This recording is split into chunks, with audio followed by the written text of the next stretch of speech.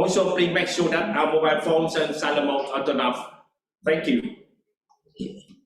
Dear distinguished guests, Deputy Director, Chairman, Vice President, Dean, Vice Dean, and all participants. Welcome to the 2023 CALOHEA 7th National Meeting in University of Medicine and Pharmacy at Ho Chi Minh City, titled Measuring and Comparing Achievements of Learning Outcomes in Higher Education in Asia. First of all, I'd like to thank everyone in this hall for allocating your time despite your very busy schedule to participate in this national meeting, especially our international guests from ASEAN University of 6 countries. Please allow me to have a short introduction of our special guest today. From Vietnamese Ministry of Education and Training, please welcome Associate Professor Nguyễn Anh Dũng, Deputy Director of Higher Education Department.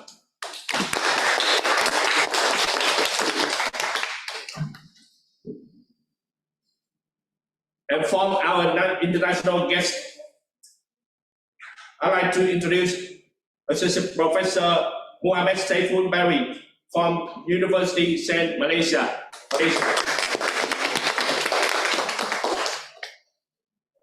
Dr. Dida Pen from Siem Reap University, Cambodia. Dr. Anais Samonia from West Savayas State University, the Philippines. Dr. Stanisleep Intanon from Narusian University, Thailand.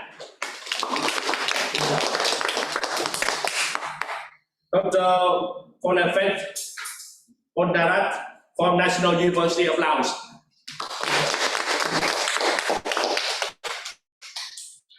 And Ms. Javadali Vibubet from AUN.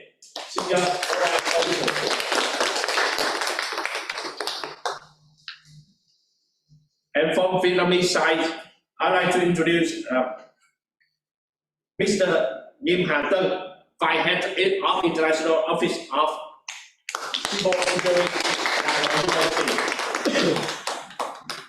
Mr. Lê Minh Hà, Head of Linguistics and Literature Department.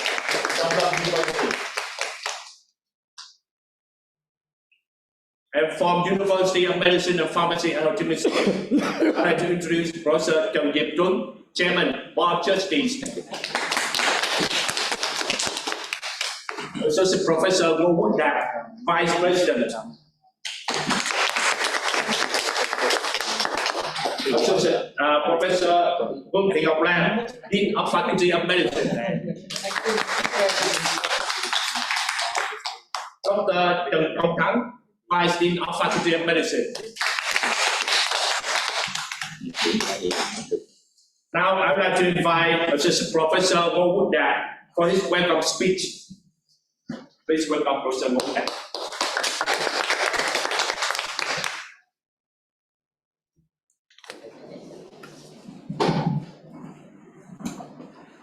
Good morning, dear Associate Professor Nguyễn Anh Dũng, Deputy Director of Higher Education Department of the Ministry of Education and Training, Vietnam. Dear distinguished professor and friends from Malaysia, Philippines, Laos, Cambodia, and Vietnam, and here's delegation from it's online meeting. First of all, it's my great honor to take part in this 7th national meeting of measuring and comparing achievement of learning outcome in higher education in Asia, CALOHEA for short, at our university. So on behalf of our university, I would like to warmly welcome you all to come our university for the meeting and Ho Chi Minh City as well. I hope I would use Vietnamese word and I would ask Dr. Hiếu translate into English. Như quý vị đã biết, trong những năm vừa qua với chủ trương của Đảng và Nhà nước Việt Nam là chú trọng đến đổi mới giáo dục, đặc biệt là giáo dục đại học theo hướng là hội nhập và theo hướng tầm nhìn một ASEAN. Yeah, as you know that our Vietnamese Communist Party and government have some change of innovation in education, especially for One Asia innovation. Với tinh thần đó thì thông qua cái dự án CALOHEA với 3 cái mục tiêu chính, đó là mục tiêu thứ nhất là mình tạo một cái framework cho lượng giá, đảm bảo chất lượng và chương trình đào tạo. Mục tiêu thứ hai đó là mình chú tâm tới người học và lấy người học làm trung tâm. Do đó trong cái mục tiêu thì tôi thấy là có cái mục tiêu là đánh giá cái tải lượng của sinh viên, và tôi cũng được nghe có những cái báo cáo rất là thú vị trong cái mục tiêu thứ hai. Và mục tiêu thứ ba là liên quan tới một cái việc nữa là lượng giá thực tế. For this purpose, with the help of the CALOHEA project, we can focus on 3 recognition mechanisms. First one is what we all know that the framework with the quality assurance. The second mechanism is the rollout focus on the student, and the third one is the assessment. Thì đối với phía Việt Nam thì tôi biết rằng là có 4 trường thuộc 4 cái lĩnh vực khác nhau của Việt Nam tham dự. Trong đó thì có Đại học Y Dược Thành phố Hồ Chí Minh của chúng tôi tham dự với cái lĩnh vực là đào tạo về y khoa. For Vietnam side, we have 4 universities, and our university, UNP, is take care of the medicine aspect.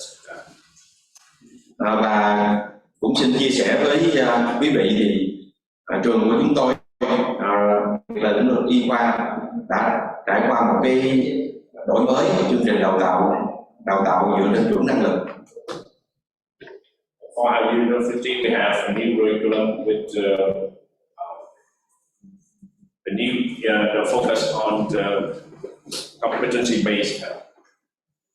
Và thông qua cái đổi mới chương trình thì chúng tôi đã chú tâm đến và cải tiến về lượng giá, về đảm bảo chất lượng, và đặc biệt là trong cái quá trình mà chúng tôi chuyển đổi chương trình đào tạo thì chúng tôi chú ý lấy cái feedback của sinh viên để làm sao cho cái tải lượng học tập của sinh viên nó ở một cái mức phù hợp. With the new curriculum, we focus on the quality assurance and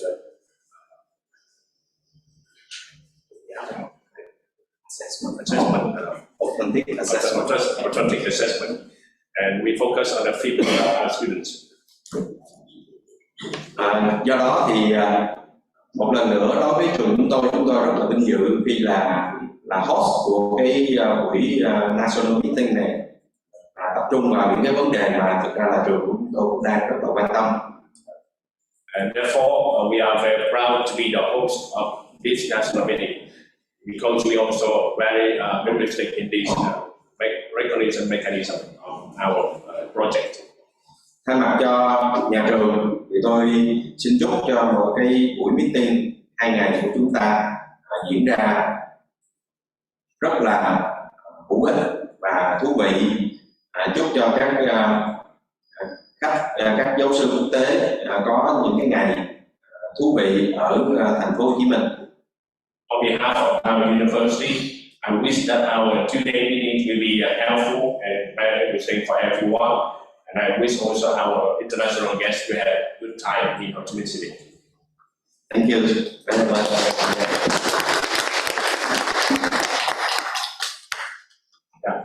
Thank Assistant Professor Ngô Quốc Đạt for his welcome speech. Now I would like to invite Assistant Professor Mohamed Saiful for his opening speech.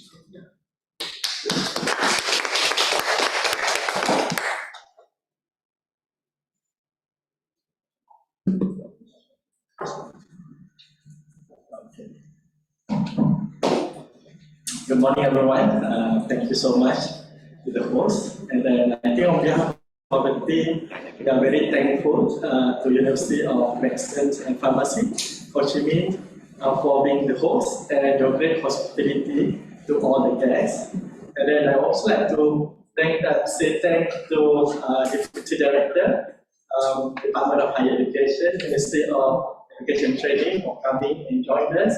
And hopefully we can share a lot of things together throughout these 2 days sessions.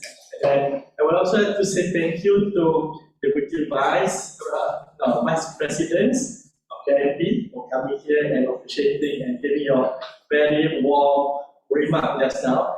And we really learned a lot that you are now in the process of a new innovation in your higher education, and you are gearing up to one ASEAN effort. I think that will be something very much related to the CALOHEA, because we are trying to promote internalizations of higher education institutions between ASEAN regions as well as with the European partners.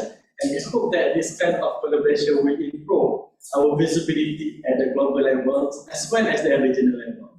So I would like also to special thanks to our colleagues from other Asian countries, from Indonesia, from Cambodia, from Philippines, from Thailand, and from Laos, right, for coming here and sharing whatever you have learned throughout. I think it was before COVID we just started.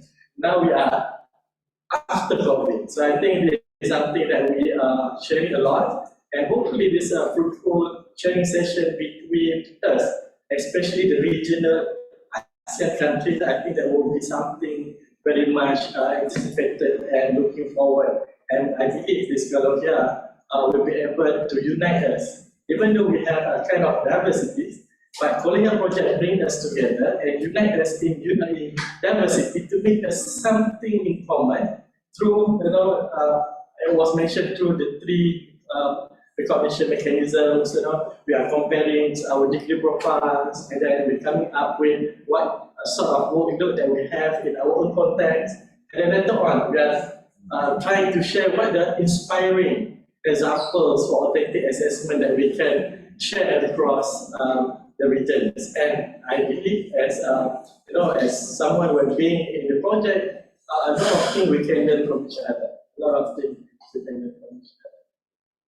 And maybe I will talk a lot more during the project overview later on. But I would also like to say thank you to AUN, as a very great, being the great partner to us. Because without AUN, I don't think CALOHEA will be here until now. And hopefully, all this collaboration with the AUN, the Southeast Asian countries, especially the higher education, and our European collaborators, especially University of Groningen, will be able to make us as one. And hopefully that will promote more mobility, either from the staff exchange, student exchange, and in fact, we can always cross-recognize our degree profiles and our programs so that we are becoming more flexible in recognizing our own degree so that we can move from each other. It's a lot more easier, just like Ukraine. Ukraine is very much connected, but in Asian region we looks connected, but we are not yet connected. Right? So we looks connected, but we are not like Europe yet. So I think there's a kind of a very good way of promoting the efforts, and with the vision of one ASEAN, I believe that will be timely for us to, start talking. One example of this project through CALOHEA, and hopefully that will make us want to be together and want to be connected as well. All right. So I'm not, I don't want to start talking because I cannot stop when I'm talking. So I should say my last word is very thank you to all the UMP people from the top management until the dean, faculty, as well as the team members for hosting this national meeting. And we hope that all the participants, either you will join online or maybe face to face tomorrow. I hope you will enjoy. And then please share as much as possible so that we can learn from each other. Because I think it is a very rare occasion for us to be together with at least 6 countries in a meeting, and then talking about something we are very passionate about, the student workload, the assessment, the competency, and many other things, and then very much into our soul, that we want to see a better future in our higher education, especially in the Southeast Asian regions. With that, I say thank you, and then hopefully we will be enjoying and learning as much as possible from this national meeting that's especially made for everyone who are attending for today and tomorrow. Thank you so much.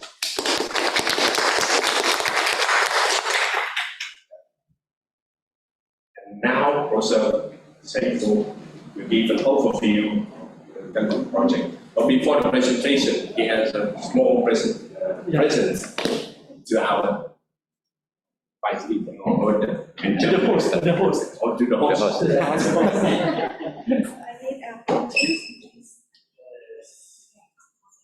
Thank you so much. Thank you so much.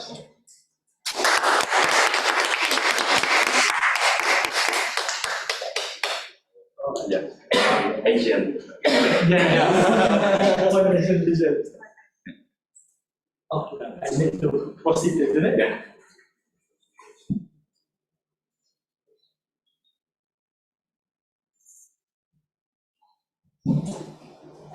All right, so where is the yes, this one. So it's not opening remark, but basically a more an overview of the project. Maybe yeah, let's wait. So basically, usually Robert and Maria used to present this project overview, but today is very interesting that I'm going to present on behalf of them. So if you have any question, you can ask them. But whatever question that I can answer, I will try to answer. But if anything that is not possible, so I will take note. I will ask Acha, please take note anything, any question that I cannot answer. So we can pause to Robert and Maria. All right. So at least we can give them homework, some homework. All right. So let's start. So what I'm going to present today is about the overview of project. What is CALOHEA and why is it important, and how do we do it together as a team from different groups, which is from the medicine, teacher education, and civil engineering. So I will present a little bit by little bit. If the online participant, if you have anything to ask, you can always text on the chat box in the Zoom. All right. So later on, maybe during the presentation or maybe after the presentation, we can pick up the question and maybe we can discuss. All right. So but now from the floor, face to face, you are here. You can ask me any question as well. Whenever I can answer, I will answer. Right? So,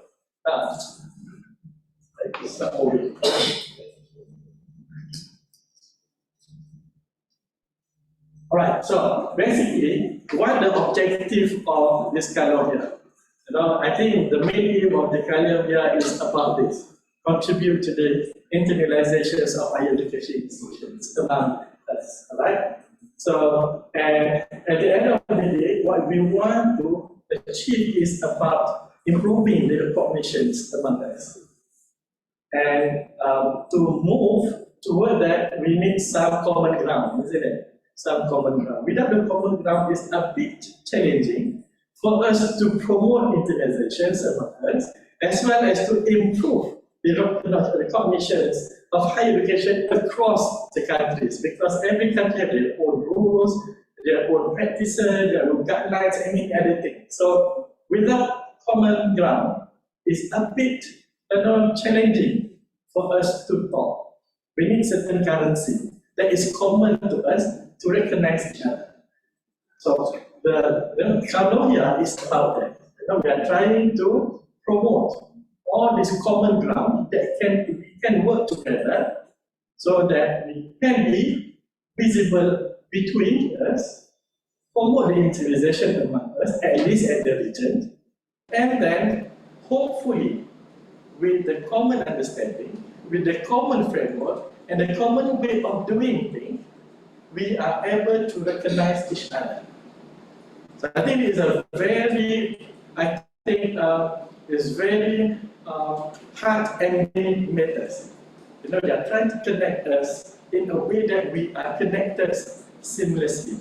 So this is something that about CALOHEA. Is it delayed? Or maybe you can help me. Next. Alright, so basically, as was mentioned before, I think we are about 7 countries and 23 institutions across Southeast Asia participating in this project. So I think it's a very good number that represents us as examples of efforts to make us connected, all right, and to have a common ground for us to talk about how to recognize each other. And we are facilitated by AUN. I think without AUN, this project is nowhere. I repeat again, right? So I think the role of UN is very important, in coordinating this effort through this project. And then we have, partners from the European side, led by University of Groningen, and the other 4 universities that came from 5 European countries. I think with the whole, I think, achieving the main goal of CALOHEA is something that we can do it together. As usual, together we can make a lot different. Thanks.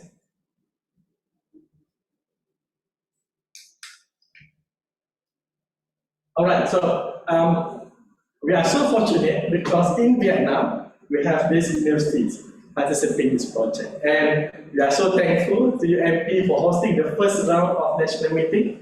And I believe one of the other universities will be hosting the second round of national meeting. I believe so, and most probably in Hanoi. Am I right? Most probably in Hanoi. All right. So we are so excited to be in Hanoi in maybe in the second round, September, October. I'm not really sure which day, but I believe there will be somewhere around that. So for the medicines, we have UMP.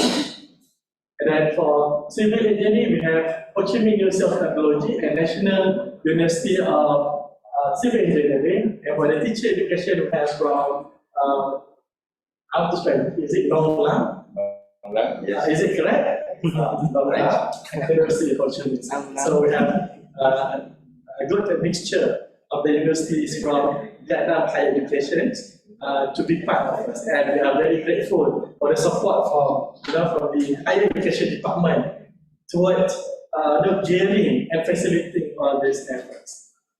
Right. So next. All right. So as was mentioned, I think the Vice President mentioned about the 3 recognitions. And during my opening remark, I also mentioned about the 3 recognitions, and these 3 recognitions will be further elaborated by respective SAG medicine, SAG teacher education as well as SEG, civil engineering later on in the next slots. They will share a lot more in detail how they do it and how they achieve the goals and the outcome for each of the conditions. Right, so next. So basically the first point is about having a regional competency framework. I think because when we talk about being in the common ground, I think the framework that defines our competency in our own field is very important, isn't it? It's very important. Otherwise, it's a bit difficult for higher education if you do not have a clear views on what the common competency that we are working together. It's very difficult. So with that kind of competency, and even from our own experience, when we work through our own group of a team, SEG, but into SEG, we learn that, we have common ground. We have common ground. And later on, every SEG group we share what is the common ground that make us working together. Right, so I think that will be, I will leave it to SAG group representative later on to share about what the output out of this recognition mechanism one, but I can assure you it's something that worth thinking. It's worthy for us to consider, and in fact, if we are in the process of creating a new innovation, I think it's very timely to learn and to see what can we do based on the regional findings, based according to our M1 results. I believe it is something that's really interesting. And the most important thing, this competency has been discussed at many levels. And now there is another level at the national level, which means that everyone that will join workshop tomorrow, you'll be able to put your thoughts and your ideas on how to make it better, so that the common ground getting refined and even a better version can be produced. So I leave it to the participants and the respective SEG member to discuss about that, particularly related to the reference framework. Right, so please come face-to-face tomorrow. I believe tomorrow will be face-to-face, am I right? In here. All right, so in here. All right, so that's good. That's good. Okay, next.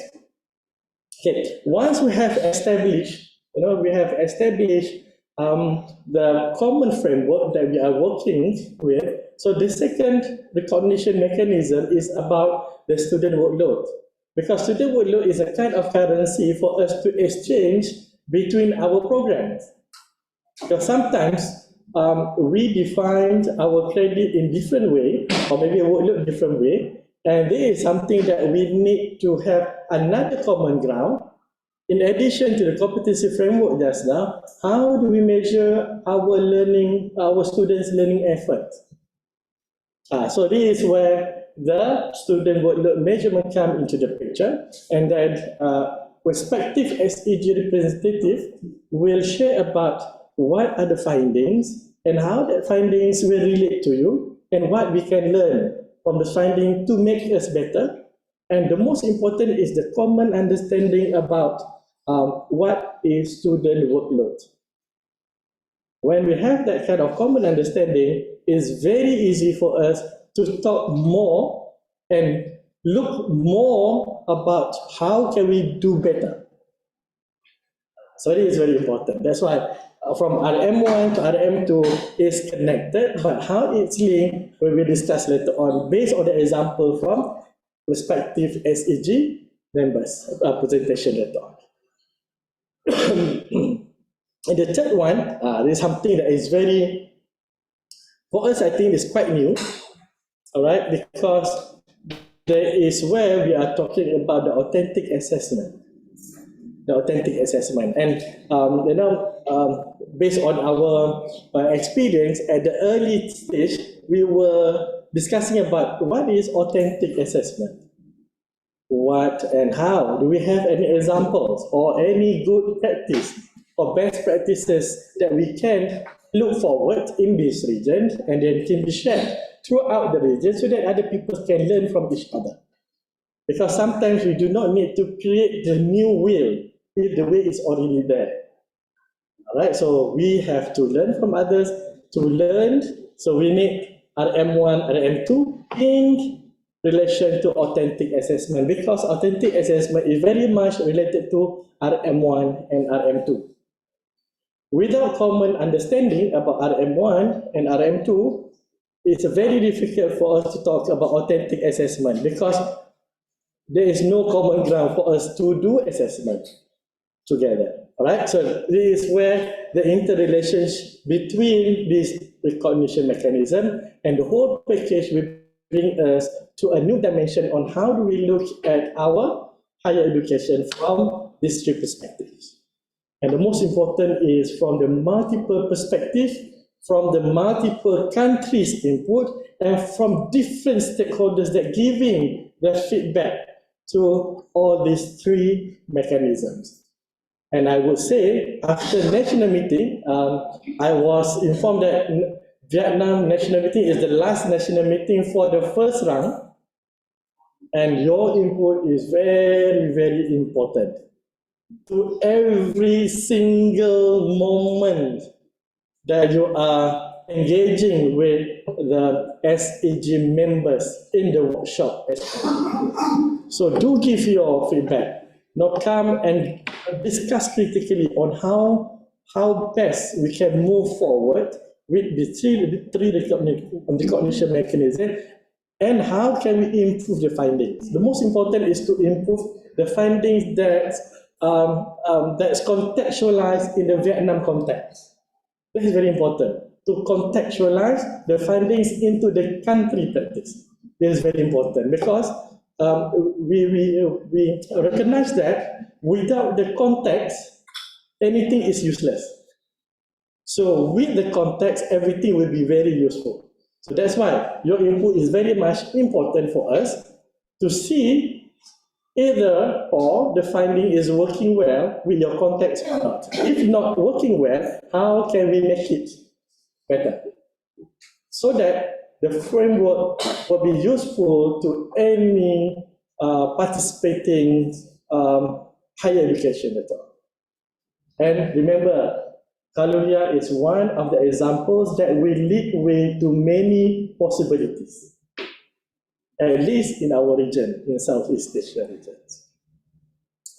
Next, I cannot control from here. So at the end of the day, we hope that, even though it's not part of the big aim under CALOHEA, but we hope we can create an ASEAN network of champions in internalizations, at least for the region. So let's work together, all right? So let's work together. Right, so I think everyone are very familiar with the ASEAN Reference Qualification Framework. And then in CALOHEA, we look at this as well, because that is very important to establish the regional ground.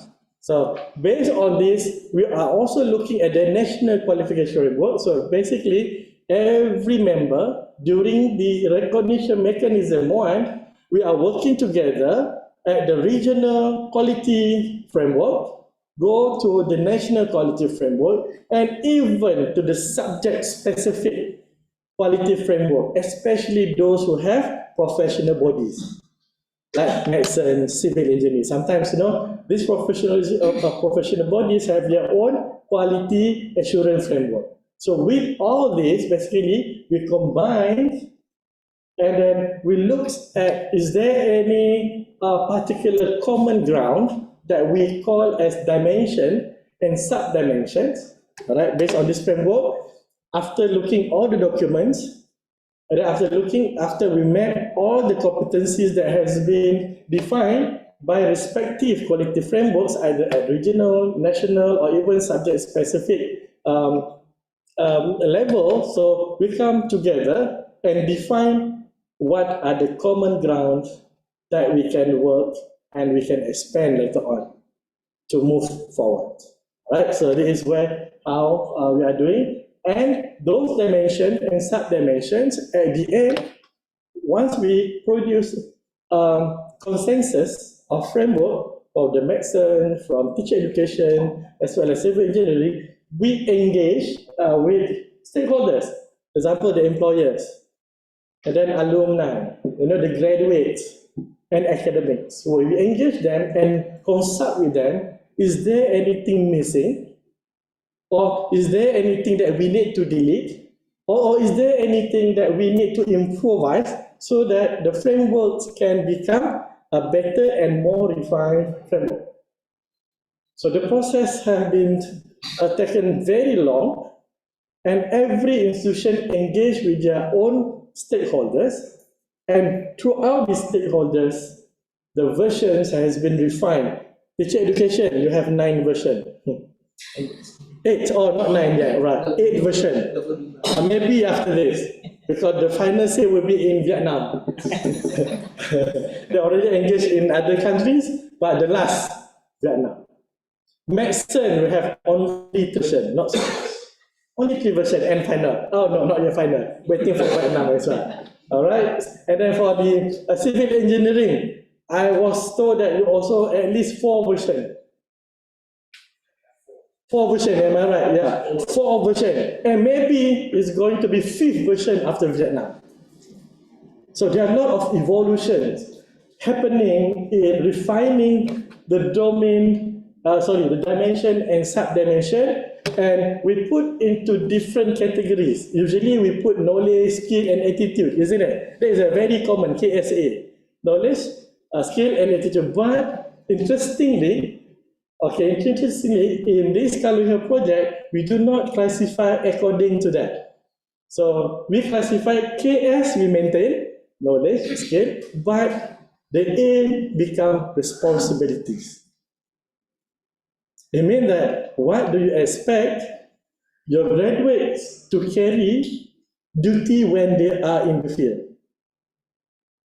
Responsibility. It means that they're not only talking about attitude, but they're talking about what kind of responsibility our graduates will be holding when they graduated and working in the field.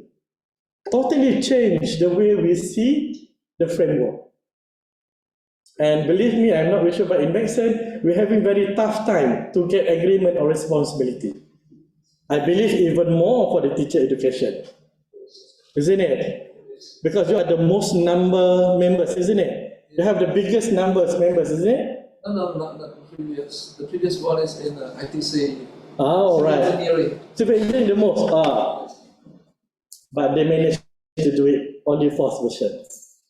Right? So you can see that all this process make the dimension and sub-dimensions more refined, and hopefully will represent the context of each nation so that the common ground can be established and we can work together either at the regional level as well as the country level and up to subject level. So that's very interesting, and more things will be elaborated by our colleague from SAG members later on, so stay tuned.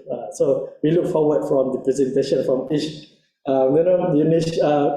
SAG group member, so that we can complete the whole dimension, and hopefully a participant from online will be able to see what kind of results that we got throughout the process, that we have engaged numerous employees, graduates, alumni and graduates, academicians across the countries for each subject.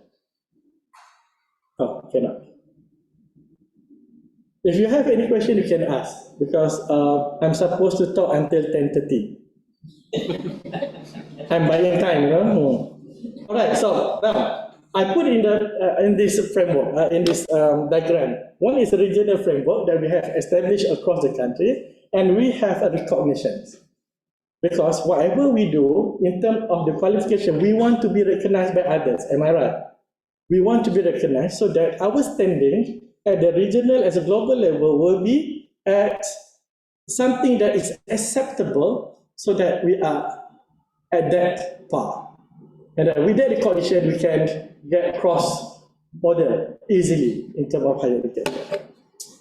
All right, so this is something that we really need RM1 to facilitate the recognition through this process. And this framework will allow to one, all right? So when we see the key dimensions, now we can work together, right? From our experience, when we see the key dimensions, oh, all right, so now I think we know what to do together. And we know that the framework at the regional level that we produce from this CALOHEA is applicable and useful in our own context. It doesn't it doesn't introduce something new, but actually strengthening something in common and consolidating the framework so that whatever framework in the country is being recognized at the regional level as well.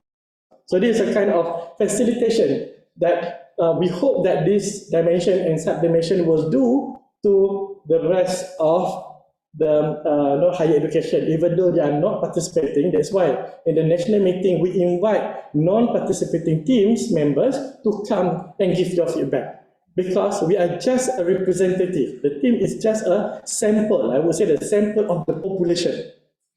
But with your attendance and participants participating in this national meeting is very, very essential and critical, because we want to counter-check whether those framework, dimension and sub-dimension is working or not within non-participating members.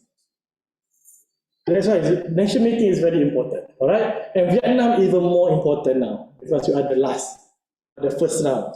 And you will decide the future of the next version.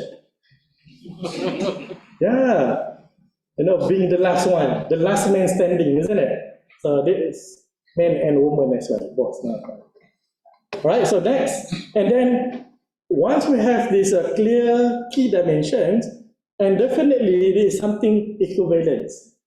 It's not going to be the same, but there's something that we can call equivalent. And student workload is the best currency to be the equivalence. All right, so we'll talk about student, how that will help us in to make equivalence between one program to another program in the same field. Next, and the third one, the sub dimensions, is basically addressing the uniqueness of each specializations. There are certain, usually the domain is something very generic, but for the sub-dimension is specific to the field. And you can see that when we define the sub-dimension, we define in our own subject competency. Maybe we have the same domain, but when it comes to sub-domain, it might be different. All right, so this sub-dimension will define our identity of the subject. All right, next. And definitely, when we have the framework, we know exactly what kind of achievement we are expecting from our students, regardless of wherever they are, from whichever country. Because we know the level of achievements based on the framework, they are basically achieving the same competency. All right, regardless of your curriculum, regardless of your program, regardless of where they are played. And last but not least, this is where we want to make a kind of healthy comparison between what we have in our program with what we have at the regional level. This is where, when we map later on, we can see discrepancy between our degree profile with the consensus at the regional profile. And that discrepancy can be addressed by improving our own curriculum. Is that clear so far? From I cannot see online participants, but if you have any question, you can ask directly. Or maybe you can just put up your question on the chat board. All right? Is there any question from? Yes. First question is how to measure students' workload of a program and how to evaluate the workload. All right. Okay, that's for tomorrow. All right, so I'm not going to reveal now. That's for workshop. All right, a good question, but the answer will be tomorrow. All right, so please come. If I answer now, they won't come. All right. Okay, next. All right. So I hope that this describe what is it, and this is an example. This is a kind of example. Let's say we have a dimension and we map the red color line is maybe program A, and then the green color maybe program B. So when we map the competency based on the dimension and subdimension, we can see there is a common ground that we share. This is the area that we can exchange, maybe we can share, we can do something together. But there is another area next that basically we are not the same. All right, so if we want to be equivalent, there is something that we can do something to improvise our curriculum so that our degree is equivalent to the other degree in terms of the competency. So with all this mapping, when we map from a program to another program, we can see clearly what will be the discrepancy and where we can do something together, and even to cross-recognize what you learn from that University A and from that University B, you got it there, you also got it here. You got 2 credits over there, that 2 credits you can bring to this, because we know that exactly you are having some common ground that we can trust you and you can trust me in terms of recognition. It is a matter of trust for recognition. Right? Next. And we hope that, all right, we hope that during the workshop, okay, this is a kind of something that you are going to do in the workshops, look at the final validation so far, and then put your thoughts on how to improvise the, we say that the validated framework in your context so that we can improve further and make it as your own framework in terms of your practice in Vietnam. So your input is very important for tomorrow workshop, because we go one by one, recognition by recognition mechanism, so that everybody will be more focused and you have enough time to give your feedback, inputs, and your suggestions on how can we do better to promote all these recognition mechanisms in terms of the common competency, student workload, and authentic assessment. Next. Oh, another 30 minutes. All right, so in terms of recognition, we have discussed just now. In terms of input, definitely, if you have competency, definitely it goes to the content and the learning outcome, isn't it? But when you have the common ground, everything will be small matter. Right? So next, how much is to be recognized? All right.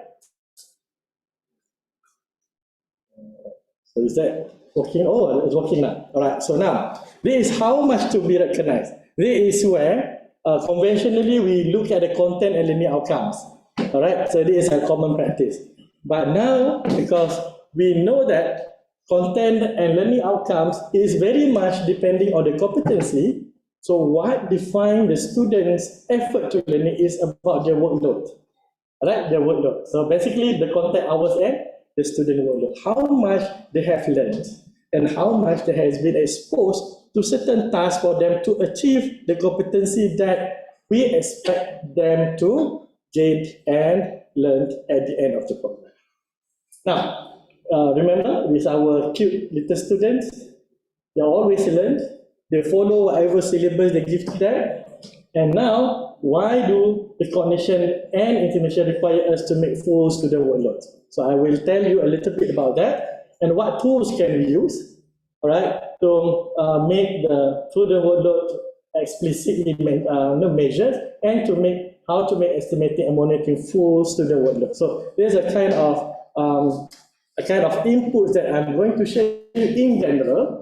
For the examples, as AG members will be presenting their experience and some findings from these 3 perspectives. Now, how do we measure full student workloads? So basically, what we are thinking right now is about the contact hours and independent work.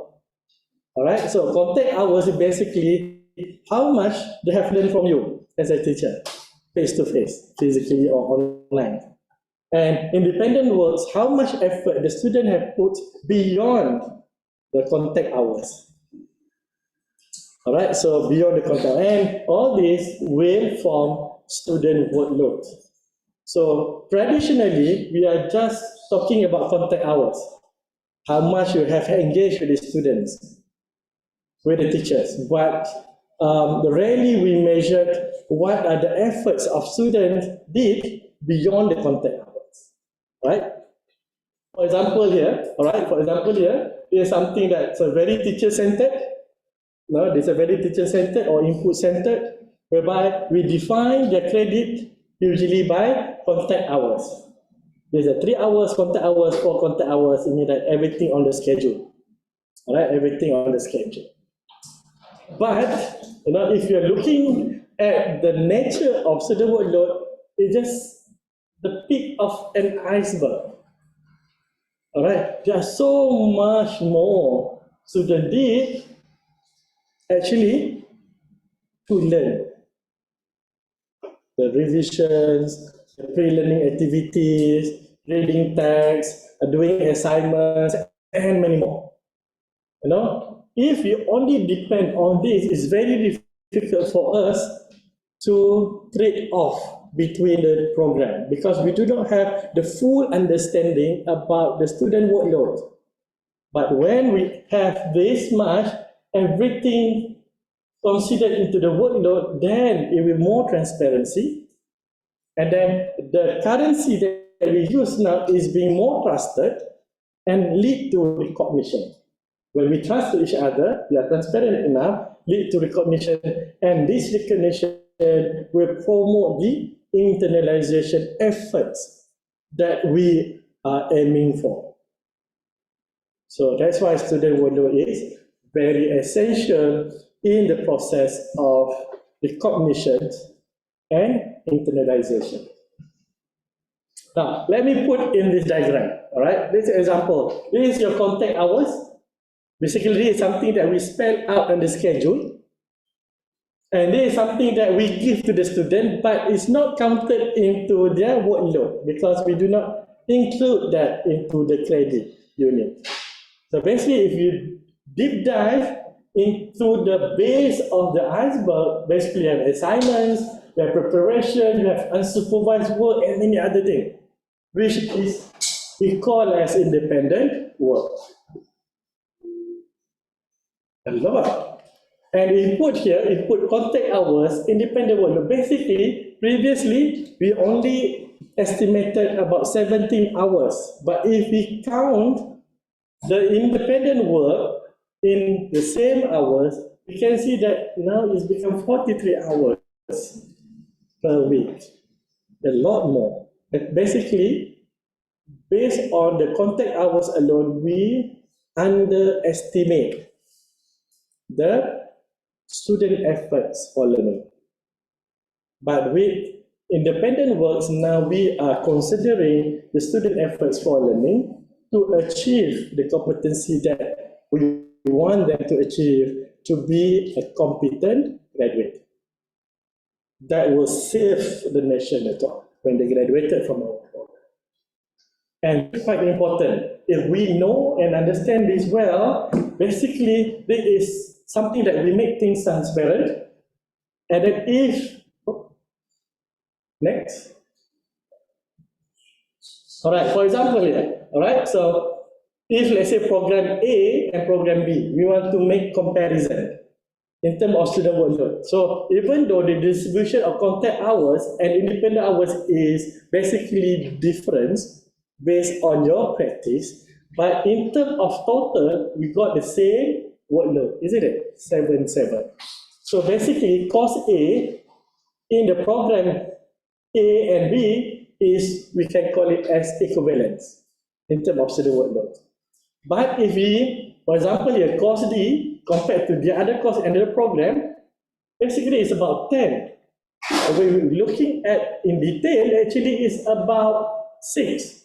even though you can see the contact hour is more, but maybe the subject is less difficult, so the students spend less hours. But in total, students, for example, in this program, spend more time for learning as compared to this because of the complexity of the subject or topic. So in that sense, it looks in surface, in terms of contact hours, this course is less workload, isn't it? This course is more workload. But in reality, when considering the independent work, actually not. Actually, this course is heavier than this course. And if you want to put equivalent, it's not equal at all in terms of student workload. This is why, if you have a full understanding about the student workload, and we can declare it clearly and communicate clearly with a full of transparent, this is where the trust comes to the picture. And the cognition is gaining momentum when you trust each other. And internalization is a kind of product of that recognition. Right? What tools can we use? All right? What tools we can use? So far in this project we have 4 tools. And I believe most of the SAG team members has been implementing. And at this moment, they already completed desk estimation. I believe diary and focus group is ongoing, work in progress. And in the second national meeting, further details will be shared in the next round. Right? So hopefully everyone can come to the next round as well, because definitely you are interested to know what will be the updates about the program, because at this moment we completed desk estimation end of semester questionnaire, but third and fourth is ongoing and work in progress. So in second national meeting you will get more info about that, and definitely as AG group member we share you how they do it and what kind of result that they found and what can we learn from those results. And this one is at the individual program and at the project at the action region as well. So both are basically we engage with different stakeholders, all right, and then we revise whatever we need to revise, and with the hope that all the collected data measuring the student work will lead to something different, and hopefully that will serve as a basis for us to reflect on our way of practice and hopefully how to enhance our curriculum. That is the ultimate aim. All right, so how to enhance our curriculum based on that data that we collected from various sources of information. There's very rich information actually. It's not talking about our own program, but talking about the whole region, representing from different countries, different practice, and different national guidelines. All right, so this is very, very important.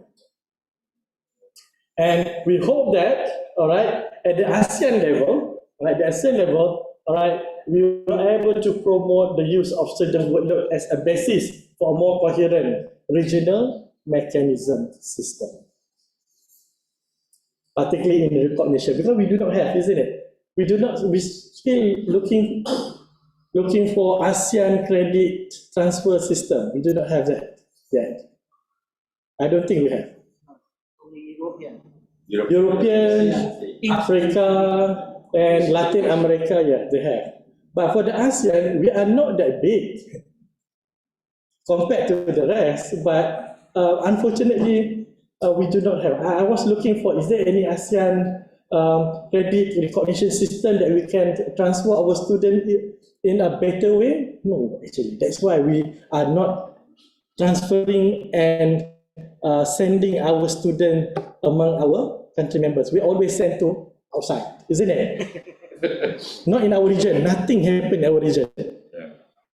How about the end? Can you confirm? Nothing happened in the region, isn't it? They send out to Europe and US, not to the rest of the Southeast Asia country. This is something, very unfortunate. But this project made us realize that we have the strength, we have a common ground actually, for us to make ASEAN credit recognition system, something like that. This is something that we need to think about, because even though we are looking at how to improve our curriculum, but at the ASEAN level, we need to think about how can we improve the region education so that we are more flexible, we are more transferable, we are more exchangeable in our own setting. All right, so AUN. So this is not here, isn't it? Otherwise, it's good to listen to this different version. I already recorded. Oh, all right. I need to be more careful. All right. I cannot say something that I like to say. All right. Okay. So within these discussions among our subject area groups, either at national and national meetings, that will lead recommendation. And your input is very much to improve the way we recommend things at the ASEAN level, considering the Vietnamese points of view. You are important, right? So you are VIP actually. And when we are looking for the means to measure sustainability and also all Asian scope, starting from the Vietnam-wide engagement. So this is something, one of the efforts. We have been in Malaysia, we have been in Philippines, we have been in Indonesia, we have been in Laos, Cambodia, Thailand, and now in Vietnam. It's your turn to make us better. Feel heavy now? A bit heavy, isn't it? All right. So now, all right. So contact hours in Vietnam. We are done with RM3. I have another 15 minutes so that we can go to RM3, the authentic assessment. All right. So basically, what we are trying to push in RM3 is about promoting the implementation of authentic assessment toward comparable learning outcomes in our own degree. Right? So in medicine, we use cadaver to learn. I think those are the medicine we are very used to. This is the authentic way of learning about human body. So what makes authentic assessment? So basically, if you are looking at the way that people describe is about real life context, real world tasks, and realistic or simulated. So this is something that realistic, something that you learn from the real life context or real world context, right? And how do we do that? So it's based on performance standards, and we have already established the standard just now, the reference point in our competency, what we expect the students. Now it's about how and why we need to achieve that. So students learn on how to apply the skill in authentic tasks and projects. So it means the assignments, the assessment, anything that given to them must be a real world problem that they can solve, so that it's more authentic. And then not only that, basically we are providing the students with feedback, because the feedback will improve the way student learns and the way student achieve the competency expected from them. And how do we do that? So basically what we did in our project, so the first round, we are running diagnostic, we call it diagnostic survey, to see what are the current assessment practices and what do they understand with authentic assessment. This is the first round that we did. Just a simple survey. Every institutional team members will carry out in their own setting, and then we get feedback and we come up with something, isn't it? All right. So, and that will be shared by SAG group, not me. I'm going to just overview. Remember, I'm giving overview, not the detail. The detail will come from SAG representative. And then based on this, all right, based on these findings, we were tasked basically to come up with action plans to implement the authentic assessment in their own context, which means in our institutional context. So basically, we are planning, we are discussing, and we have a peer review of the action plans across the institution members. So to give feedbacks on how to make it better and what can be improved to improve the plans of implementing authentic assessment in the respective institution. And at the end, we are basically this phase with most of the institution is work in progress. So we do not have any outcome yet for this one, but definitely in the second national meeting, there were more updates about the findings and results of this RM3, particularly this one, second and third. First is done, second and third is work in progress. And definitely more updates will be in the second round meeting. So stay tuned. Right? And at the end of the day, so basically, once we implement this one, we peer sharing, peer learning, and in the last general meeting, we shared some initial findings on what are the examples of authentic assessment of learning outcome in that particular subject area, and which learning outcome that are being measured from the knowledge point of view, skill point of view, and responsibility point of view. They call it inspiring examples. I do not know whether it's inspired or not, but there will be inspirational examples of authentic assessment that will be shared once the whole process is completed. And we hope that with the engagement with at the national level, we would like to see more people using the same way of authentic assessment, or even innovating a new authentic assessment to make more comparable learning outcome across the institutions, across the degree program. So this is something that we hope. So a national meeting like this is very important, with the important person coming to the national meeting, even that we give more impact on how we can promote and encourage authentic assessment in the subject area. All right, so at the end of the day, we know that we are very ambitious about producing the champions. All right, you are the champions, and you will become one of the champions in the Champion League Europe, isn't it? Champion League Europe. All right, so in RM1, what we are inspired is basically at least the whole of us will know about what are the policy and qualification documents. At least you're aware there are a lot of qualification documents around us in the national context, regional context, as well as the subject context. And the degree profile comparison, because at the end of the day, you can see that there are variations, there are unique things, but there are some common engineering that we share across the programs. And then we hope that everyone will take active roles to promote and to encourage all this, all this effort, especially adoptions of the ASEAN subject area specific reference qualification framework that we produce from this CALOHEA, right? And for the RM2, so basically, as was mentioned, the student workload measures. So this is something that we are hoping that everyone will consider this as your currency when we are trading between program to program or recognizing program to program. And then data-informed decisions. Once you have the data, that will inform your decision on how can you enhance or how we can enhance our programs as well as our higher education.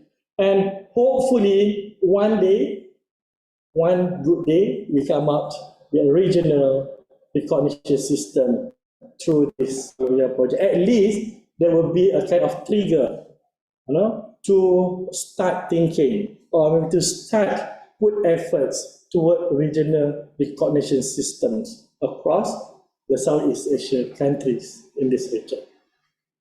And RM3, authentic assessment importance, hopefully.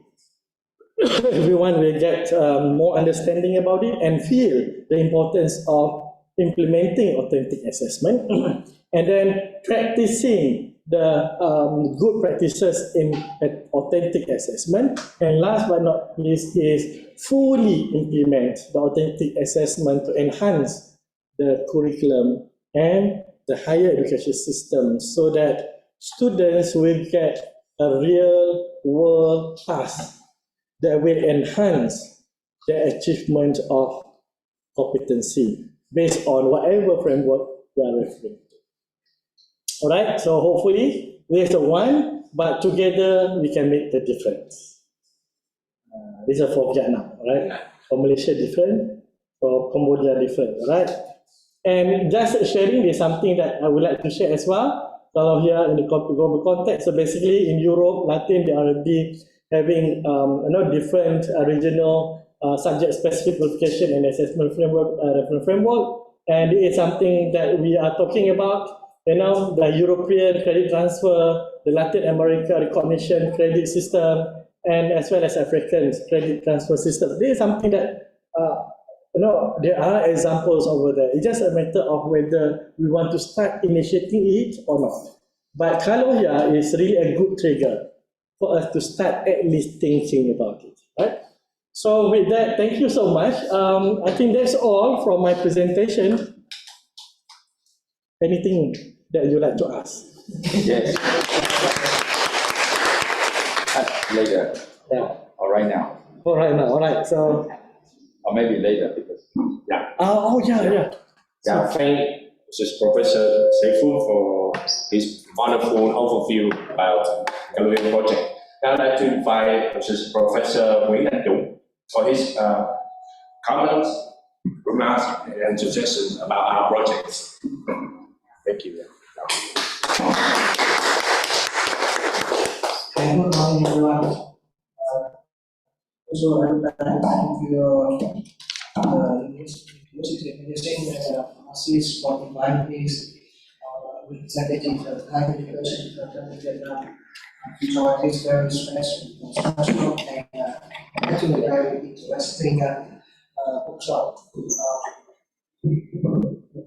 And also I would like to thank you, Professor Saifu, very much for very interesting presentation, sharing the insight of the project. I learned a lot from the presentation. The picture is a lot clearer for me when listening to the presentation what you are here together from Vietnam, Thailand, Laos, Cambodia, Malaysia. We are trying together to put the efforts in terms of organizing the curriculum and the programs and broader qualification framework recognition between different countries in Asia. So thank you very much for the great efforts. Regarding to the topic today, I would like to share some information about Vietnamese higher education system and what we are doing right now. As the presentation of Professor Saifu, we here in Vietnam from in the chat before the workshop, I just would like to mention about Professor Viet Tuấn is also the committee Vietnamese committee for the AQIF. That means right now we are also doing spending our great efforts on preparing the works for the AQIF, Vietnamese qualification to be recognized in Asian countries in terms of qualification framework. We are still doing, and actually for this one, I myself personally think that we have some different way of approaching for preparing the Vietnamese report.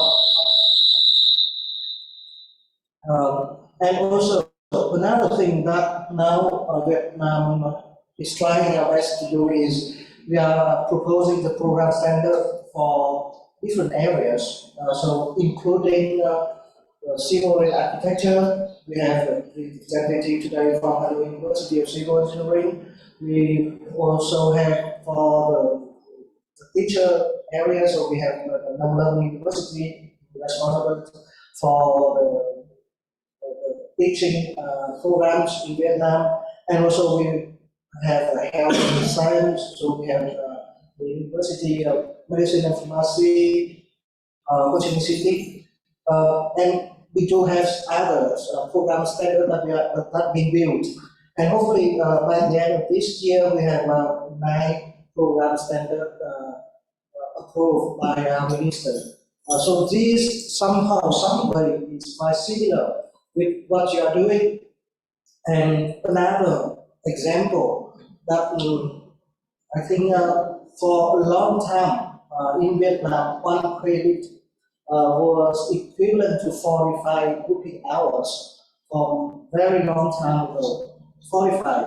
But actually, when we are looking at the European system of higher education, so the minimum requirement of workload for a student, you talk a lot about for students, so minimum is 1,500 working hours per year. So in general, so that's the reason why in our circular 17 that was approved in 2021. So we changed that 1 credit in Vietnam now is equivalent to 50 working hours of the student. So that includes contact and independent working hour of the student. So now it becomes the Vietnamese credit is become equivalent to European. So this is what we have been trying. So what I mean here is internationalization is very, very important for higher education in Vietnam. So we are in progress of making it happen. So, and of course we cannot do it without this support from the people around the world, the support from ASEAN countries, and especially the person like you in this very special workshop. That's several activities that I would like to say about that related to this one. So recognize the individual programs and recognize the degrees in general as very important. So we encourage our the university in our system to work with international partners to have better understanding about the curriculum, the program, and the degree.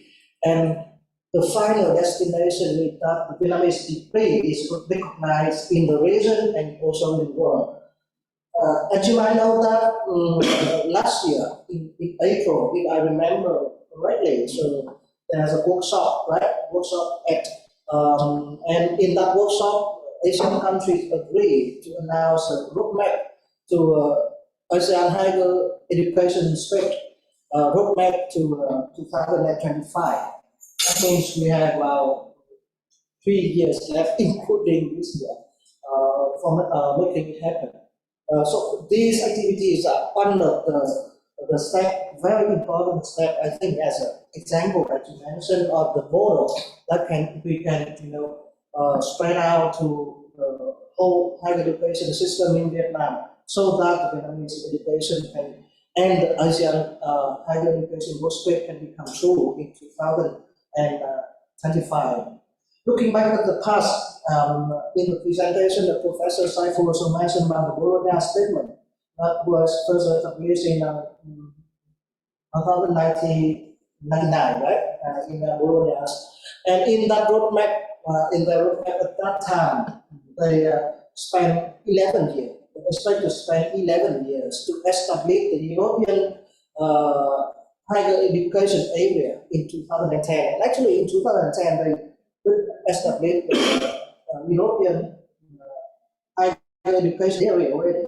And one of the very important of that is a credit transfer, credit recognized system of European. So that all the university in Europe, they have only one credit system. So it's very easy for mobilities of the student and staff and professors.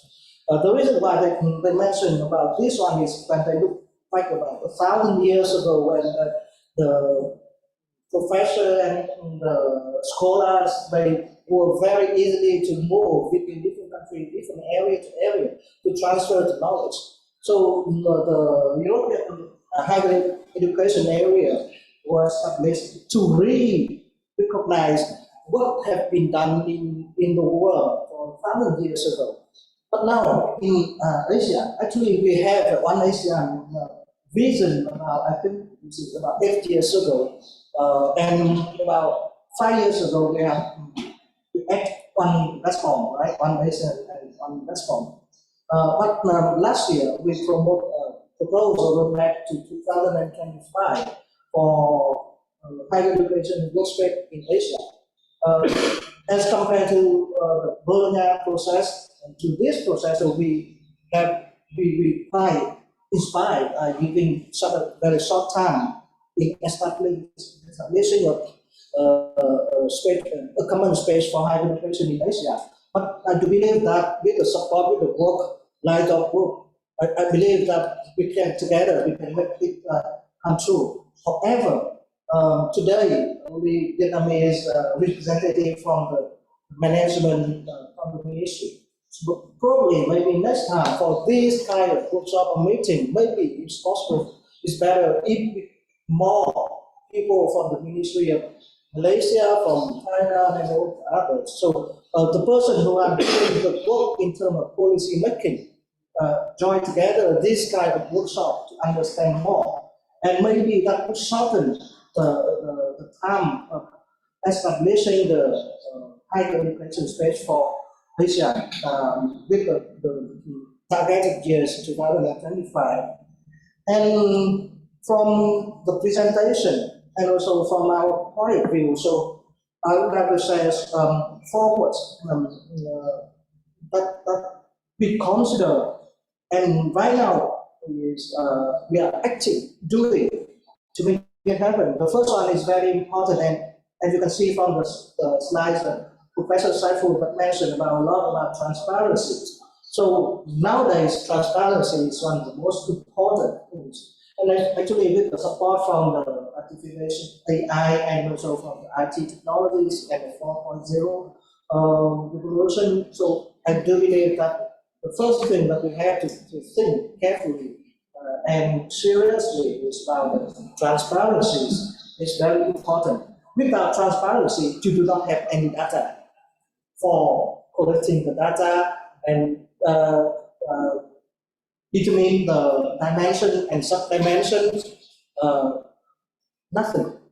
So transparency is very important right now, right? And the second word I asked Professor Viet is about this measuring and comparing. And now I agree. So that the second is comparability is very, very important as well. So the second key word is comparability. The third one is compatibility, and the fourth one is harmonization. So these four keywords somehow lies pretty well with the progress that you are doing. And Professor Saiful seems to be very much a champion. Okay, so in his present, a champion of champion, for example, this kind of thing. But from my point of view, everything needs to be started from the transparency.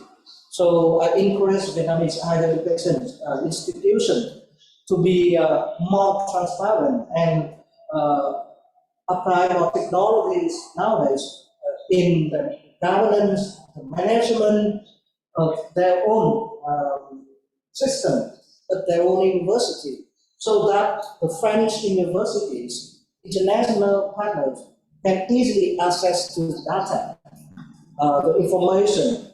That should be very open.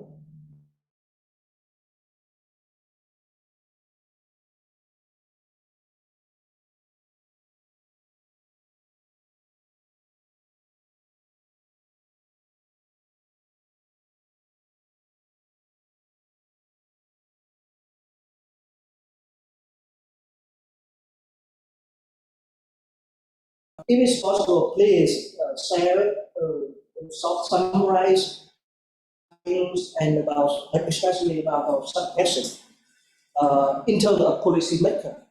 So what can we do to make the very last slide that Professor Saiful mentioned about exploitation in Vietnam? So what can we do?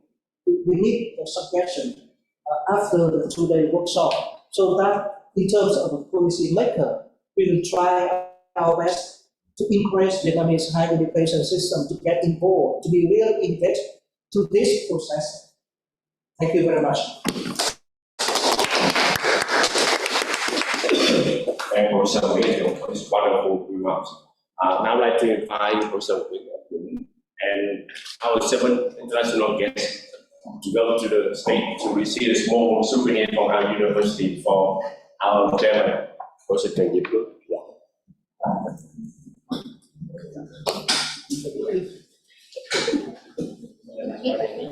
Have a yes. So,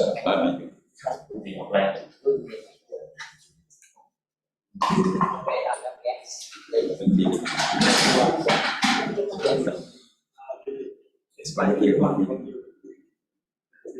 Yes, I love you. Maybe please. Everybody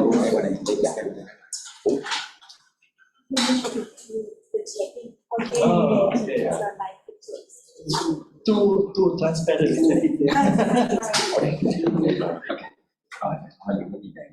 Vinh dự đây thực sự rất là vinh dự và rất là may mắn trong cái nhóm này chỉ có mấy nữa không? Okay, thank you so much. Wonderful. You also you can One way, I think for you. for 2 members, yes, are you members? Ladies, Please. Thank you. anh lên chụp hình. Dạ, mai lên chụp hình không? Lên hết. Dạ. Mai lên hết. Mai thầy cô lên chụp hình luôn. Nhóm này trước đi, nhóm này trước đi. Outside with the lights. Okay. Đây trước đi cho nó đẹp ở đây vậy. Có không đồng. Ủa mời thầy xây dựng. Thầy xây dựng lên. Còn 2 thầy nữa rồi thầy cô lên. Còn thầy 2 với thầy Quân đó. Ba thầy Quân. Lên đi lên. Bỏ hiểu vô luôn. Cô luôn. Hoa Quân lên luôn. Có Hà lên rồi. Đi hết không? Em chụp gì sao đi hết được? Bên này mà Let me try to open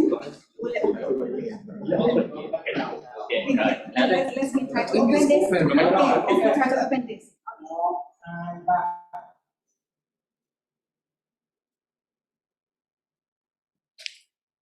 Phải có một người đứng ở giữa chụp mới đẹp chứ.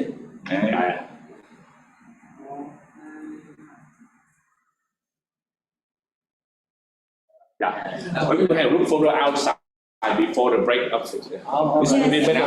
Faculty of medicine. We move now or? Yeah, move. Yeah, okay. Đang ở đây chụp. Right now, look wide. Wide. We move right. đã lại. This one is okay, we can move right. Ít gặp quá. Hai người biết gặp.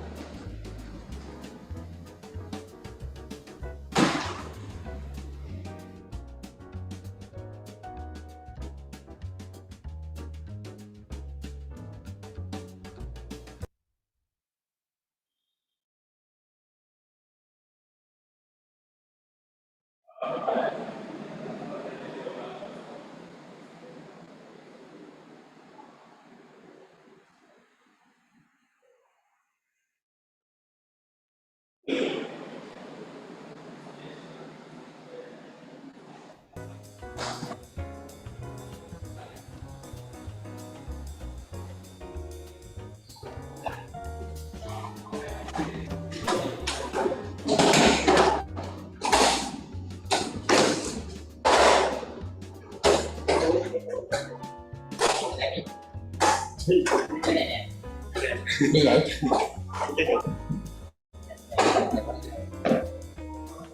Cái này có hay nè. Ở như vậy.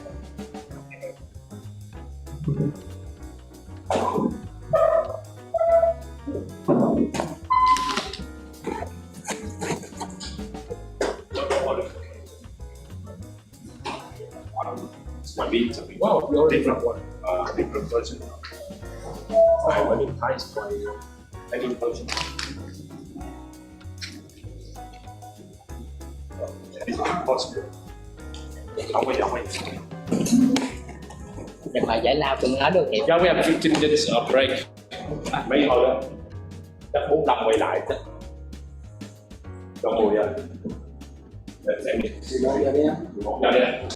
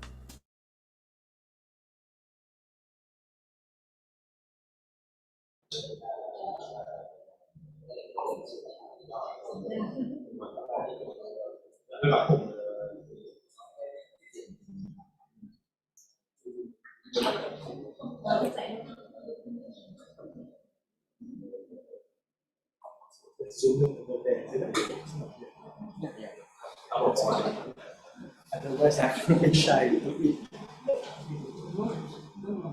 Otherwise, it will be recorded. Yes. Got it.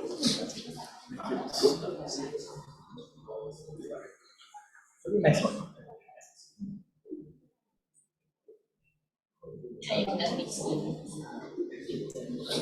No.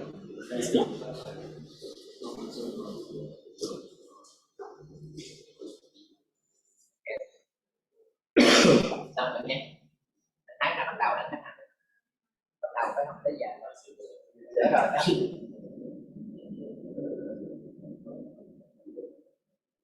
rồi các em. Ok rồi em. Đặt rồi.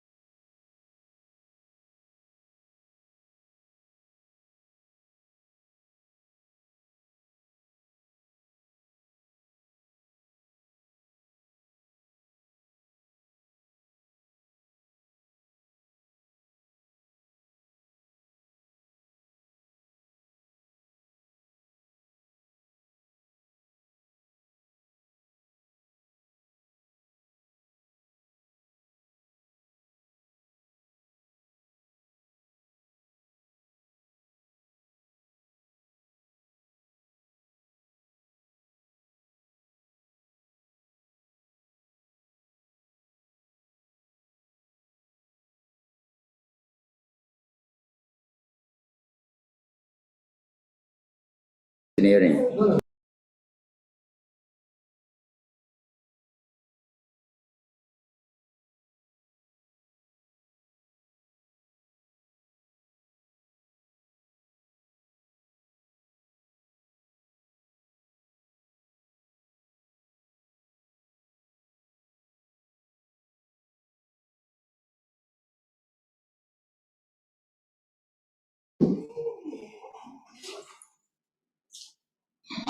Yeah, thank you for coming back. Now we move to the section of knowledge sharing.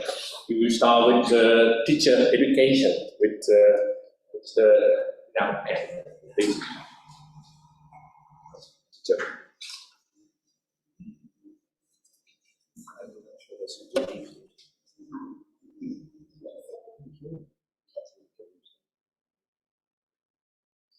Let me test it. It's not working. Okay, very good morning, and my great pleasure to be here in Hanoi. And it's my second time in Vietnam as a formal visit, but I've been here sometimes on like Vietnamese New Year. We can cross the border with our family and friends. Yeah. Okay, Professor, Doctor, ladies and gentlemen. So now it's my turn about three recognition mechanism in subject area teacher education, and I'm Dina Pine. I'm from Sweden University, Cambodia.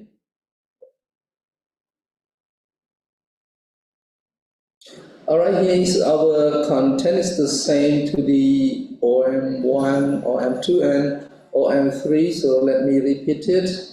OM1 is creation and use of regional subject-specific qualification and assessment and to permit greater comparability of institutional degree program files. Yeah, I would like to read it a bit slowly so that the audience or participant online could get what it was. And the OM2 is about installment of the culture of student workload measurement as an integral part of curriculum design. And the OM3 is about implementation of the of internationally comparable learning outcomes in degree programs. So I'm going to share what we have practiced in our subject area group in teacher education at Whiting University. Yeah, okay, move to the next slide. Professor Muhammad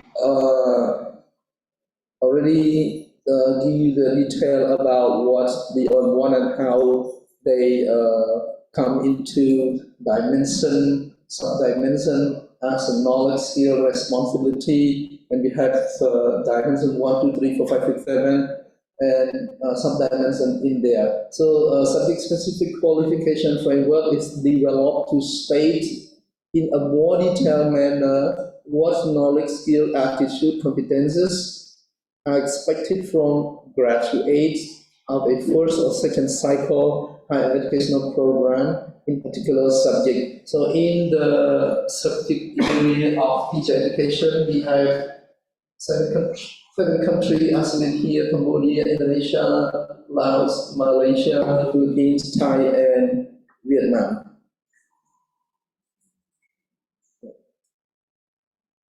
Okay, to our subject area in teacher education, because our university XOU, we participate in this project, but not the tuning program, the first one. So we come with the synthesis revision 5, which is, we started to, at that time it's about online, because still some COVID. Then we were consulting and discussing, working together with the subject area group online, and then we upload the file into the Google Drive. So everybody give comment, edit, and delete some comment. And then we got feedback. We come to the synthesis revision 6. After we review the synthesis revision 6, we consult it with the academic staff from our own university and other university. Is called Royal University of Phnom Penh in Phnom Penh, Cambodia. So we have consulted with them online. Then we come into, we have a lot of outputs, inputs from them and feedback, so we submit again. Then we receive the synthesis revision 7. Having the synthesis revision 7, we come into consultation again, but this time not with the academic staff. We go and work and consult with employers, alumni, and students. We also conducted face-to-face and online. It depends, because some of them is not in our province. That's why we are doing Zoom online. So after having the synthesis revision 7, we again submitted to coordinator subject area group in teacher education. Then we come to the last one here, but not yet the final one. The last one is synthesis revision 8. Yeah, so we have 8 revisions. So the synthesis revision 8, we consolidate all the comments and feedback from the subject area from the EU expert. And also, can you move to the next slide? Yes. So after we have the 8, we host the national meeting It's not working. It's not working. On the laser. Sorry. It's okay. Yeah, never mind. Thank you, Andy. Okay. Okay, thank you. So after having the 8 synthesis revision, we host the national meeting, the 4 national meeting at ITC, Information Technology of Cambodia in Phnom Penh. Yeah. Then on the second day, we have the inputs from the participants, stakeholder, academic staff, students. But unfortunately, employers were not able to attend face-to-face indeed. However, we have a lot of inputs on the OM1, OM2, and OM3 about the challenges, feedback. So we take these to the general meeting in Malaysia, Kuala Lumpur.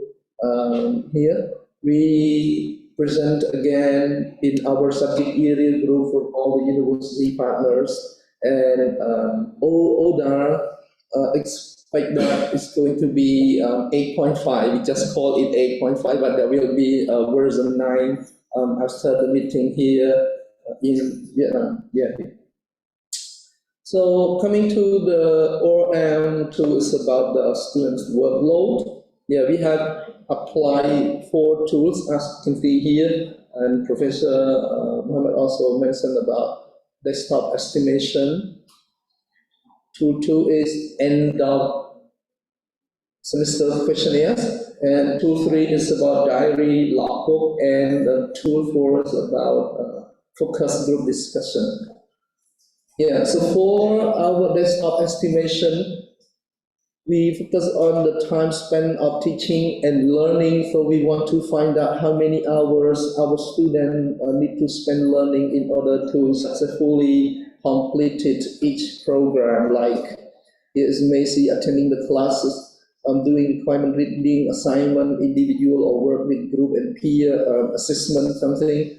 And then we have to select one of the circle program. We selected from the Faculty of Arts, Humanity and Foreign Language. And then the question is, who should answer this question? So we go to the academic staff perspective. So having decided that the whole program, we chose one of the semester is in year 4, and the first semester is called semester 7 with the 4 subjects. So going to get the survey, we have 2 questionnaire platforms. Then the next one is for academic staff. We have questions for them to complete yes, no, and how many hours, something like that. And then the next 2 is questionnaire for students. Here is the result, but I just don't want to go. This is the finding in one semester. We have 4 subjects, while different credits. So 2 of the subjects 3 credits, while the other 2 4.5 credits. So okay, this is the name, but if you look at the finding, we can see that for 3 credit contact hour is 45 contact hours. It's this. And if you look at independent, it's a bit different for independent hours, like for this subject is 10 to 15. It's similar, but if you look at apply these 4.5 credits, we can see that the independent work is different, like presented previously, like it depends on the subject, it depends on the assignment or implementation of that. Okay, so there is much difference between these 2 subjects, even they have the same credits, while these 3 credits have something similar between the average student need is the 45 hours independent work. Okay, so this is the diary or logbook tool 3 that we apply with our subject area group. So the step is that we have to choose which courses we want to focus. Then we chose 2 subjects. One is Introduction to ASEAN, and the other is for English. Then the duration is between December to April, so we have to choose 3 weeks that we apply the diary or logbook within 3 weeks connecting. We cannot choose the first week and then we skip 1 week, but we have to work on it 3 weeks connecting. We want to find out how much time different the students spend each subject. So after we have decided when we're going to conduct the diary or logbook, so as a teachers, we list down all the activities, example assignment for one student and what they are going to do in order to complete that assignment. We want to find out how long.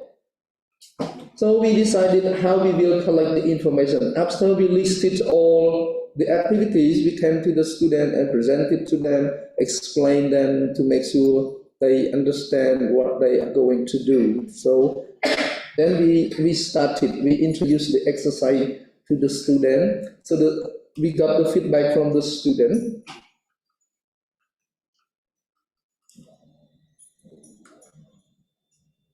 Okay, thank you. So here is our finding on the diary and logbook. So this is the template that we present to the student. It's the week 1, week 2, week 3, the dates, and this is the activities that students going to do in order to complete the assignment or task that we assign for them. And this is academic expectation. We expected how long, but in minutes, not in hours. So we calculated and expected how long will the student be able spend to complete all this activity. And then we come to the student with this column, the 3 column with minimum, maximum, minimum, and the average column, and this is the number of respondents. So I got 27 respondent students. So here is the result from the 2 subject, Introduction to ASEAN, personally my subject, and this is core English. So if you look at the time differences, for my expectation is quite similar with the student. Yeah, it's very the same. And if you look at the second week, it's about 15 minutes, so it's maybe 1 hour different from my expectation. I expected the student would spend this, but students spend less than what I expected. So maybe the student capacity is higher than what I expected. Yeah. So it's the same. My expectation is like 15 minutes beyond them. But if you look at the core English, the teacher expectation is double the time of the student expectation. Yeah. So it seems like the student capacity is higher than what we expected. Yeah, this is the tool for focus group discussion. I'm not going to explain what the focus group discussion is. Yeah. You may see this, but I want to say, why is it useful for the CALOHEA team in RM2? So here we want to do the group dialogue. We want to enrich the information collected through the others tool from 1 to 3. So we have collected tool 1, desktop estimation, tool 2, end of semester questionnaires, and tool 3, diary and logbook. So we want to enrich more information. We come to the focus group discussion. Then when it's between the end of April to the end of May, that we can choose any time, but between these to implement the focus group. So this is how we conduct it in step. First, we have to decide who will implement. So I am the facilitator of the focus group discussion, and then one of my team is the note taker. So we decide the roles. And after that, we select and invite the participant, and I randomly selected them through the, I use the spin wheel, or we wheel the name on the, I go to the Google and wheel the name. So I list down the number of the student and I just spin it. So we selected the student, and finally, actually I planned 8 because in the focus group, it requires between 6 to 10 participants. So I decide 8, so I do the spin wheel for 8 students, while suddenly one other student volunteered and wanted to join. So I got 9 students in the focus group discussion, and we decide to work with the student from year 2, semester 1 here in the library. Yeah, because we need to find a convenient place so that we can work all together with the students. So there I am, and these are the 9 other students. And the duration of the discussion is about 1 hour or 1 hour and a half. So before the discussion here, having randomly selected the students, so I prepared the consent letter, invited them to the discussion. Then they accept the letter, so they have to sign. They accept the discussion, and then when they come to the discussion, we have the attendant for them to sign. So this is 9 of them in the whole process. Here is the finding. We want to find out how many hours per week did they have to dedicate to the subjects in the last semester, and comparing to the semester that they are working. So if a lot of the students say that they're working independent work, they start doing from 7 to 9 a.m. because they study in the afternoon, and then at night they start work between 9 to 11 p.m. while most of them prefer to work weekend, Saturday and Sunday. And also they work online discussion for their group. If they don't have they don't come into agreement, then they become face-to-face discussion. To them, they said that the previous week it was hard for them because there's a lot of work and they are freshman student. Then they find it very challenging. But when they come to the second year and they feel familiar with the assignment task, yeah, even if time is a bit different, they said that they enjoy with the workload. So only one student reported that she spends 30 hours a week. That is too much. Among others, they spend around between 10 to 18 hours a week, while 33% spend between 13 to 18 hours. Yeah. So for contact hour is normally 3 credits, so 15 hours a week. Similarly, for their independent work is between 14 to 15, so it's like contact hour and independent hour is quite similar for this semester. Yeah, for the OM3 is authentic assessment, implementation of authentic assessment. Again, we want to engage the different stakeholders, as I mentioned, like employers, academic, alumni, and students, in coordinated continued effort for gradual full implementation of authentic assessment in internationally comparable learning outcomes. So yeah, what makes authentic assessment is a bit repetitive. That is real-life context, real-world task, and activity, realistic, and simulations. So it's based on performance standards. So students learn how to apply their skill, task, and project. Okay. Yeah, and here is what the students have learned, so that they can do after they completed a period of learning. Is called the learning outcome, and a program learning outcome. It describes their knowledge, skill, what they will be able to do after they graduate the program. So it is into the real life context. I already explained, so we did the diagnostic, and then we go to institutional, and then we carry out. So we started consulting again for the OM3. So here what we need to know from the OM3 is that we want to find out how familiar are academic staff beyond the institutional team with the authentic assessment. Do any of them in our subject area already use the authentic assessment? So we want to find out how familiar and do they already apply or use the authentic assessment. Then how? First, I create the short video introduction, what the CALOHEA is and what is OM1, 2, and 3, about 5 minutes short video upload, and then we send the link to them before the interview so that they have some idea about what it is. So we consult with them here. Some of them are online, and then I go face to face to talk to them, to those who are available. And then the same in the library, and this is in their office. So the duration is about between 1 hour to 1 hour and a half. What we have found is that some teachers say they never heard the key term of authentic assessment. At first, they feel that they're not sure what authentic assessment is. But after explanation, they feel that they already applied it, but really the key term, they call it authentic assessment. And the thing is that they don't have the rubric when they apply the authentic assessment. They come into their mind and give the marks to the student into conclusion. Example, they have role play, they have presentation.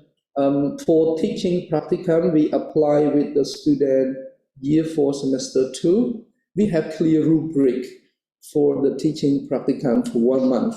Yeah. Student go to high school to teach. Then, so this is just a brief finding. Okay. So our next step is what we have done already is a short term. In our short term, we introduce at the course level with this subject, Introduction to Asian. We apply the authentic assessment already. And for our medium term, we will start from, starting from the short term, and we try to promote the authentic assessment at the program level. So we decided to choose 2 more courses. One is literature or drama. I have talked to the academic staff already for the next semester, but another one, it was in consideration between communication and culture study. So the 2 of them feel hesitated to join, so we will discuss between these 2 which one were we going to choose and apply the authentic. So our CALOHEA team, particularly, I am going to work with them closely to have them design the authentic and the rubric to apply for it. So this is what we are doing, and the deadline is about the 1st of August, is it? Yeah. At TM6 in Kuala Lumpur, we already done the mapping, but it's not yet completed. So we map between the authentic assessment from one course we apply to the qualification reference framework with OM 1, 2, and 3. We have to match only maximum 3 mapping between the authentic that we apply, mapping with the knowledge, skill, and responsibility for only 3 dimensions. But so far, I have submitted just 1 to ODA already, but he proposed the last one will be matching with the 3, at least 3, or maximum 3, but it can be 4. Like now, I have 4. We will decide which one. So we keep 3 and submit it before the deadline. Yeah, that's all for my presentation. Thank you very much for your attention. I have a question. Yeah, please.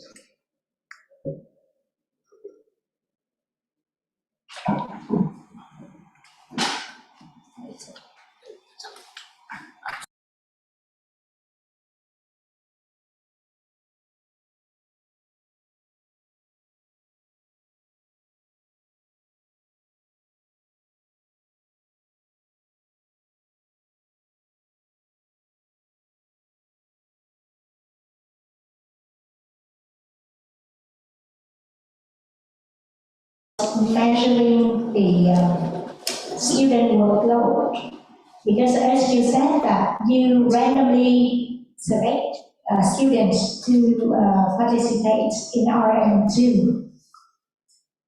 But in my opinion, I think that we should stratify students into different categories according to their study results, because the good student may do differently from the bad student or student at the average level.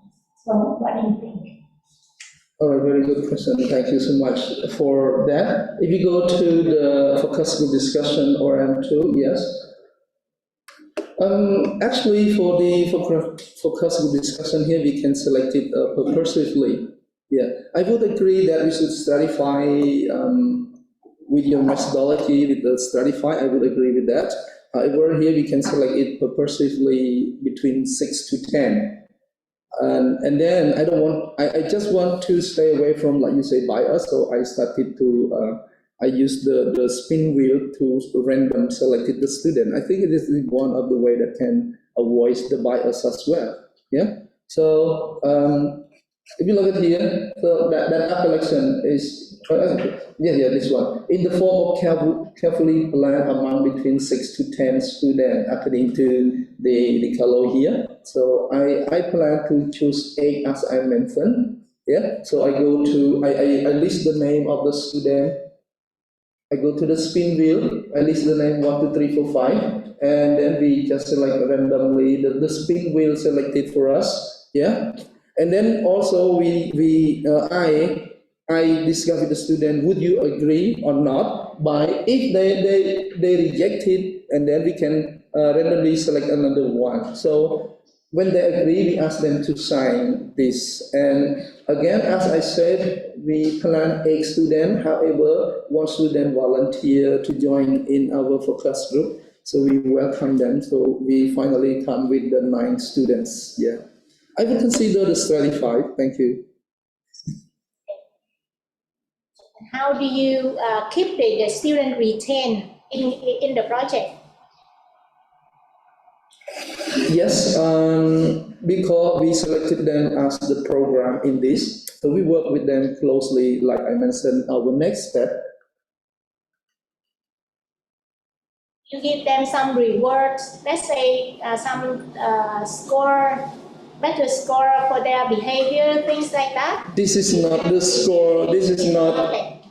We don't give them the score. Depend on their participation, but at least they learn, they gain the knowledge, they understand more, they are happy to participate. If you give the score and then most of the students say, oh, you join, but I have no opportunity to join, I don't get the score, it feels a little biased with our marks in the class. That's why this is just a part of the project, but it's not the scoring. However, all the students in my subject area, actually, I have the video in my YouTube, it's about their assignment related to this project.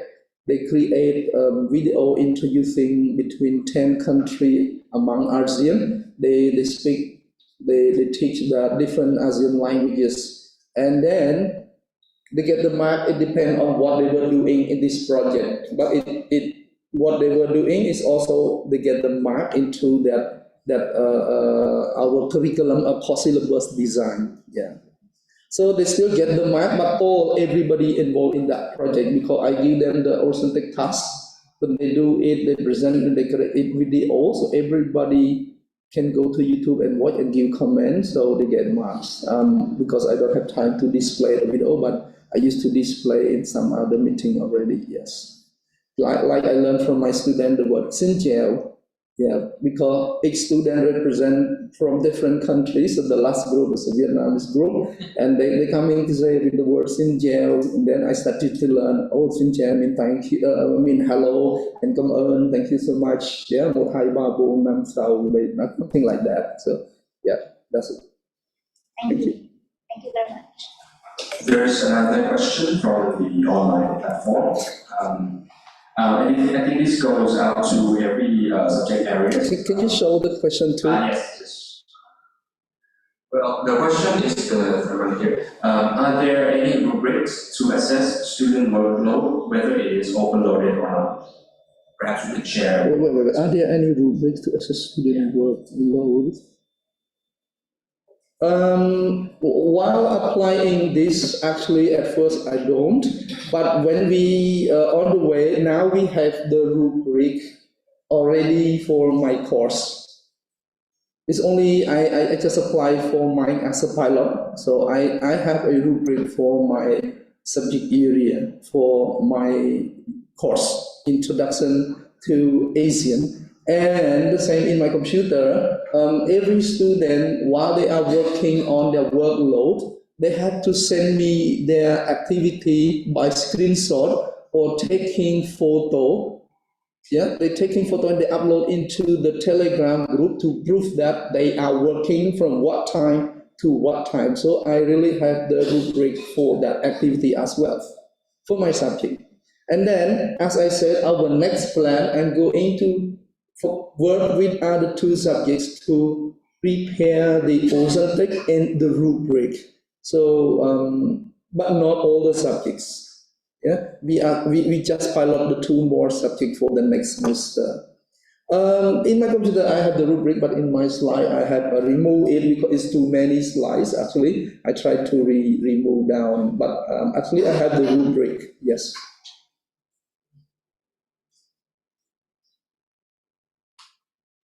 Any other questions?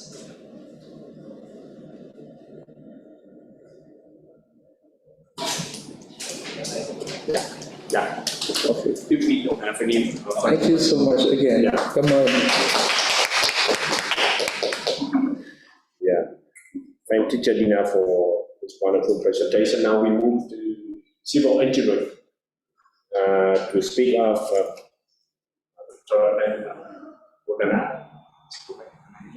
first and study Italo.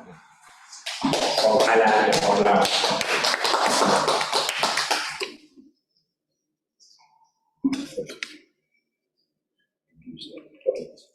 That's right.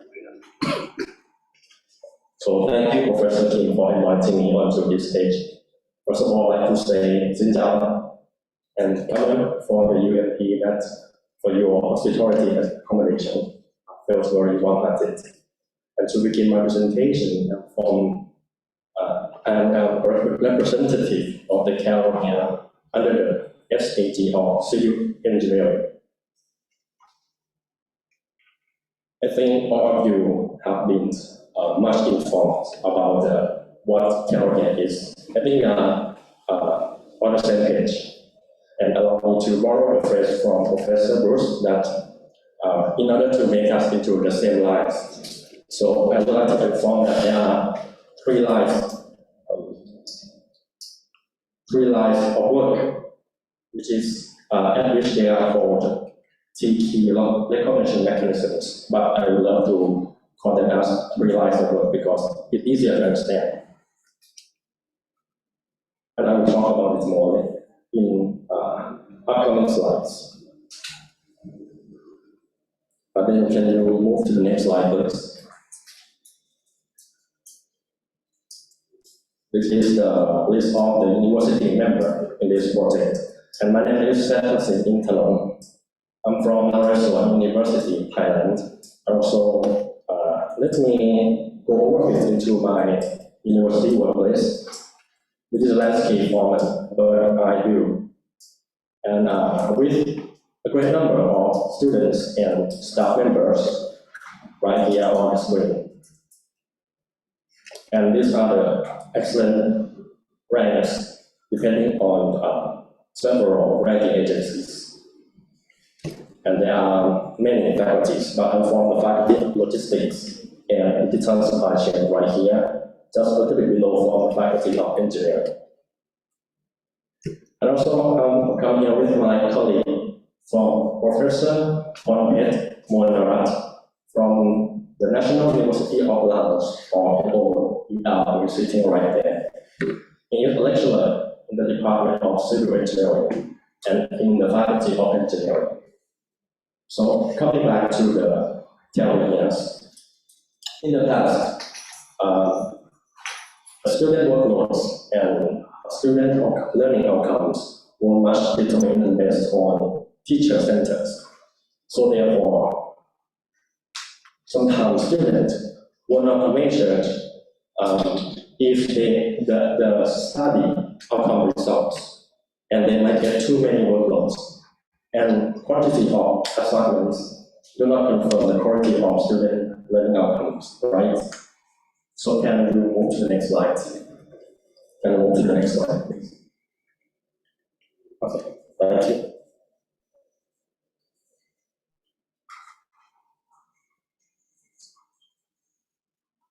Which way? This way? Okay, to that signal.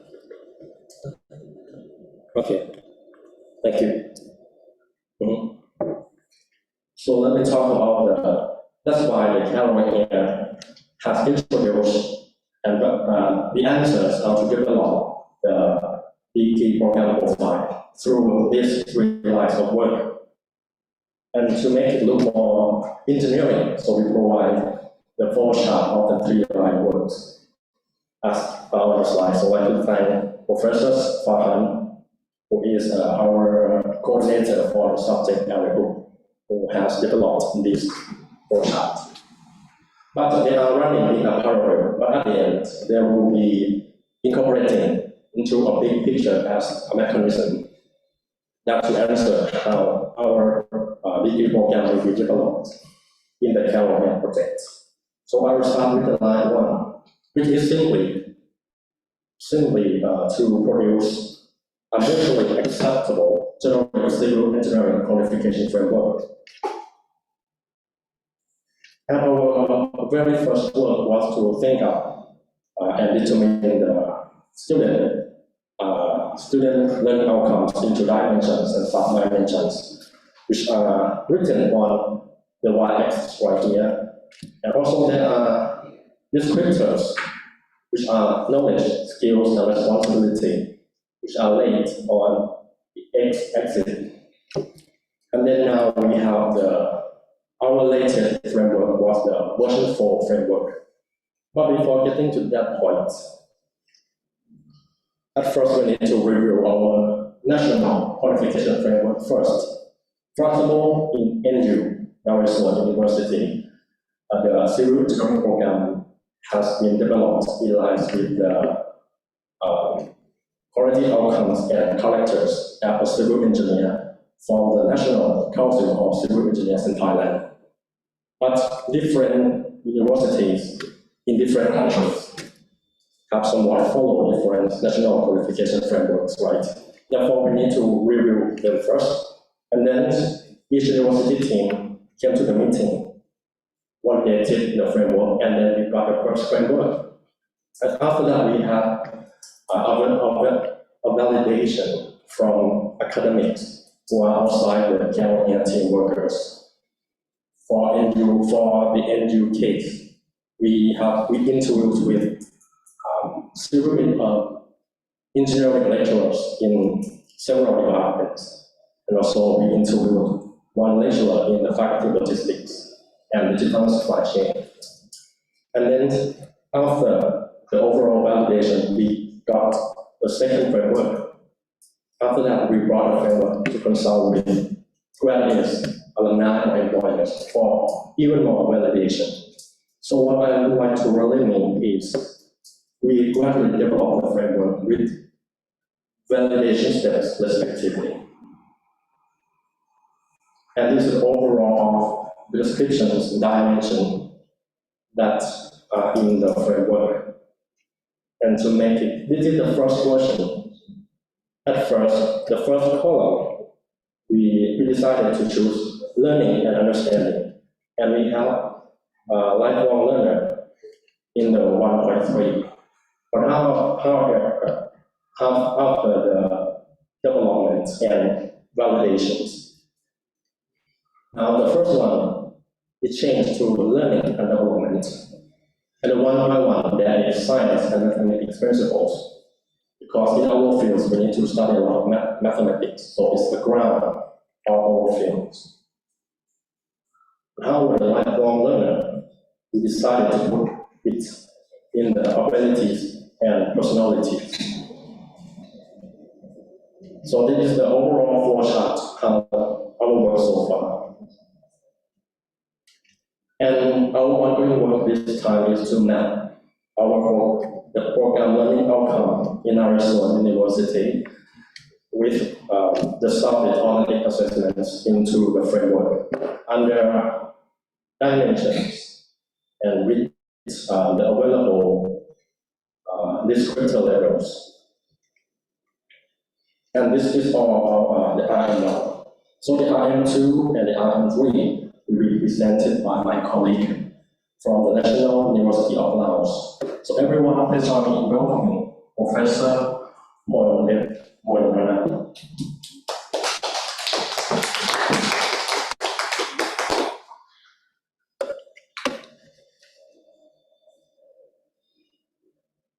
Later.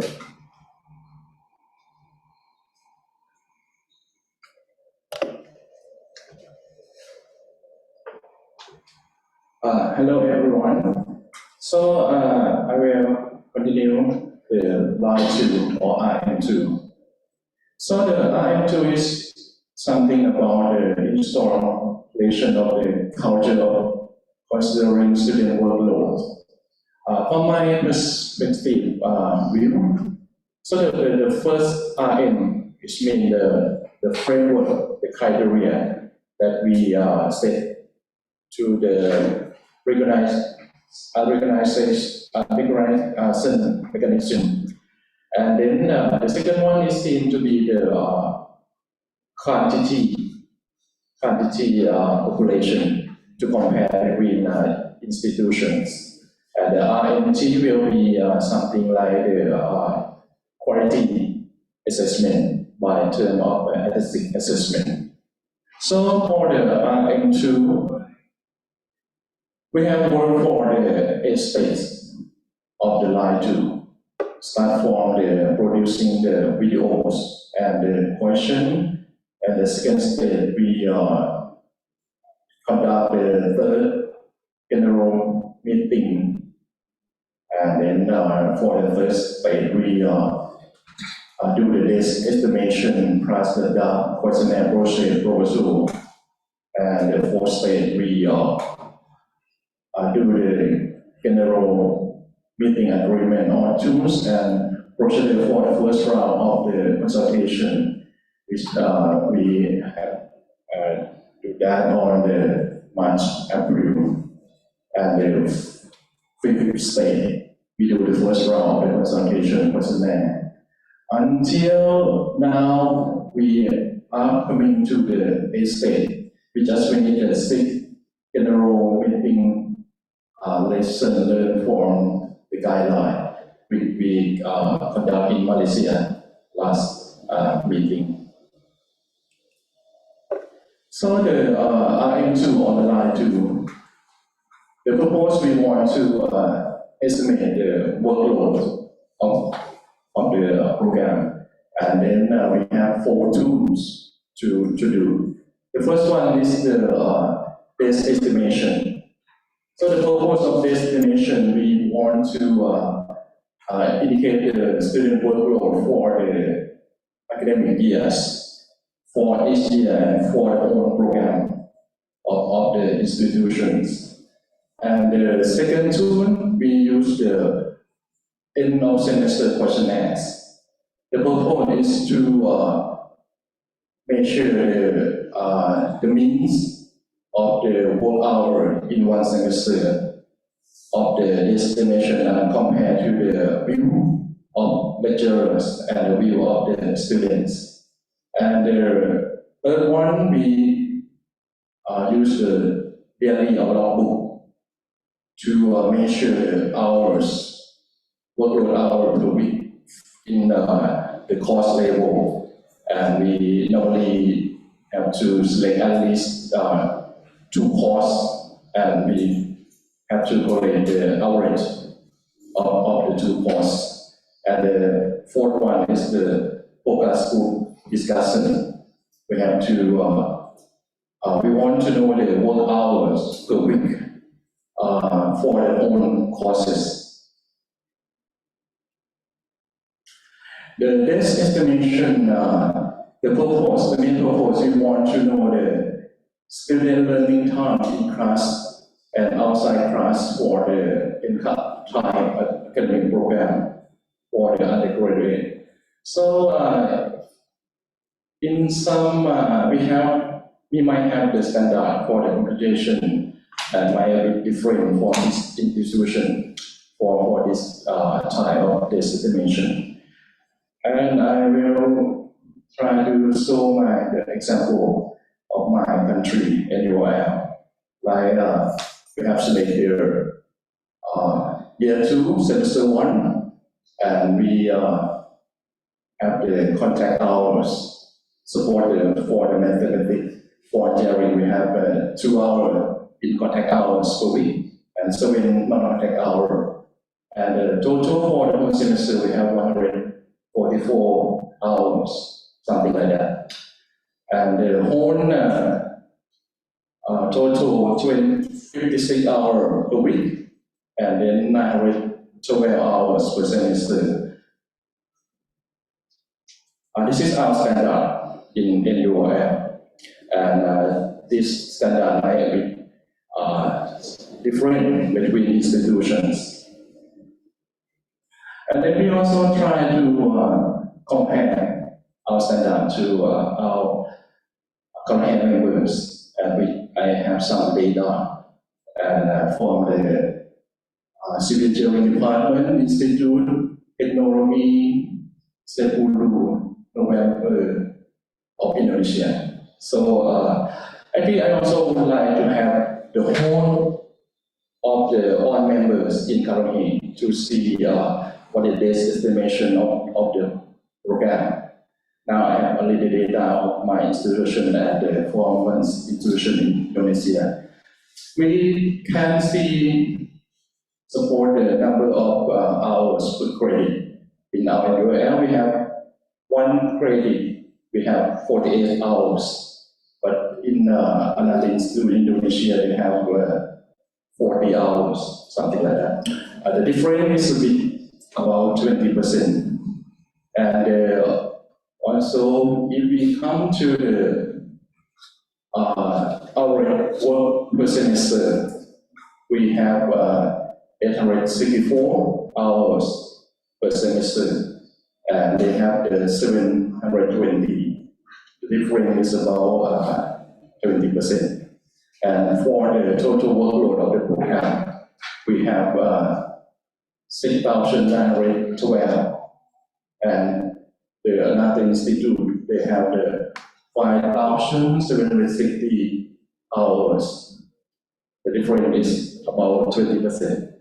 So this is just one example of the comparison of the base estimation between institutions. It's one thing that we want to recognize each other. So we have to know what is the workload of each institution.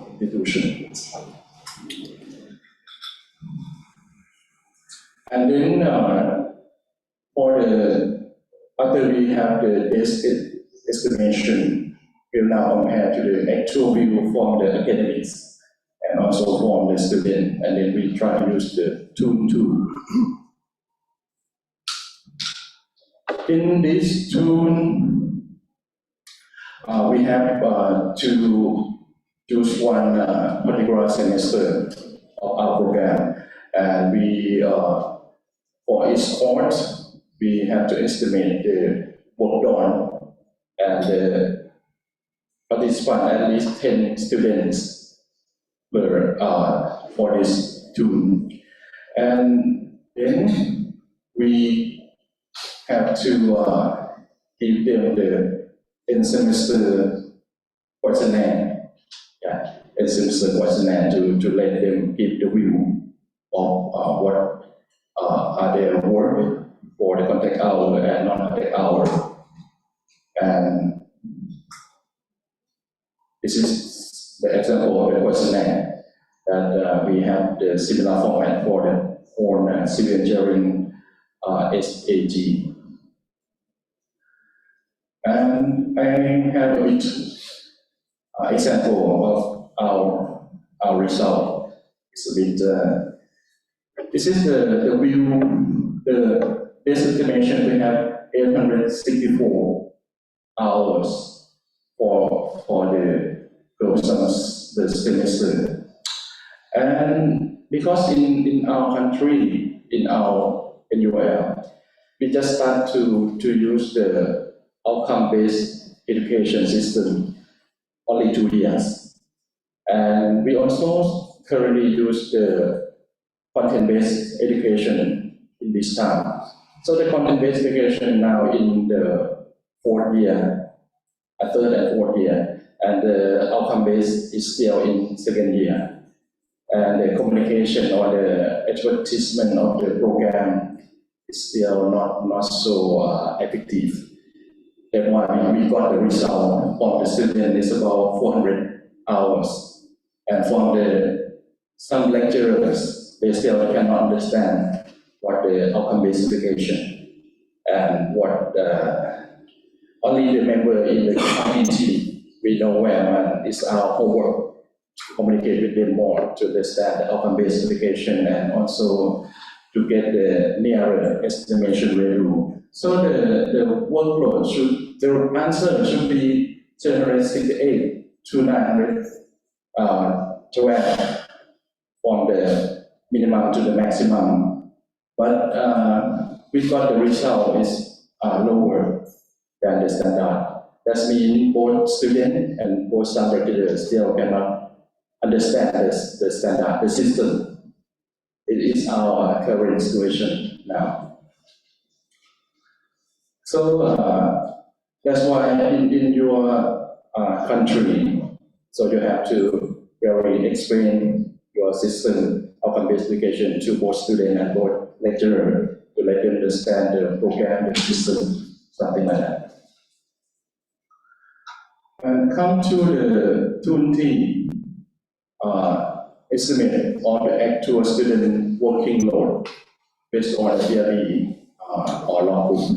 So these two, we have to select at least 2 courses, and then we have to ask all the students in the class to do some activity, the non-contact hours. So we have the form, we have the format that the estimate time from the lecturer or academies, and also we try to give the what information we want to the students and let them report how many hours in a non-contact hour do they do for each activity in at least 3 weeks. 3 weeks. And then we have to come with the analysis and share the result with the student, something like that. But for this work, we are still on the process of validating the result, so we still cannot show the result of our institute here. Another tool for is to estimate the actual student workload based on focus group discussion. So the purpose is to estimate the work hour per week for all courses. So we have to select, set the team to administer the focus group discussion, and we have to select the participant at least from 10 participant points. And then we have to use the guide, the CALOHEA focus group guide to discuss with the students. So the main question, the question one is something like how many hours per week you have to dedicate to all subjects in the last semester.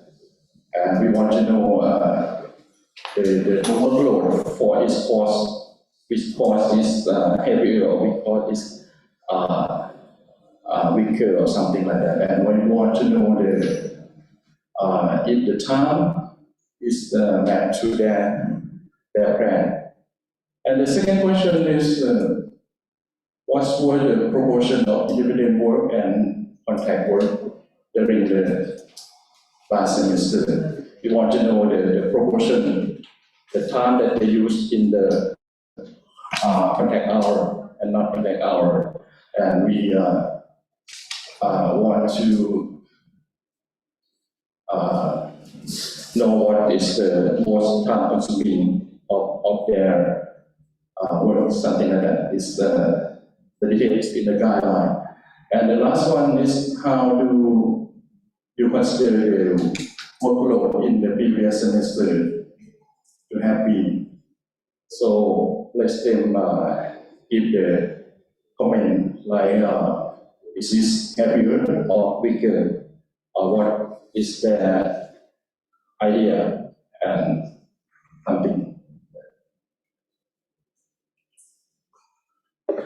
So the summary of the finding in the relation to the application of the four tools. We try summary again. So the base estimation is we want to know the work hours in academic years and also in on program. And the tool 2 is the end questionnaire semester. We want to know the average or means work hour for one semester from the view of students and from the view of lecturers, and compared to the our estimation or standard, our program standard. And the third tool, we want to know the work hours per week in the course level, at least 2 courses, and then we find the average value. And also the last one is the focus publication. We want to know the work hour per week for the on courses, and then finally we have to compare the result and share the result to the student and discuss. This is our analysis for the line 2. So we have to do like refractory free on the any different from the tool 1 to tool 4, and which is the ratio of the contact hour versus non-contact hours, and also what is different for the different years of student and the different in the different course, and also the flexibility of the student workload. The student workload should about 1,500 to 1,800 hours per academic year. And after we got the data, the result, we try to install the culture of the workload to our curriculum and try to use the RM2 to put in the integral part of the program design feature, something like that. And come to the RM3 for the aesthetic assessment. So in my view, it's mean the quality assessment. Like I want to repeat again. The framework is mean we try to set the criteria, the rule, how we recognize each other, which framework.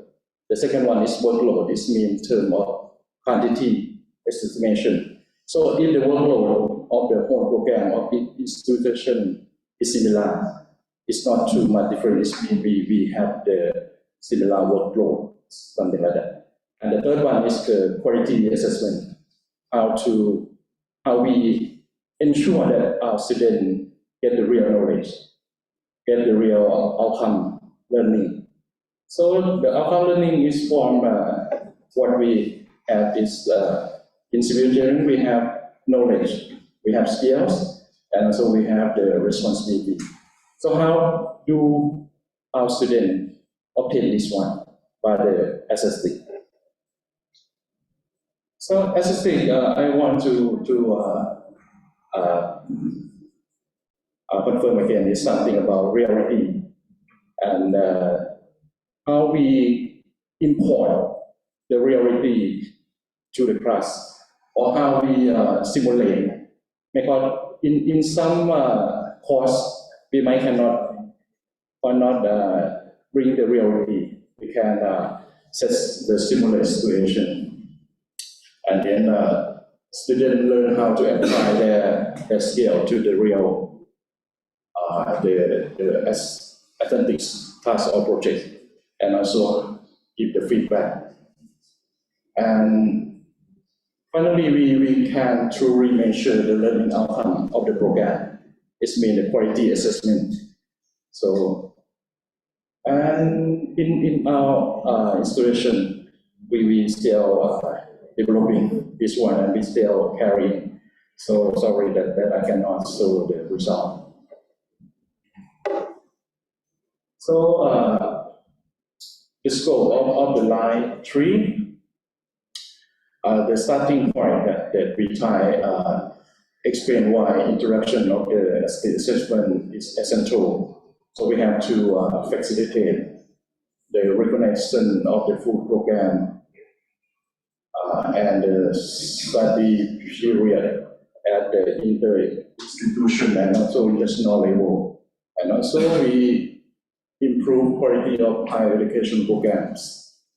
And then for the moving forward, we analyze the current assessment practice in terms of their assessment with the principle of athlete assessment. We try to analyze what we are doing is very reliable and authentic. And maybe in some case, some institution already did, but they didn't know what that is authentic. They already did before. And then if they did know and we know, and then we try to develop the plan for the full adoption of the authentic assessment of the learning outcome. And then later, we share the concrete experience from what we did to promote the international peer learning within one own subject area. And that's all for my presentation. Thank you so much.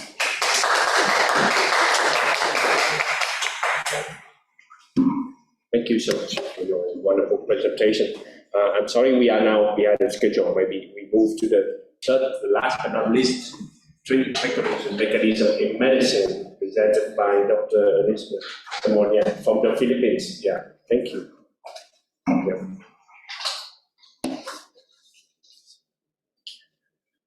Good morning.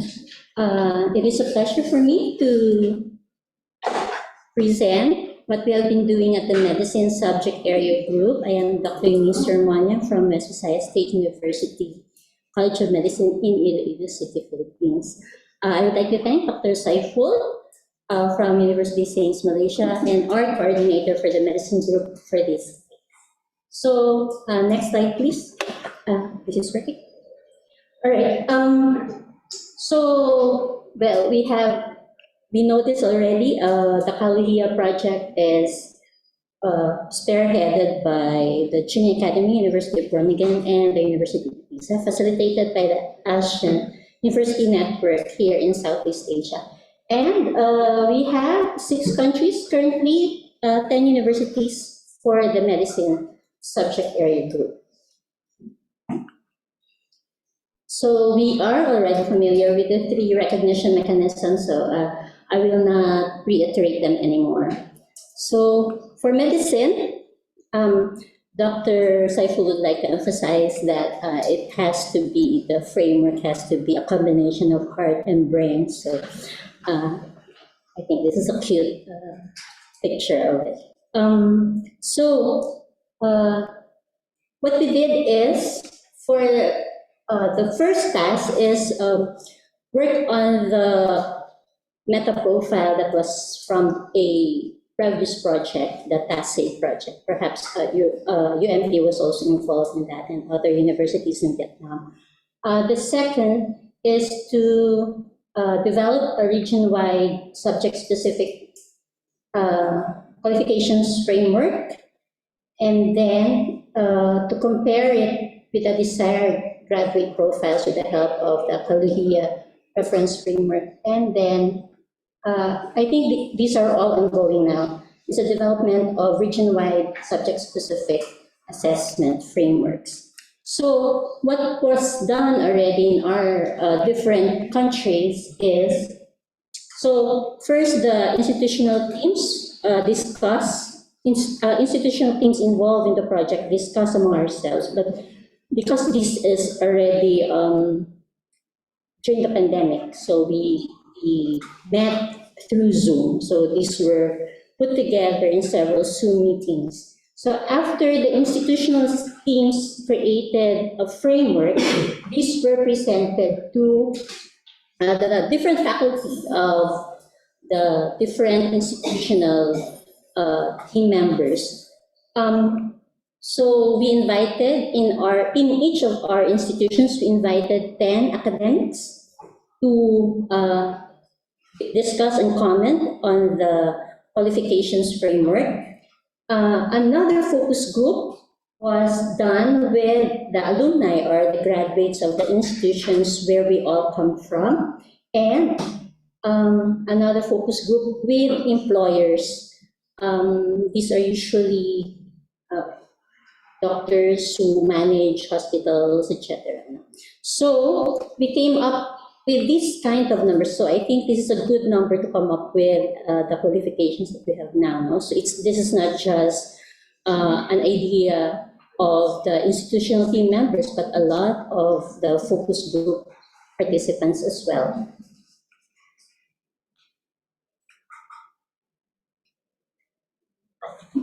Next slide, please.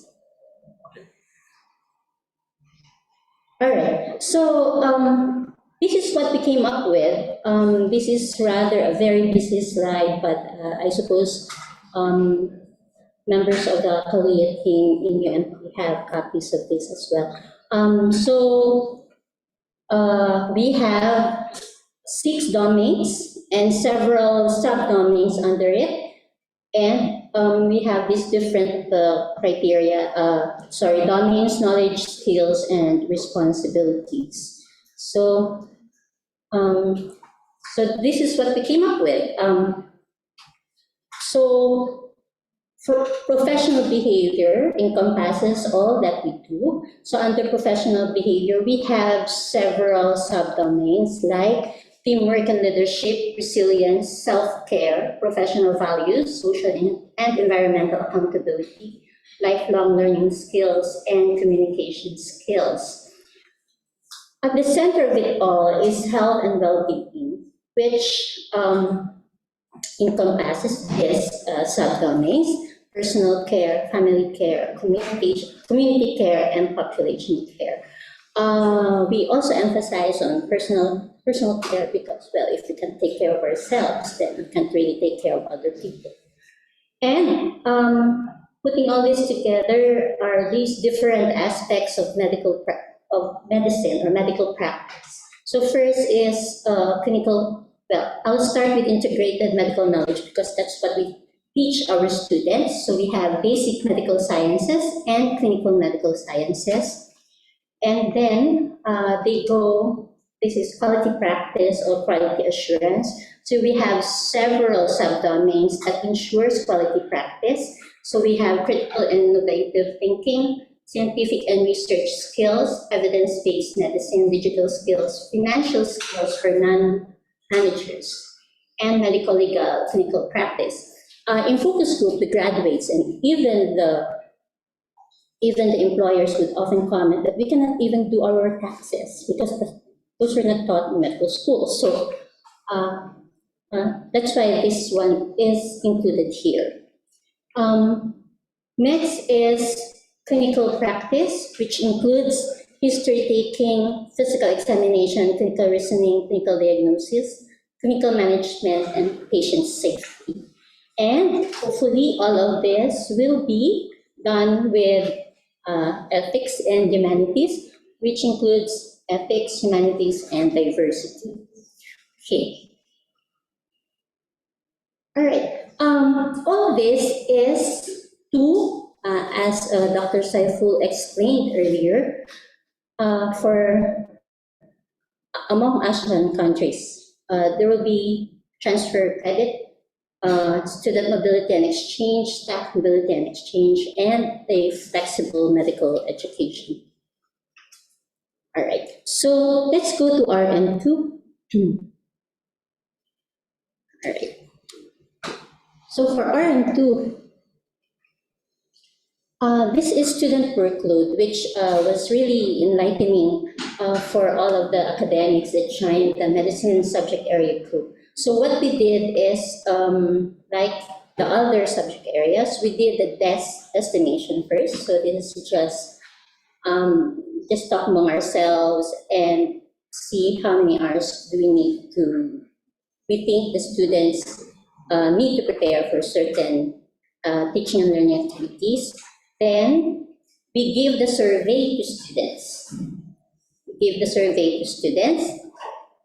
And then later we give them a logbook or a diary. The logbook or diary can be electronic or it can be pen and paper. So it depends on the ability of the faculty who gives the diary or the logbook to monitor the diary or the logbook. And then we have a focus group discussion with a select group of students regarding student workload. Okay. So these are the different student results of the student workload from the different tools and from the different institutions. Okay, so because we have different, this is EMP, because we have different, shall we say, there are different ways in how we implement our curriculum. So the results are quite different as well. But what is seen in this slide is the academic consistently estimated lower student workload than the students' estimation. So that means that we might be giving a lot of activities for the students, that they prepare more for these activities than we expected. Okay. So that is, I think that's food for thought, because when we plan our curriculum, then we will be able to take consideration of these things now. To quote one of my students, did the professor expect me to just study and not have any life at all? Okay, these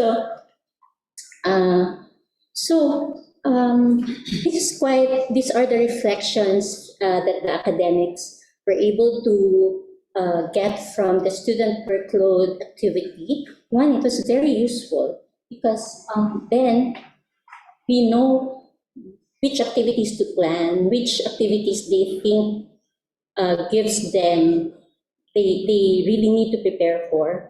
No. Next is, it is reflective, especially for the faculty. No? It is valid, but since the tools only get a snippet of time, I think it was just 3 weeks. So the tool can be more valid if we start the student estimation from the beginning of the semester up to the end of the semester. And of course, the students, they are the ones who do what they do. So they better know they know what they're doing, and so they are the best indicator, or they are the best persons to estimate what the workload that they're doing. Okay, let's go to RM3. So this is already authentic assessment.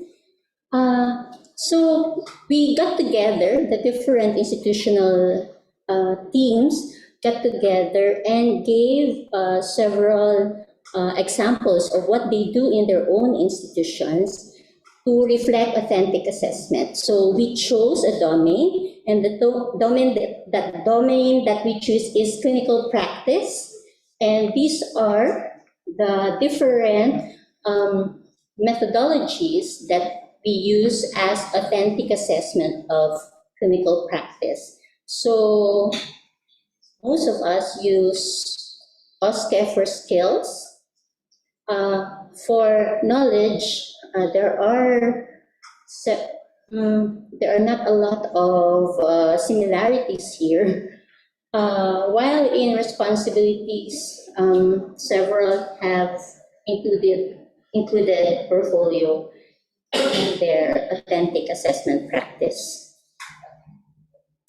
Okay, Dr. Saiful also mentioned about the action plan. So for the action plan, this is now ongoing. What we did is each of the institutions submitted different action plans for implementation of authentic assessment, and those action plans were peer reviewed among ourselves, and until we have a final version of the different action plans. So now we are currently on the short term, and then come November 2023, we will now move to the medium term action plan. All right, so this is the summary of what we have been doing. We came up with a framework, and then number two, we showcase clinical practices as good practices for authentic assessment, and then we want to incorporate student workload into the design of the curriculum, and then now we are doing the action plans for authentic assessment. Okay, so Dr. Saiful, champion. These are the institutional teams that participated in the output of this SAG for medicine, and of course, Dr. Saiful is our leader, and so thank you very much.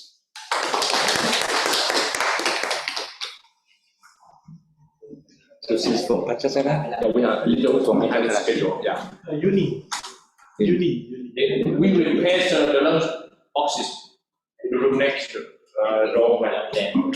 Yeah, we can close the section, the morning section now. We move to the lecture room bar for lunch. And we have maybe a short break of 35 minutes. 35 minutes. Yeah. That will be good. So is it possible that we, by the end of this, CALOHEA project, so the 6 university, medical university, or maybe other area as well, civil engineering and teacher, we can have some common costs that we can exchange among ourselves first. Yes, of course. So we don't have to wait until the national level. So among the 6 medical schools, we try to find out the common causes, and then we can do the exchange. So for a few weeks, right? We can do that. Yeah. Yes, please. Yes. So that's the question I would like to ask. Yeah, of course. Okay. It's okay. Yeah. I think we can have some discussion during lunch. Yeah, of course. That can be immediately kick off. Just like a formal.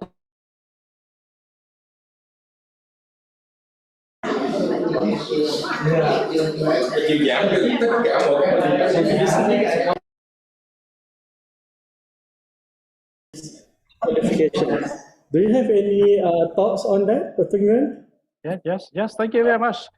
I think the regulations, especially the near future, the draft is maybe passed, is very important, and exactly the regulation is to protect Vietnamese citizens to study in the high qualities program or higher education institution in foreign countries, because those students need to choose the program or institution.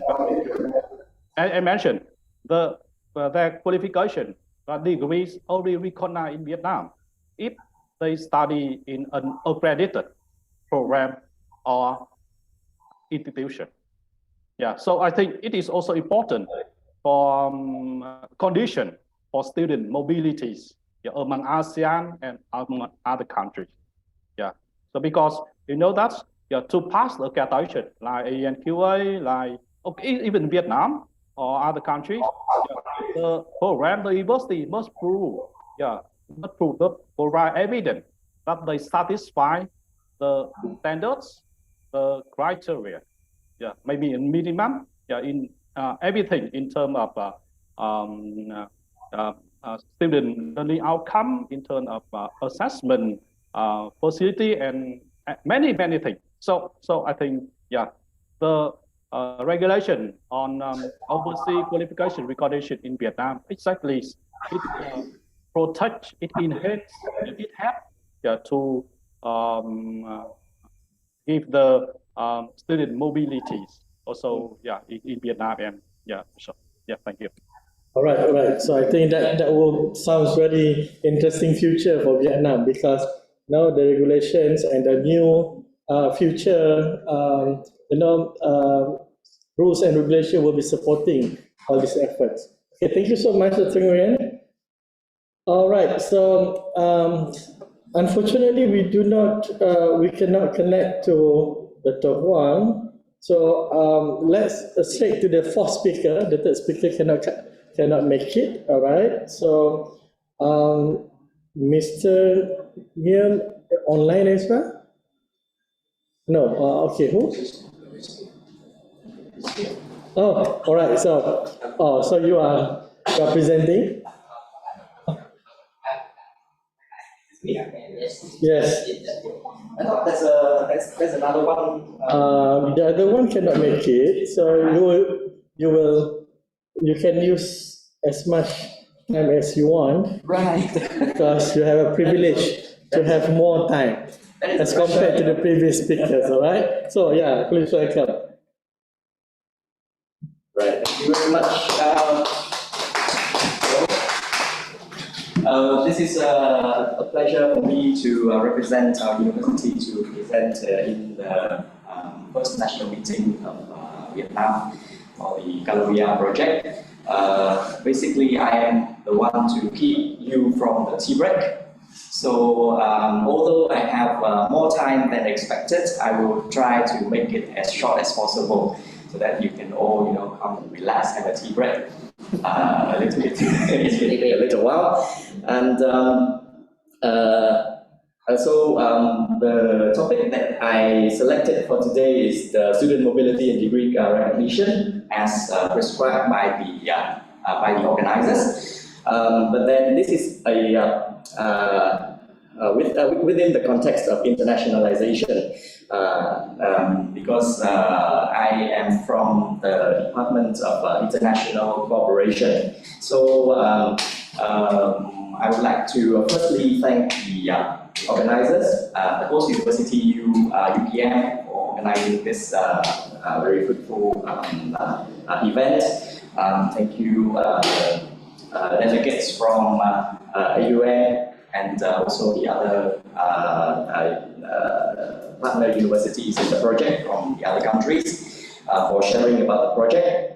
I think what we are doing here is something it is really meaningful. Is there? Can I borrow that? Okay, right.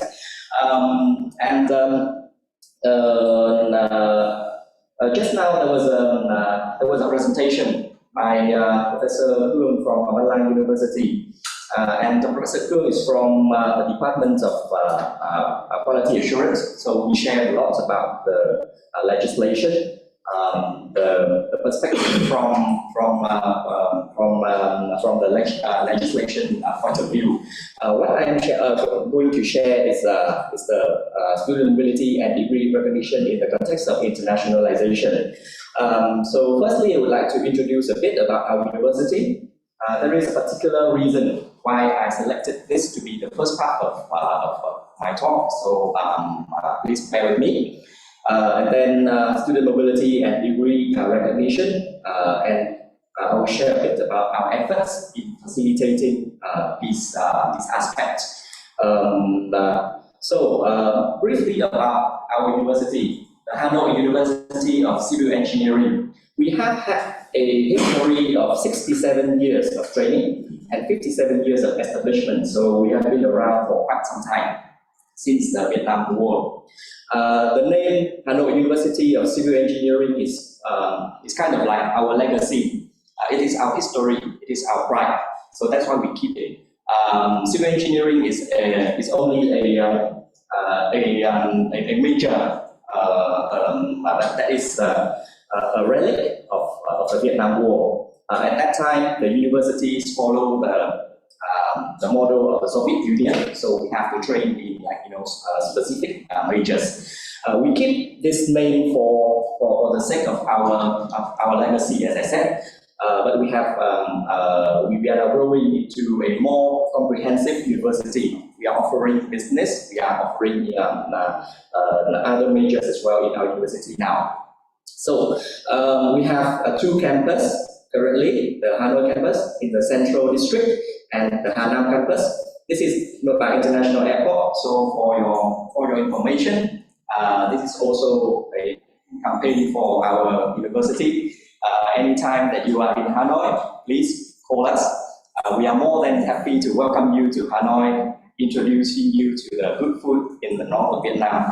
I am not saying that the food in the south is worse or whatsoever. Vietnam food is assessed to be quite good. So any part of the country has a distinctive flavor. So anytime that you are in Hanoi, please call us. So with that legacy, right, and with our personnel, currently our roster includes more than approximately 20,000 undergraduates and about 2,000 graduate students. And we have been constantly supplying high quality human resources to Vietnam in the field of engineering and technology. So we have 25 majors, specialized majors, in undergraduate degree and also the other in master's degree and PhD degrees. And we are also offering special programs. So these are the special programs in undergraduate level. Programs taught in English and in French. So that means the students in these courses, they study the programs normally in Vietnamese in the first 2 years, with extensive English training or French training. After that, the third year and fourth year, all the modules are going to be taught in English or in French. So these programs, it has been around for 20 years. So we have been offering these programs for 20 years. The particular students, our alumni from these programs are very successful. That comes to my next point, which is our local and international cooperation. With the quality of our alumni, we have a strong connection with the industry as well as with the local government in Vietnam. Many of our alumni currently are leaders, are CEOs of these top, corporations. They can be international corporations that are operating in Vietnam, or even large Vietnamese corporations. In here, probably our friends from foreign countries might not recognize the organizations, but here are some of the top corporations in Vietnam in many fields in engineering and technology. So that is something about us, our connections, our alumni. With the international cooperation, we are having more than 180 MOUs with universities and institutes all over the world, 40 countries actually. Now, why do I choose this to be the first part of our presentation? We are supposed to be talking about CALOHEA. We are supposed to be talking about quality assurance. We are supposed to be talking about mobility, student mobility, and degree recognition. Why this part? Before my presentation, before this first part, before I introduce about my university, I'm pretty sure that our friends from international, from our neighbors, from our neighbor countries, mostly haven't heard about our university, right? That is a sad part. So in Vietnam, we might have a reputation, but that doesn't guarantee that that student mobility, international student mobility, and degree recognition is easy. We have a reputation in Vietnam. We have strong connections in Vietnam. We have quite strong international cooperation with international partners. That doesn't mean that it is easy to do student mobility and recognition. I cannot. Right. Yeah. So, what is the problem?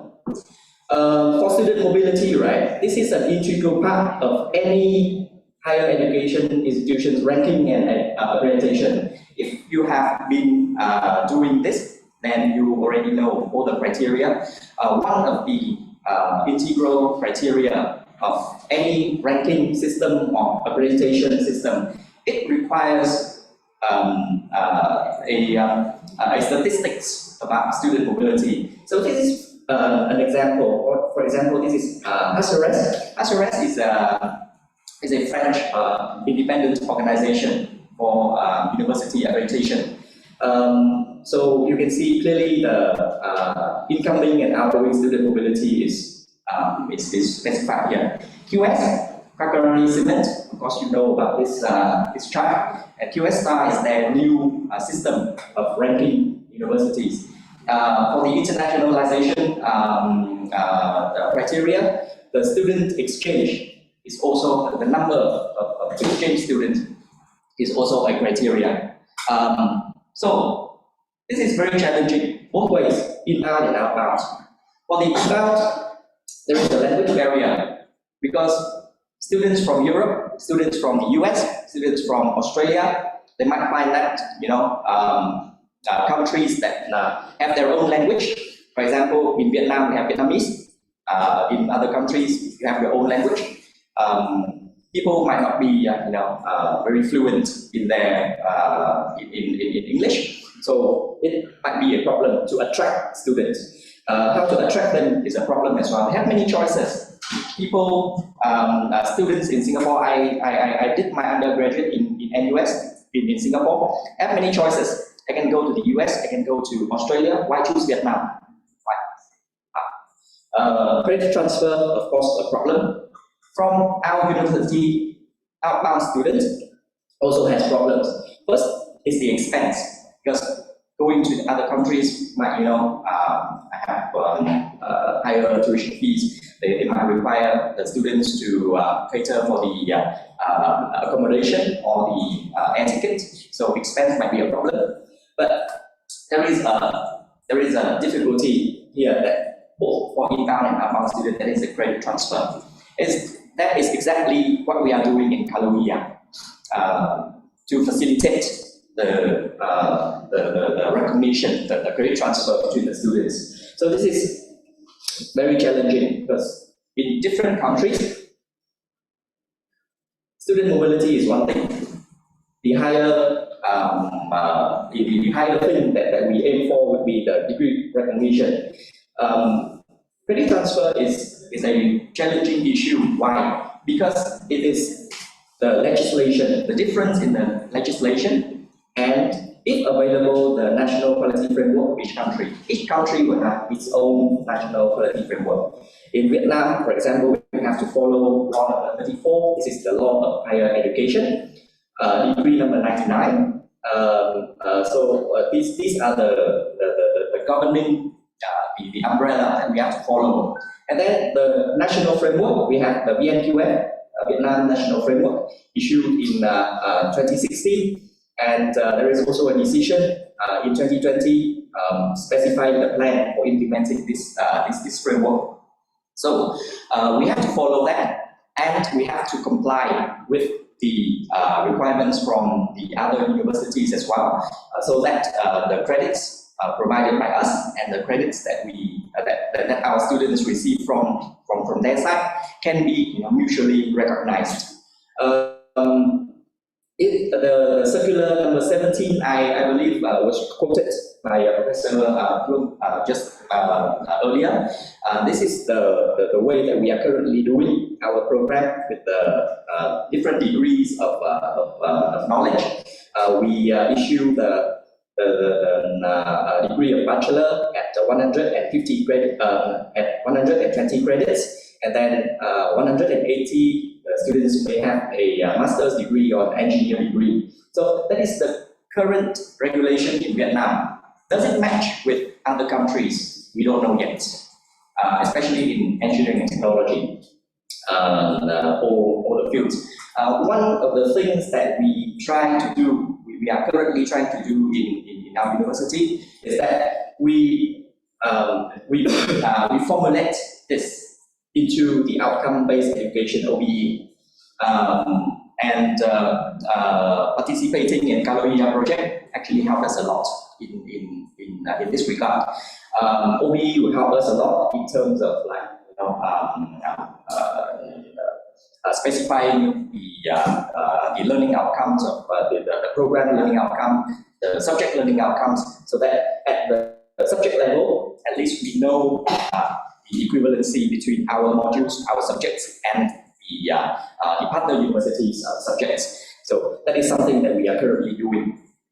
Now, so as I said, there are a lot of challenges in doing all of this, mobility and recognition, degree.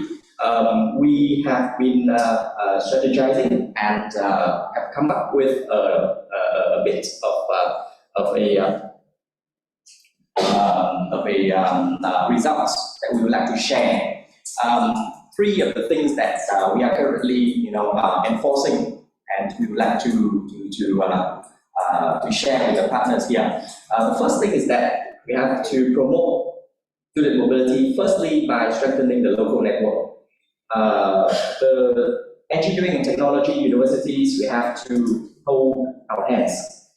We have to form, alliances among ourselves first.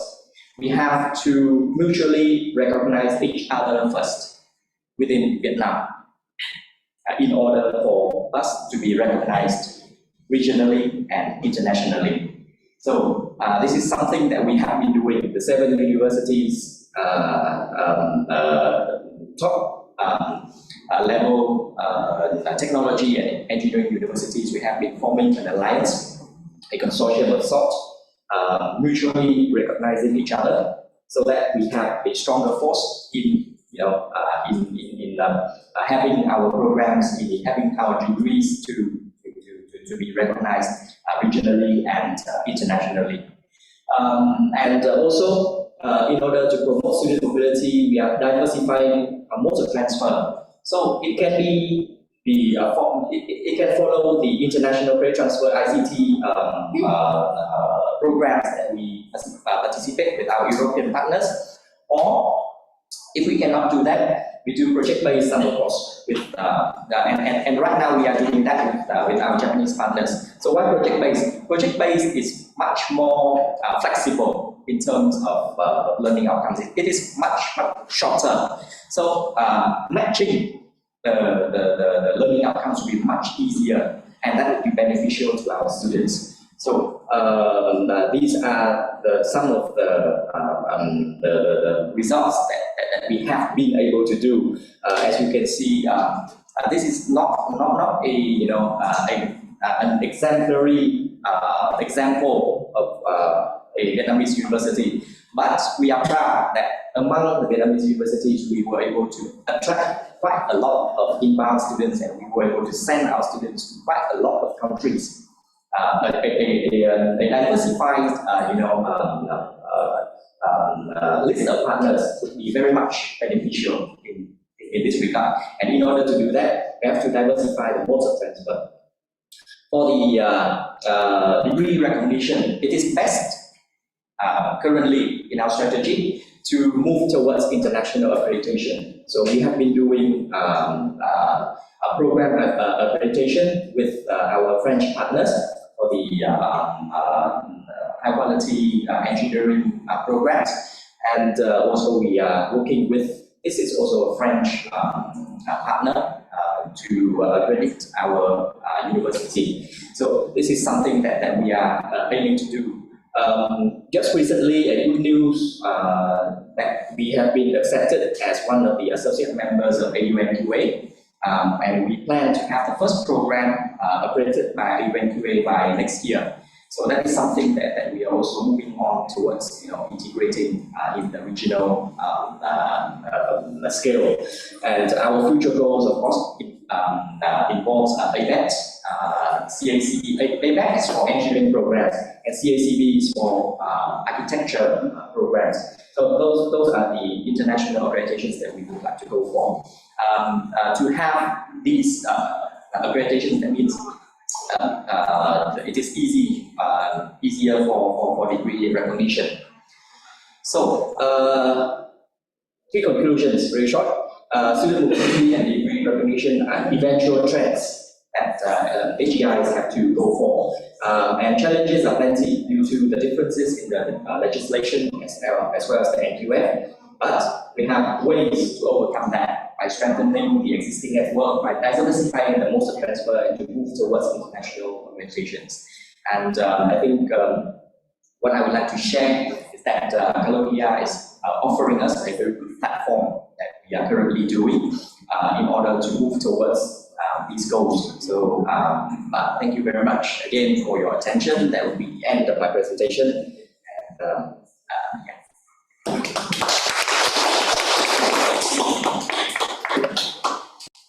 Thank you so much. That very interesting and enlightening presentation.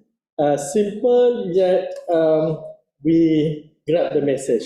All right. So I think from your presentation, I can see that there is really need something, the trust there. For the recognition. Definitely the trust recognition is very important based on your presentation.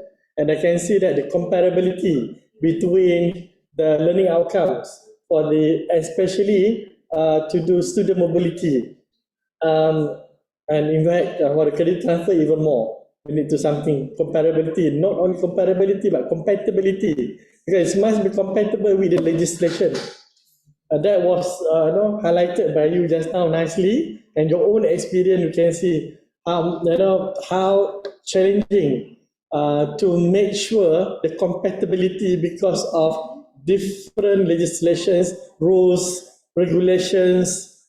There are so many things, even within country, isn't it? I can see that, but you did something very nice, which is strengthening the internal thing, which is through your networking. I think that will be something very interesting because you start from within before you go beyond. Yeah, I think this is something,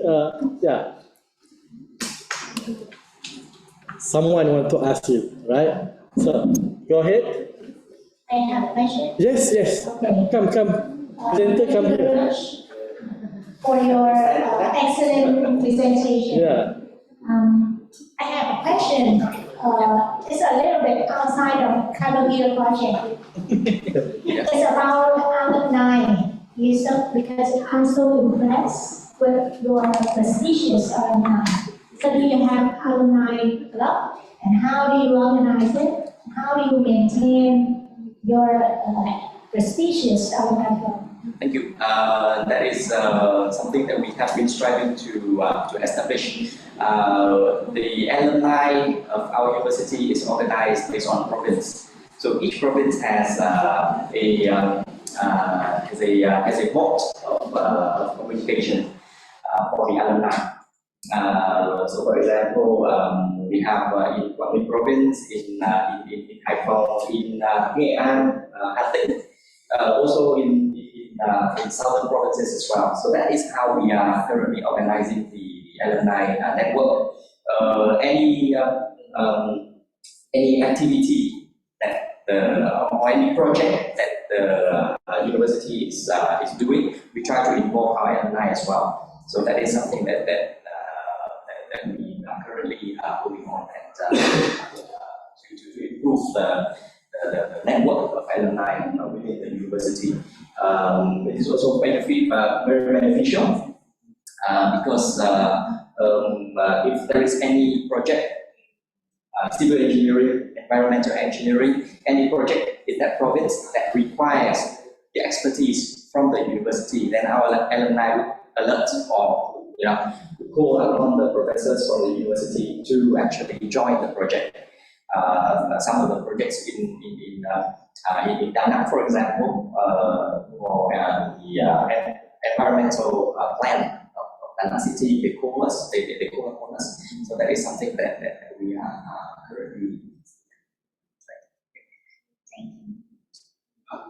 Yeah, go ahead. Okay, I have 2 questions. The first question I want to know about how do you have the facility of the elective course in the field of University of Civil Engineering?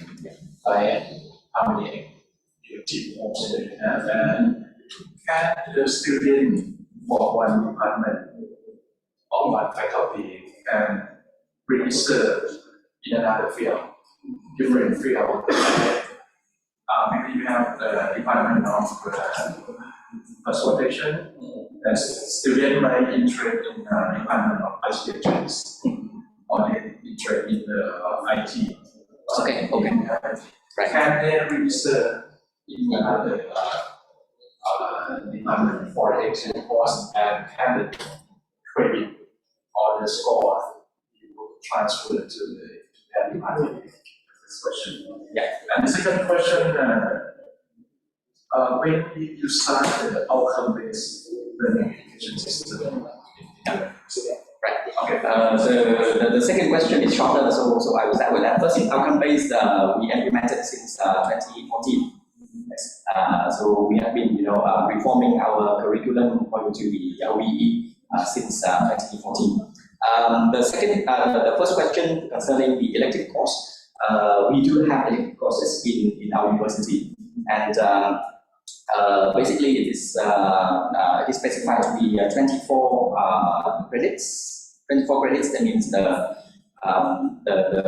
basically the 4th year would be almost all elective courses before their project. Okay. So we do offer elective courses from different departments, and the way that we do is that there is in the first 3 years of their training, they are trained with basic courses and also the mandatory courses. And then after that, at the 4th year, students have a choice. Whatever field that they feel like they want to do, they can select. So there is no conflict between, we do not divide the students into specific departments. We do not. For the first 3 years, they are just Bachelor of Engineering, that's it. Everything is the same. And then after those 3 years, after they have done their math, their physics, their strength of materials, whatsoever, after they have done all that, have the basic knowledge and skills, then they have the choice to study project management, or they study construction technology, or they study structural. That's their choice. So we do not divide the students into department at first. So as I understand, you have about 25 credit points for the course. Yes. And basically the last year, 4th year. What is the amount of credit point per one program? 120. 120. And how many credit point per course? Per course, that means per subject, right? Per subject. Usually 2 to 3 credits. Usually, some subjects may have 4 or 5 credits if they have projects, mini projects. And one more question. How many hours workload per one? The workload currently, that is not my expertise actually. I'm from the International Cooperation Department, so this question I probably have to redirect to my colleague in the same group. Yeah, so sorry, I cannot provide you with the. But according to the national qualification, this circular 17, one credit translates into 50 hours of lectures. So that is the basic number every university has to apply. Okay, thank you so much. Any more questions to the presenter? Okay, one more question. Oh, one more. Okay. About the mobility of the student or the credit transfer, you're still on the negotiate, right? And is that within the country and between the country, or you already exist? Suppose there is a student, we have a student study in Singapore, and then transfer their course for 1 year. And they want to start there and then they want to continue to study here, can they start at the second year? That will require an MOU between the institutions. The universities will have to sign an MOU to recognize the subjects as well as the curriculum of each other. So that is totally case-based. Case by case. Case-based. So case by case, I cannot guarantee that a student from Singapore can come back and start university at second year. No, I cannot do that because that will require an MOU between the two universities. All right. So because the topic is so interesting, and the information that you brought very interesting as well, that trickle and trigger our minds and heart to us. All right. So I think any question from the online? No questions. All right. So I think we have enough questions here. Do you have any last burning question to the speaker? Otherwise, we will have early break, and then we can start early, then we can finish early. Question posed to you this morning.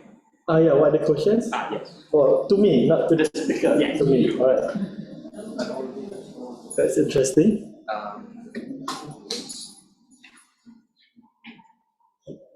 What is the...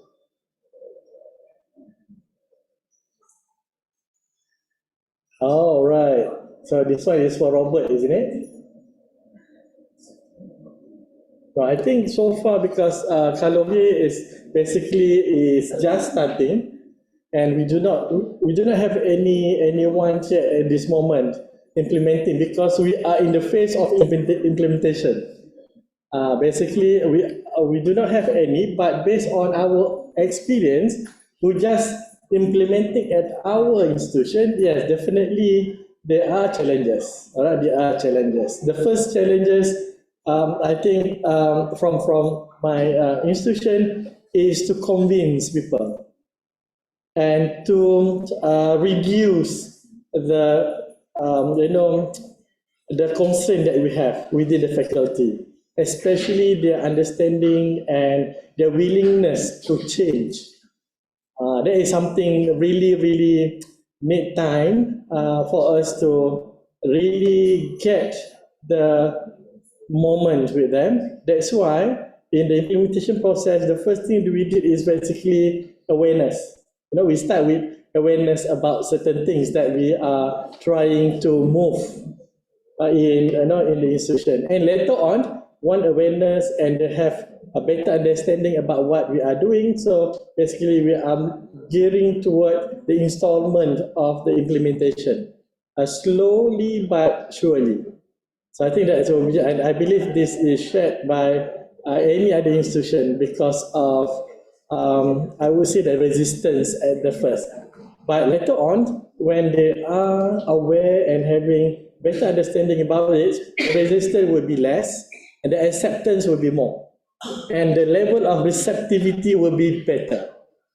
So that is something that I learned from, even though it's a kind of pilot implementation in our own institution, but from the way that we see, it is needed for trigger.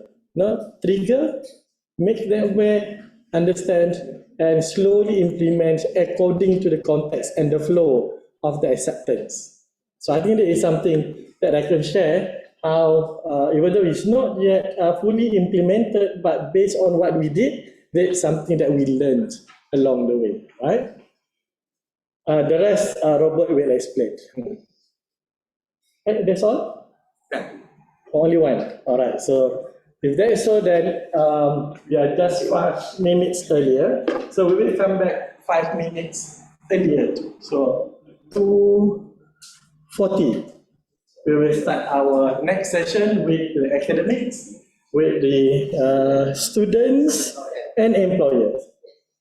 All right. So I think something more interesting after this, to listen from the student side, from the employer side, and the academic side. So let's break for a while and meet you after 15 minutes. Is it 30 minutes or 50 minutes? 15? 15. Okay, so 15 minutes. All right, thank you. So see you afterwards.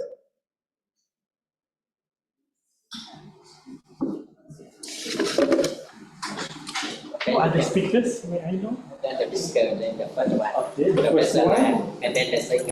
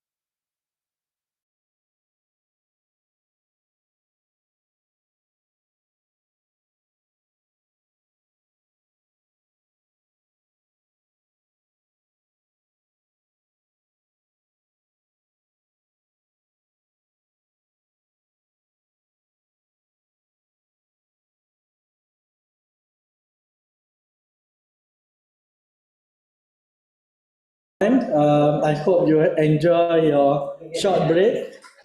All right, so now I think there will be more interesting presentation from our speakers that represent academic, faculty members, employers, as well as students. So we have two of them will be here, but from employer side will be online. He will present through online. So now, if ready, everyone? How about the online? Are you ready, online participants? I need to check. Is that okay?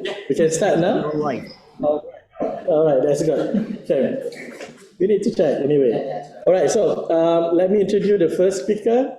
So we have the Dean of Faculty of Medicine, you see, Medicine and Pharmacy. So she will be sharing something from the Dean's points of view, and I believe that will be more interesting. So please welcome. Good afternoon. Thank you very much for your kind introduction. I'm Dr. Lan, Dean of Faculty of Medicine at the University of Medicine and Pharmacy at Ho Chi Minh City. This morning, Saifu said that he would like to hear from participants who are not the member of the project team. And I must say that I'm not the member of the project team. So I hope that he will listen to me very well. Okay, so I'm going to share with you my perspective on the status as well as the challenges of our student mobility, degree recognition and internalization initiative at UMP. Can you advance my slides, please? Okay, so these are the three areas that I'm going to discuss. First, I'm going to present to you about the health needs and our current situation of student mobility. Second, I'll be discussing about the role and responsibilities of our academic staff in the student mobility program. And third, I'll be discussing with you about the challenges as well as our plans for student mobility, degree recognition, and internalization in the near future. In the next few slides, I'm going to tell you about the health needs in Vietnam. As you can see here, these are the numbers, the latest numbers from the Ministry of Health, Vietnam Ministry of Health, from the period 1976 to 2020.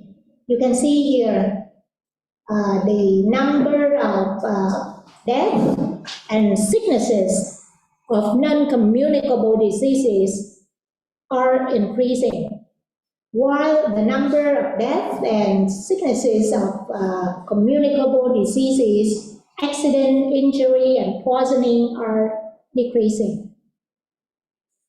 And this table shows you the number of doctors per 10,000 population. It was 9.81 in 2020, and the target for 2025 is 10. And you can see here as well, the number of hospital beds per 10,000 populations was 30.73 in 2020, and the target for 2025 is 30. But you see here, the majority of the hospital beds resides within the public hospitals.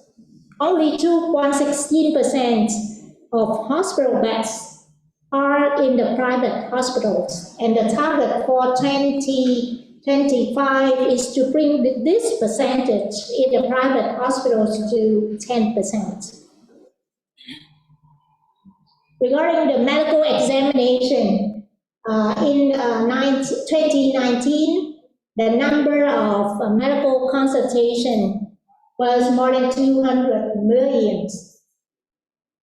and of which majority of the consultations were performed at the local facilities. And the number of inpatients was almost 17 million. And again, the majority of the inpatient treatments were performed at the local facilities. And the bed occupancy rate, as you see here, exceeds 100% for all of the venues.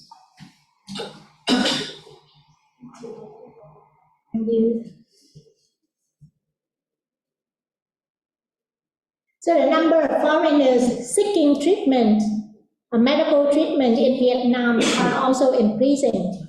As you can see here, we receive foreign patients from our neighboring countries and also Vietnamese who live overseas. And the most popular treatment that they are seeking for include dentistry, cardiovascular intervention, cosmetic surgery, assisted reproduction, and infertility treatment, which is my specialty. So I'm so happy to receive foreigners coming for treatment in our country. Okay, so you can see the health needs for both Vietnamese and foreigners are trending upward in recent years. So to meet that need, we need to put in place the global health programs. And specifically, we need to train the medical doctors with high mobility, adaptability, and flexibility to work in a broader environment. Next, I'm going to share with you the current situation of student mobility at our university. Actually, it was presented by Professor Kung before, but I will tell you more in details. So during the 5th year of the 6th year curriculum, the students can select the elective models to conduct their studies abroad. So medical elective abroad has been established in our curriculum since 2021.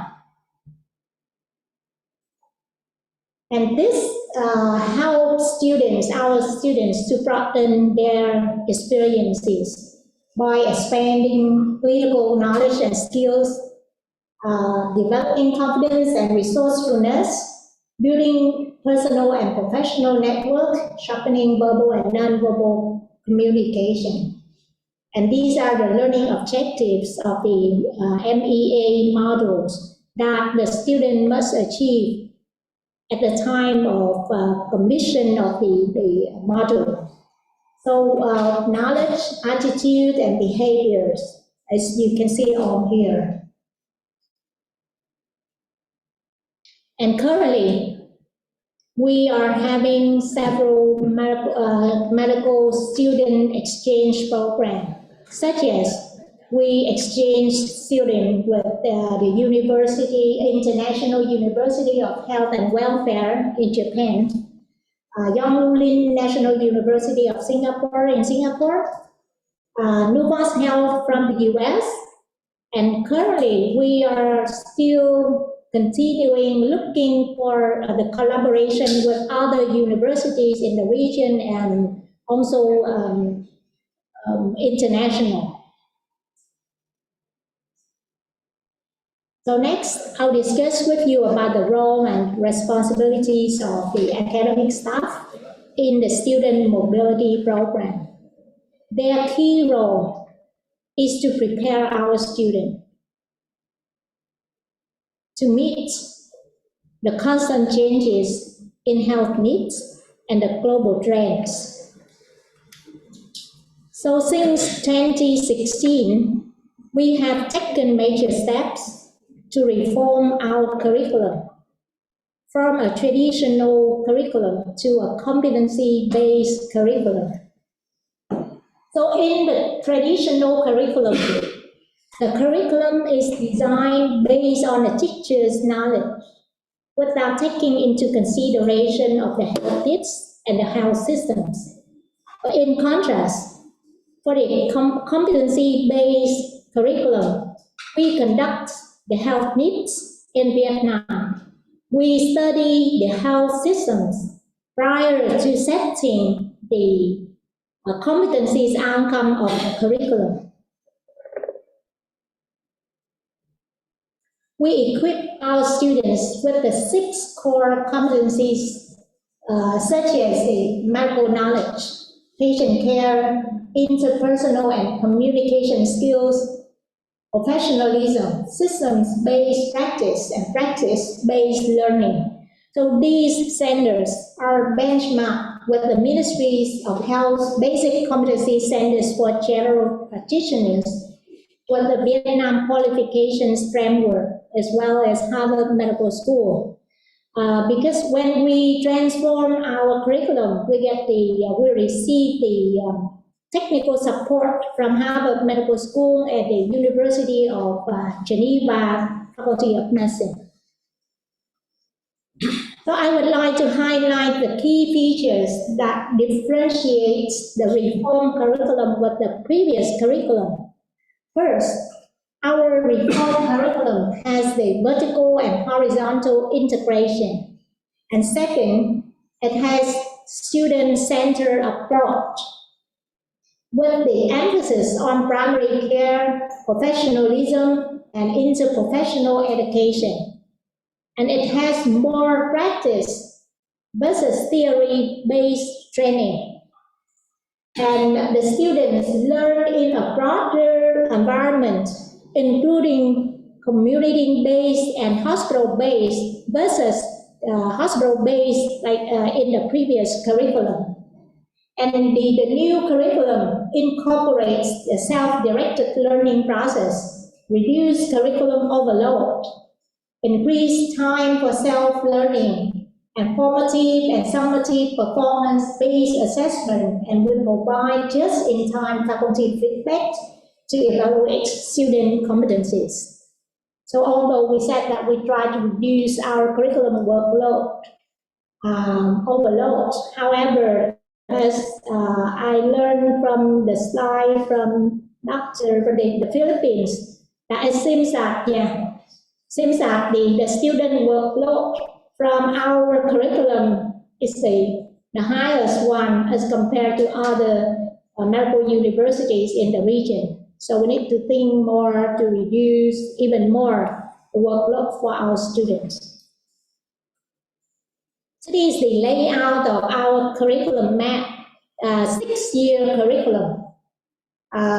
It evolves through 2 stages. Stage 1, or the first 3 years, is the preclinical stage.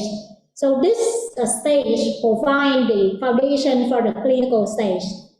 And the second stage is the last 3 years is clinical stage. And all subjects are organized into modules with horizontal and vertical integration. And the requirements of student developmental framework gradually increase from year 1 to year 6.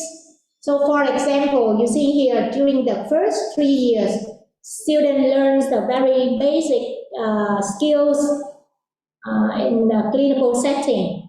So starting year 4, they learn more complicated skills.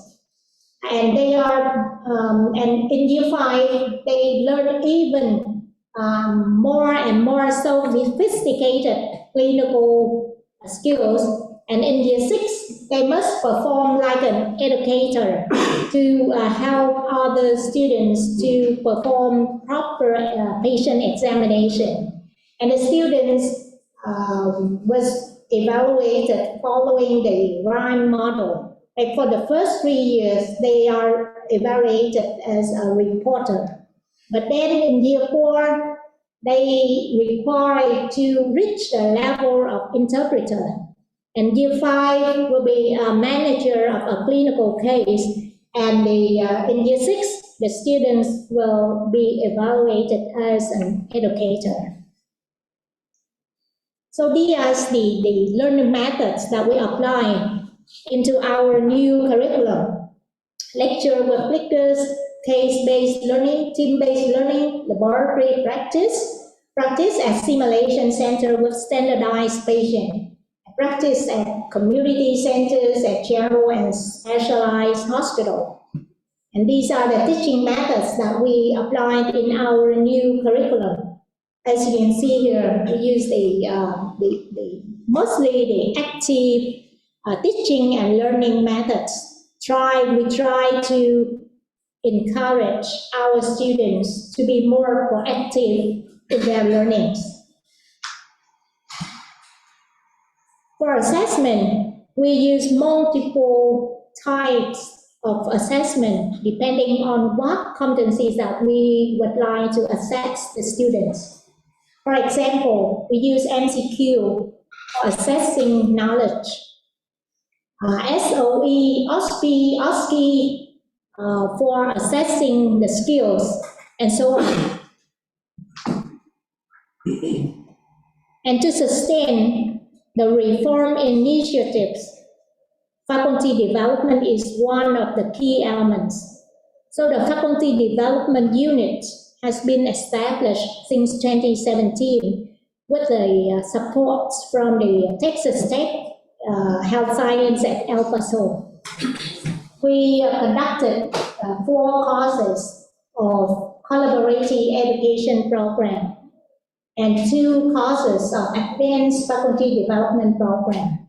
And at the same time, we also provide several in-house trainings for all faculties within the Faculty of Medicine about curriculum design, teaching, assessment, research, and leadership. So in the last part of my presentation, I will discuss with you about the challenges and our plans for student mobility, degree recognition, and internalization. These are the challenges that we are facing. So far, there's no standard medical training curriculum in Vietnam. And especially the program designs and the program outcomes are different across of Vietnam and different in comparison to other countries in the region. So this creates the barriers for student mobility, for degree recognition.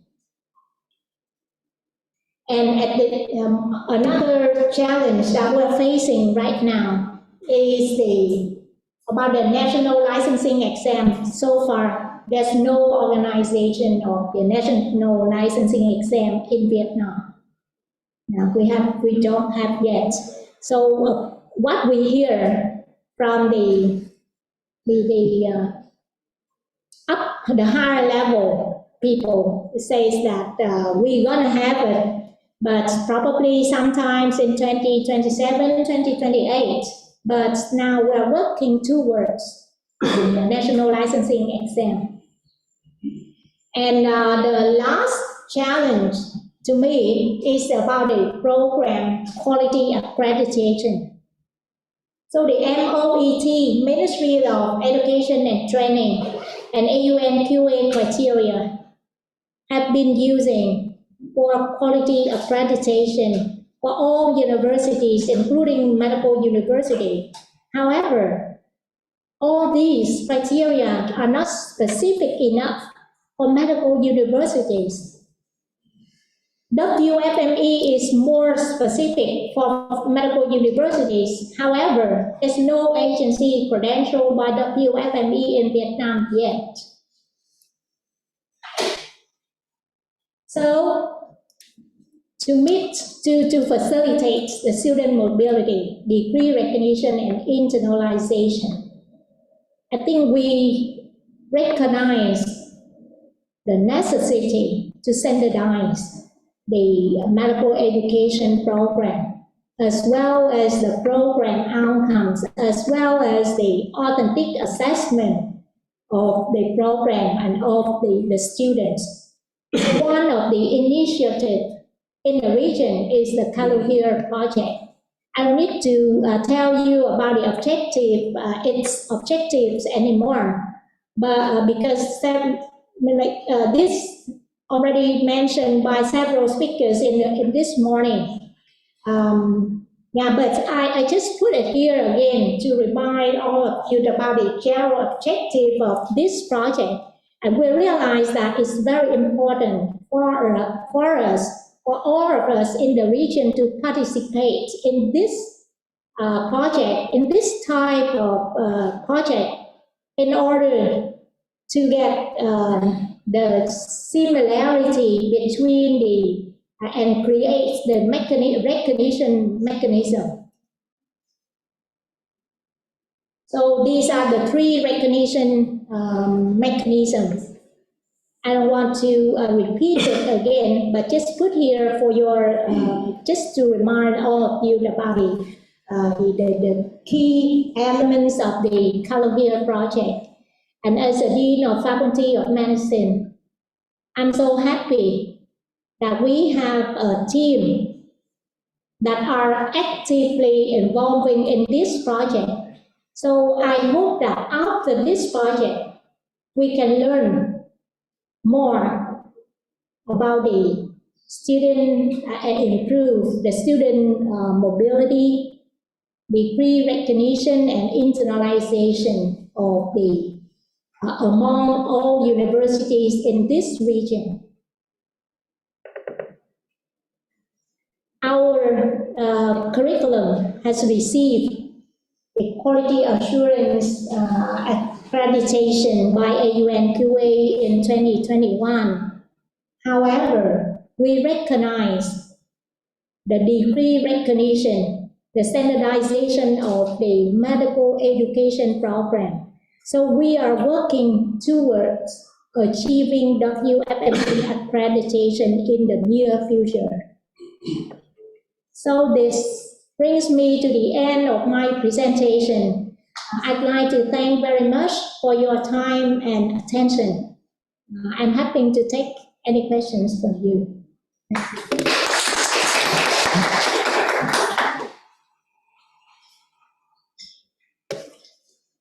Hi, thank you so much, Lan. Yes, any question from the floor or maybe from the online? Yes, Eunice, go ahead. I noticed that you have a lot of international collaboration with other universities. This is asking you tips on how do you make that possible. How does that happen? Thank you for your question. We have some, not a lot, but some collaboration with the universities, because our university is one of the prestigious medical universities in Vietnam. So we are well known, and so we receive order, the suggestion from other universities. They actively reach out to us to exchange students, to send their students to us for training. Let's say OBGYN or pediatrics or other specialties trainings. So at the same time, we also do the same. We try to reach out to other universities in the region and internationally to ask for their permission, their acceptance of student exchange, and because we would like to send our students abroad to broaden their mind, broaden their experiences in learning.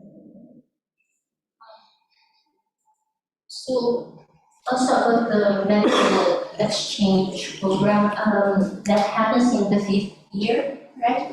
Is that outside of the yearly curriculum, or the whole 5th year is spent outside of UMG? It's within the 5th year. So students spend 2 to 4 weeks studying abroad. It's considered as an elective model in the 5th year. So for the new curriculum, we have in total 14 elective models. Students can choose, can select any one of them. And we encourage our students to select the module elective abroad or local health study in order to, they will have more expanding experience in different environments, learning environments, different cultures. We want our students to learn that. And how do we cope with, if they're going abroad, then they will be missing out on the activities here in the university? Or how will they be able to catch up on the things that they needed to do in the university? Or they are not expected to do that anymore if they go abroad? And we save time for them to go abroad. When they come back, just like take the routine subjects in the curriculum. So you mean that there is allocated time for them to? Yes. Because every student, I believe, will do elective, but a different module, isn't it? So everybody actually 2 to 4 weeks dedicated time for them to choose any and go ahead with their plan. Yes. Okay. So that's why it seems that there's a seamless integration within the curriculum. That's interesting. Yes, go ahead. But I need to control time. Okay, I have 2 questions. One is about you mentioned about the challenges, which you mentioned no standard curriculum. However, if you look back to your curriculum, like you have 2 to 4 months for the students to exchange overseas, and you have the collaboration with like Singapore and Japan. So if you look back to the curriculum, it seems like it I don't know if you understand that or not, but you mentioned that you don't have the standard curriculum, right?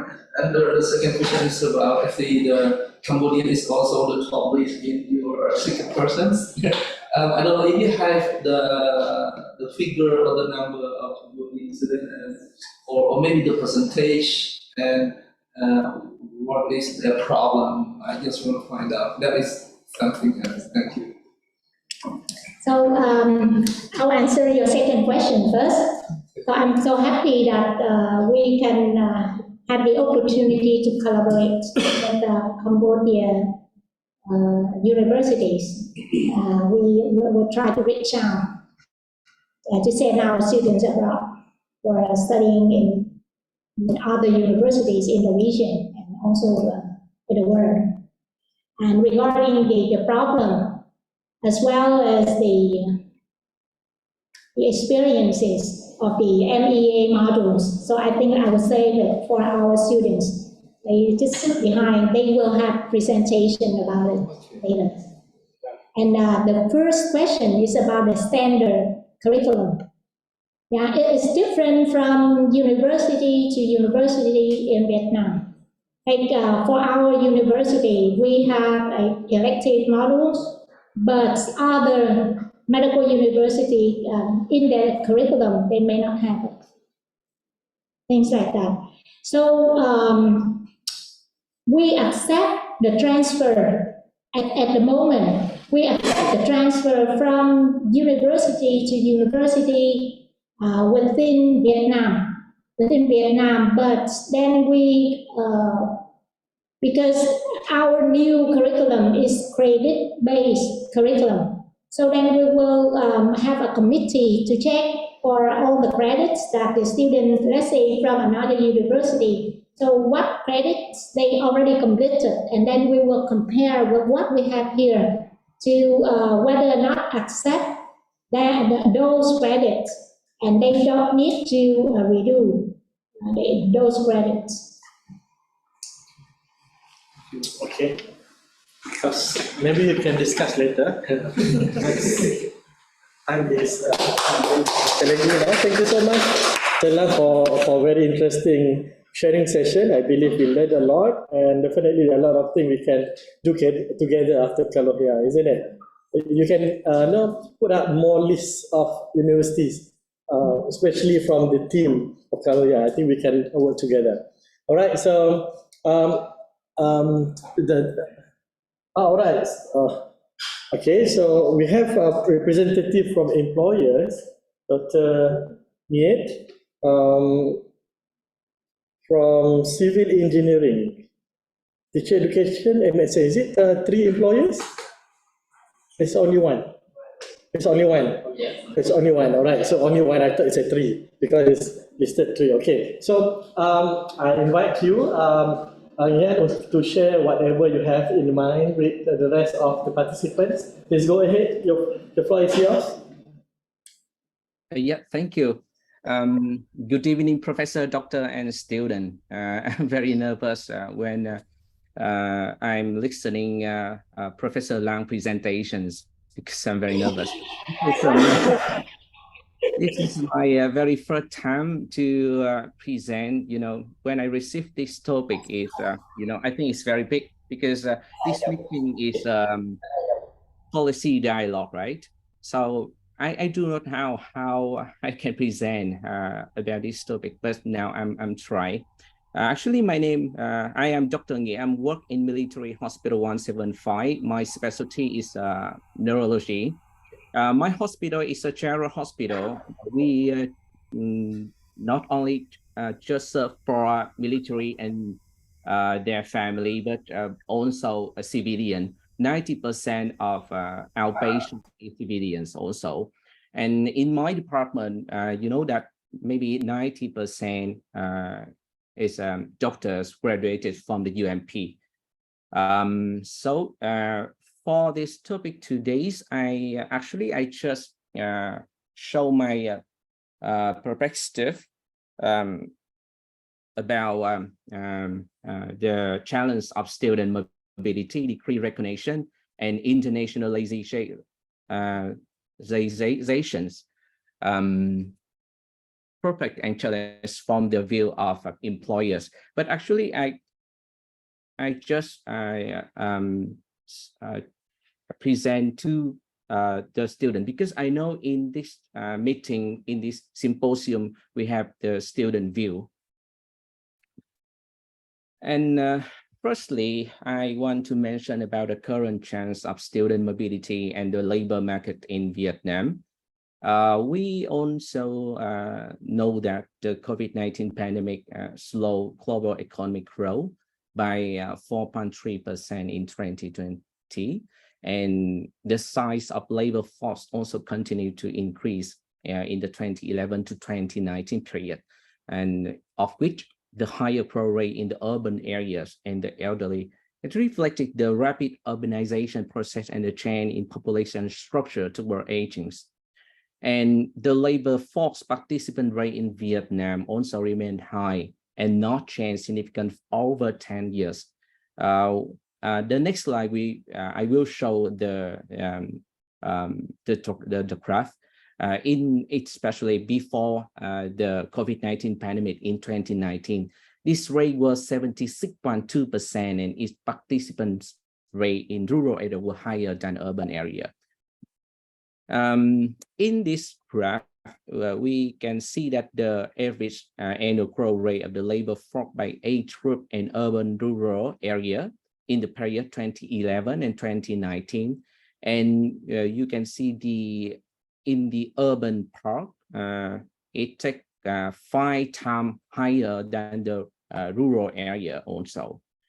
And in the right graph, we can see that the national labor force participant rates are still the same through this period. And over the past 5 years, Vietnam labor force have achieved significant progress in terms of educational attainment. But however, the gap among regions have remained quite high. professional and technical qualification of labor force in Vietnam remain very limited and slow to improve.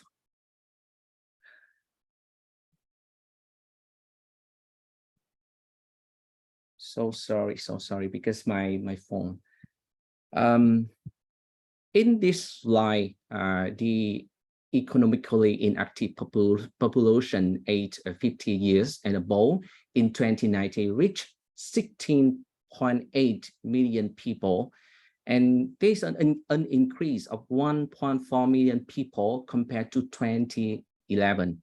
In the 2011 and 2019 period, the economically inactive population increased slowly with average rate of 1.1% per annum, as you see, and there's a rapid labor restrictions. It's increased the share of worker in the industry, construction and service sectors. In the left graph is a composition of the economically inactive population aged 50 years and above by region. So they divide into 4 main seasons. First, the green is student, the blue is housewife or husband or house husband. The yellows is lost ability to work, and the dark green is the other, maybe no desire to work or retirement or old age. And on average annual employment growth, the most significant performance from 2010 to 2019 were in real estate, actually real estate. But we can see that in the human health and social work activity there's an increase.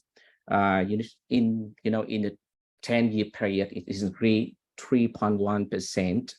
But actually, in financial and insurance, these activities and construction all reflect the economic transformation has been unfolding.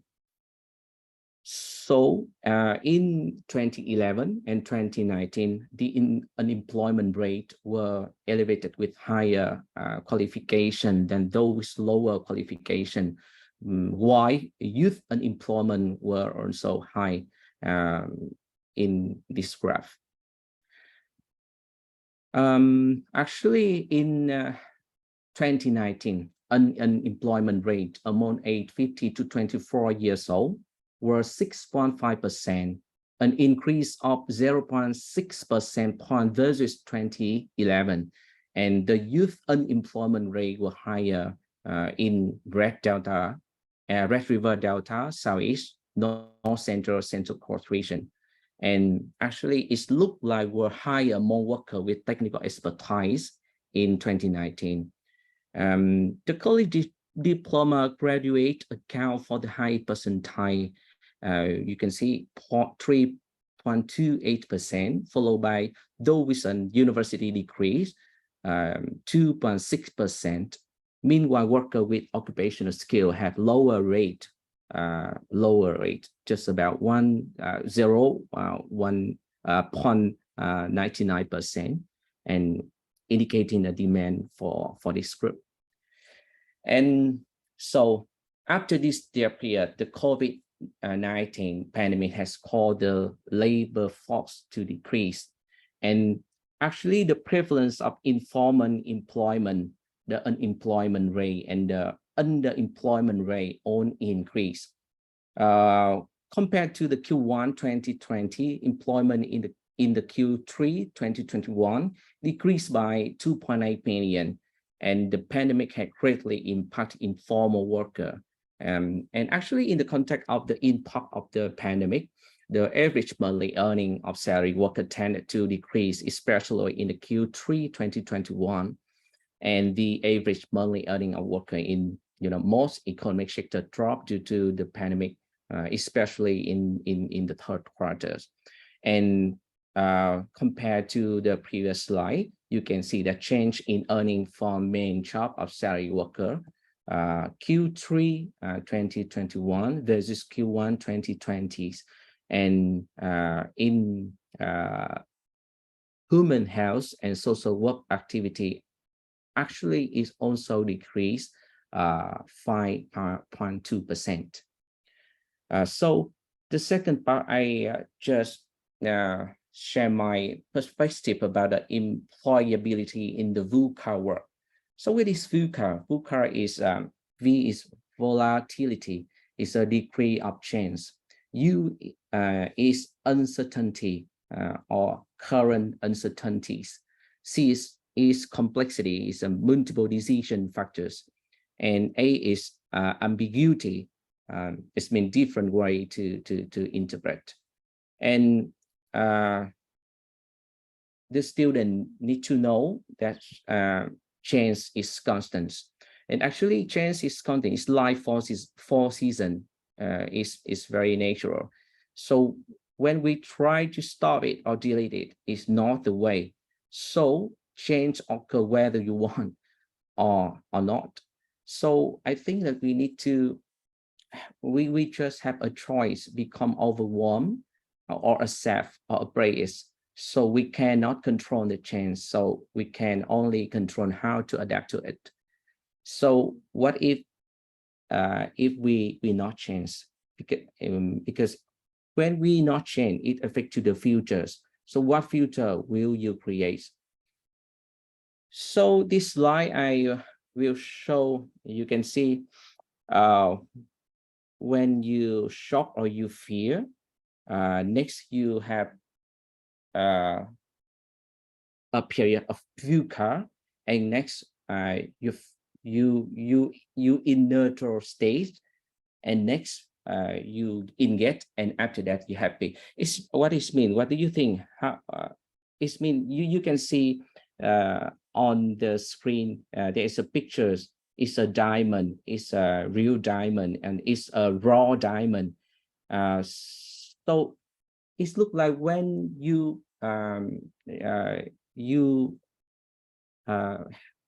from you have from the first step to 5 steps.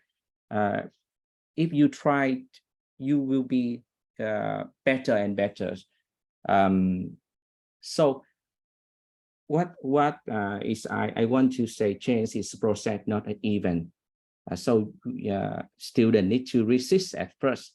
You need to think, because it's a single time it force, and after that you assumed, and lastly attempting to make case of front. And we have 3 phases of individual transitions.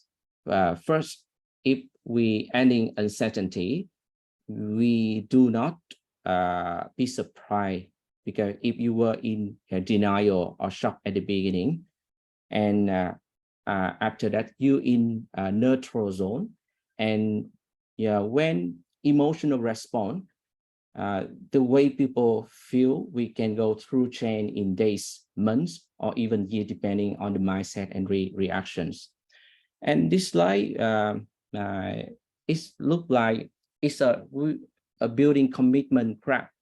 You see, when you have a view in the VUCA work, first you contact, and next awareness is aware of basic concept, and the next step is understanding, positive perception, adopt. It means the student need to willing to work, and lastly is internalization. So while the speak with an individual move up, the commitment curve may vary, and the states themselves are inevitable. And this slide is we link between individual transition and commitment, and you can see the ending is when we overlap the commitment curve and individual transition from ending and from neutral zone, and lastly is the beginning. So engaging people along the commitment, if people are here, for example, in the contact and awareness stage, so what they need to communication, we need time. especially in perception and adoption stage. So what people need, they need to training, priority, gather feedback, and short-term growth.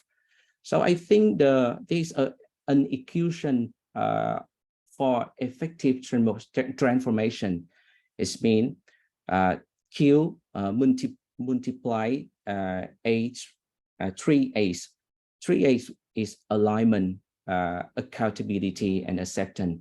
I think it's a key of achieve a result. So the idea multiply 3A's so we can have an effective result.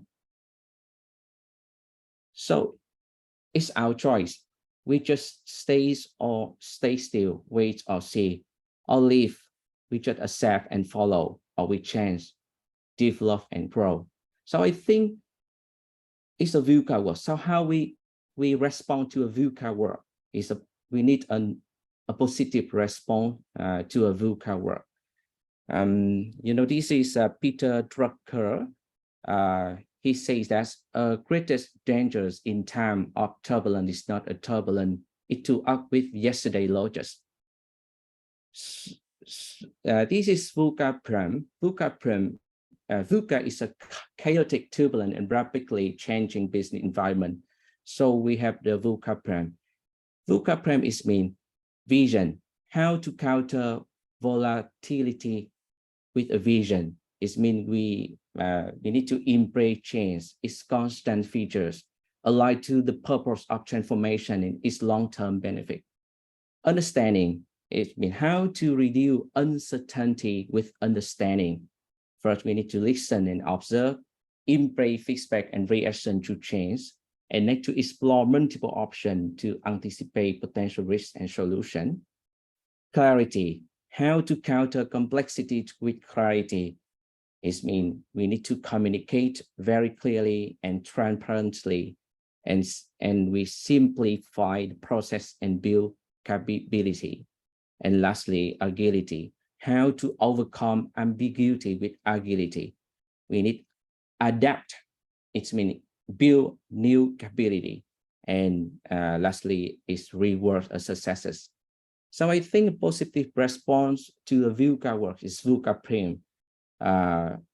Validity, vision, uncertainty, understand, complexity, clarity, and ambiguity, agility. So actually this my presentation, I just share on the perspective of employer to the student, because I think the world is changing very fast, especially in the COVID-19 pandemic. For my very first slide about the current change of the labor force and also the student. And next, I just share, you know, maybe I think most of the audience know about the VUCA, but because as I mentioned in my very first slide, we know that there's a student here. Maybe there's some students, they do not know about the VUCA word or maybe VUCA definition. So I think I can share this idea to the student in our perspective, the employer. Thank you for your listening.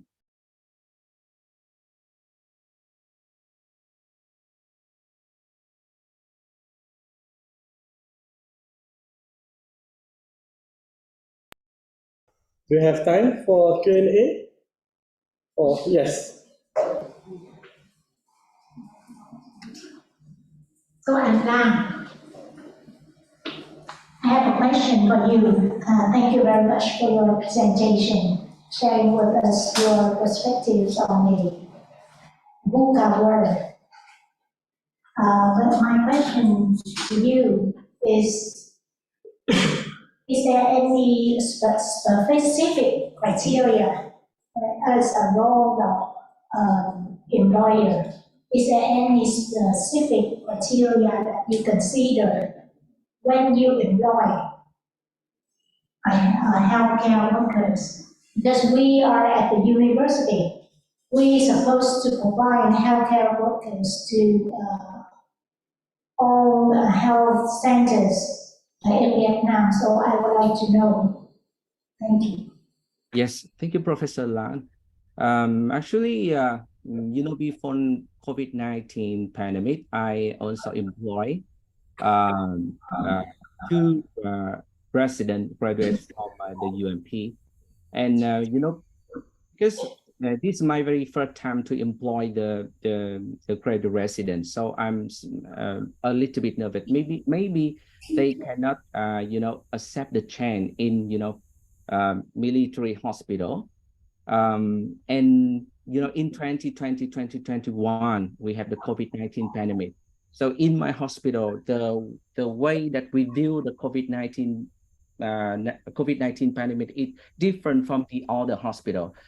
So the all doctors in my hospital need to stay as hospital or have to do some responsibility, like attend to the field hospital or attend for the vaccination team. So at that time, I also the the the the doctor that I employ that maybe you see, because in COVID-19, I will show about the pros and cons between our environment compared to the environment. Because in the other environment, there is some, they also some average and the average. But we try to persuade them, if they or we still work with us, we can have the safety for some reason, maybe like salary, maybe your family can protect, because our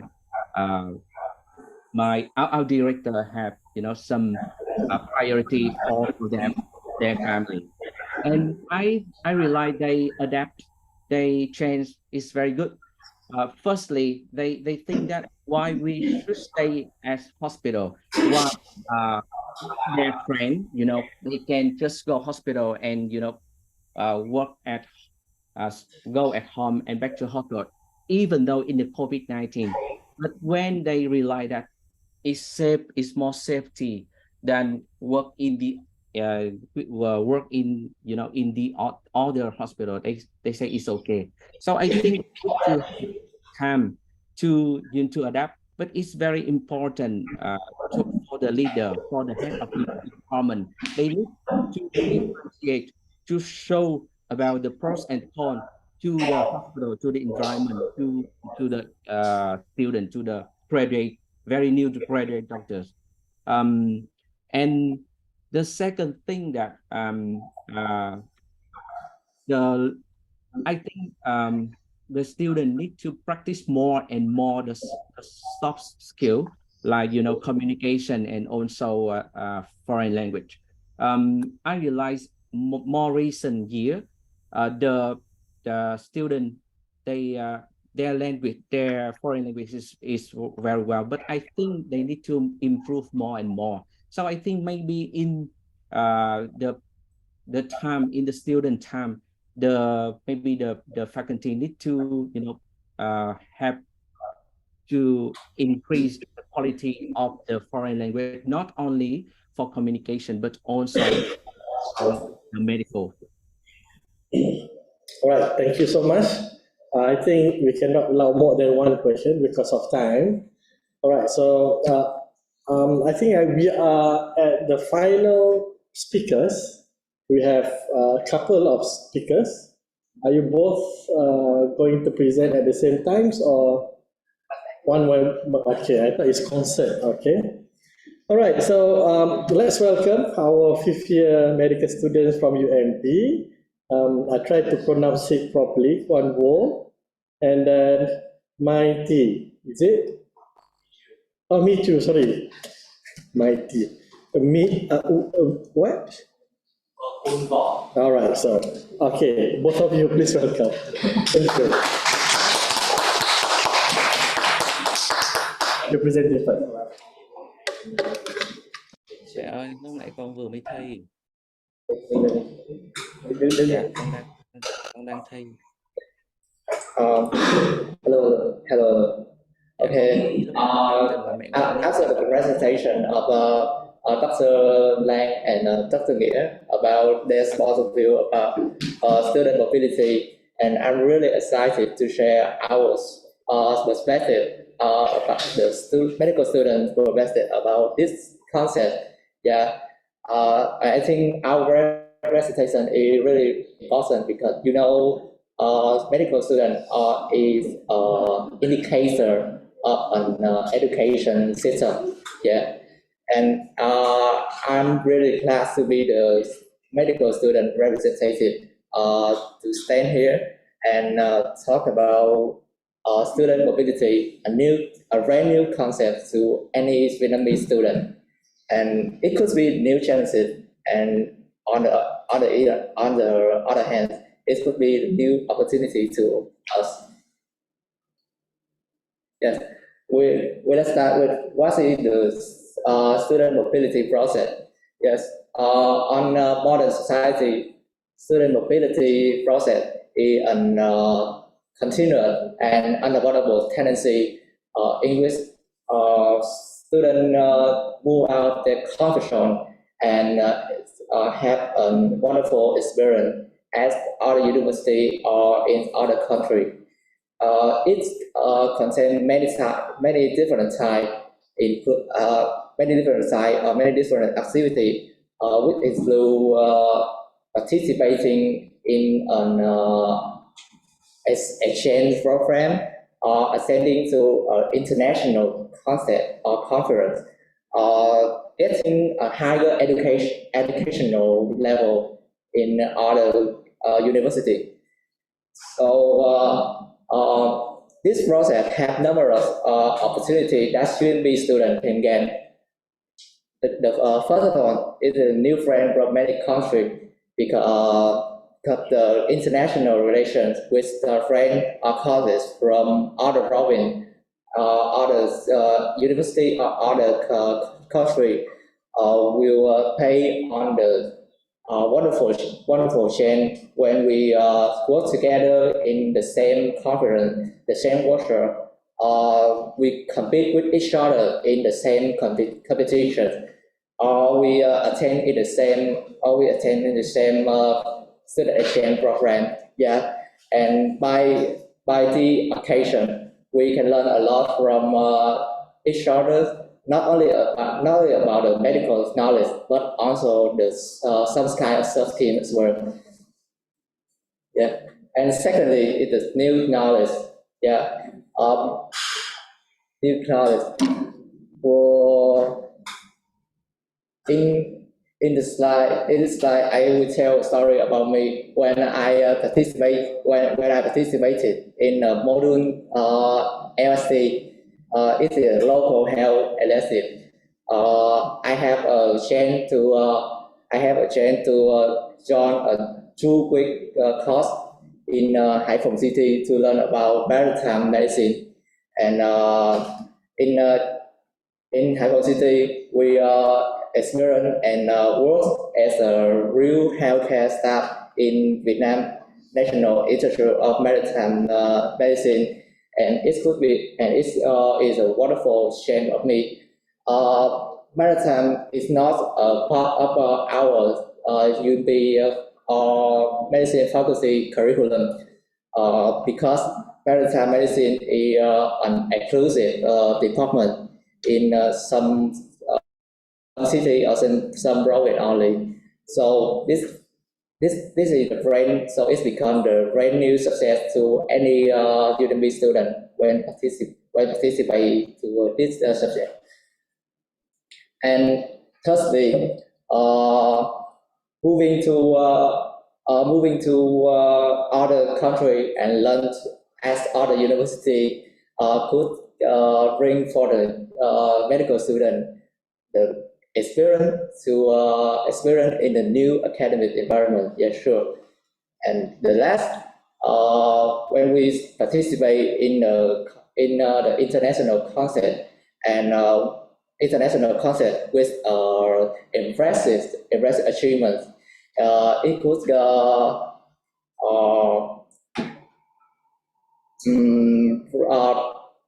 form a foundation for the UMB and Vietnamese students in the international healthcare community, as well as gradually elevating the UMB and Vietnamese position step by step. I think. And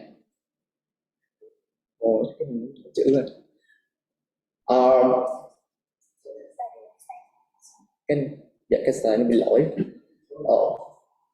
New thing gain for the medical student, many opportunity, but it also put us some obstacle, and I divide the article to four category. And the first is different in the new learning method. The different in the cultural, the people, the goal of other country or other university lead to the different in the learning method. For example, why Vietnamese students focus on the clinical skill. Japanese medical students have a deep knowledge on the laboratory skill. And it also related to the this different model using in the university to teach students, and it could be different in the model of class.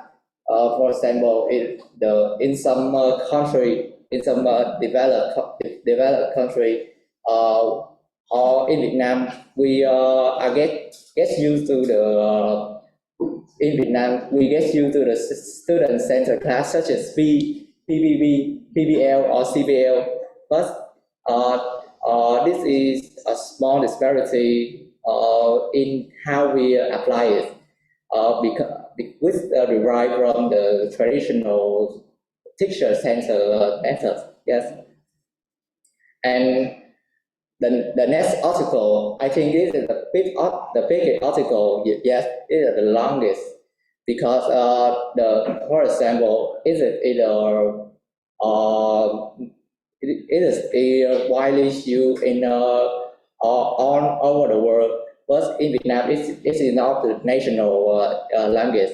So for any student, when using English to communicate or study, it's really a hard challenge, especially with the medical student, because of the lack source of medical term. Yeah, so I see it's very hard for us to communicate something related to the medical subject, and it can be the article in general English when the Vietnamese come to other country and they cannot totally understand the local people's slang, so they can join with the conversation with their international friend. Yeah, and when Vietnamese go to some countries which have a specific language, such as Japan, Korea, or Chinese, is beside English, they also need to learn about Japanese, Chinese, or Korean to communicate with local people. And I think it's one of the most biggest article medical students encounter when they are doing their student mobility process. Yeah, and this slide is arrows. So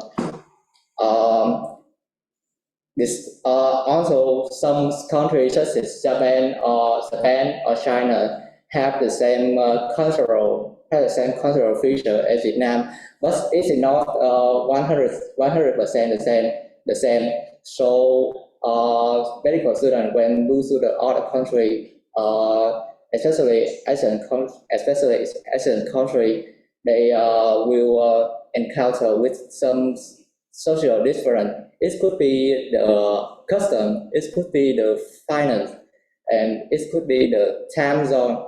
Yeah. Change the slide. Okay. Yeah. Okay, thank you so much.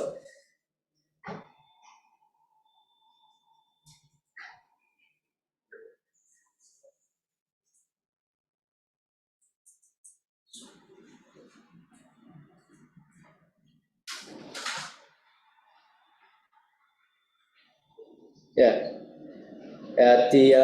The social difference could divide to the different in custom, different in gastronomy, the local district, the different in the finance, the different in the time zone. Yes.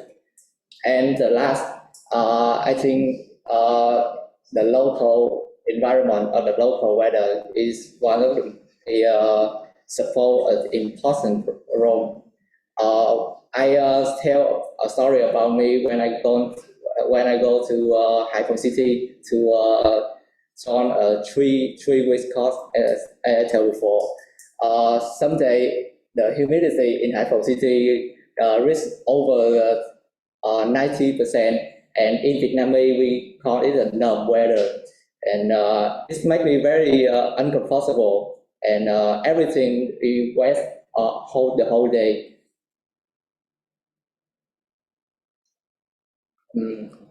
I can change the slide. Yeah, this is the end. This is the end of my research. My responsibility about the opportunity and the article of the student when joined in the student mobility process, and we will wonder what is the impact of student mobility on student future achievement.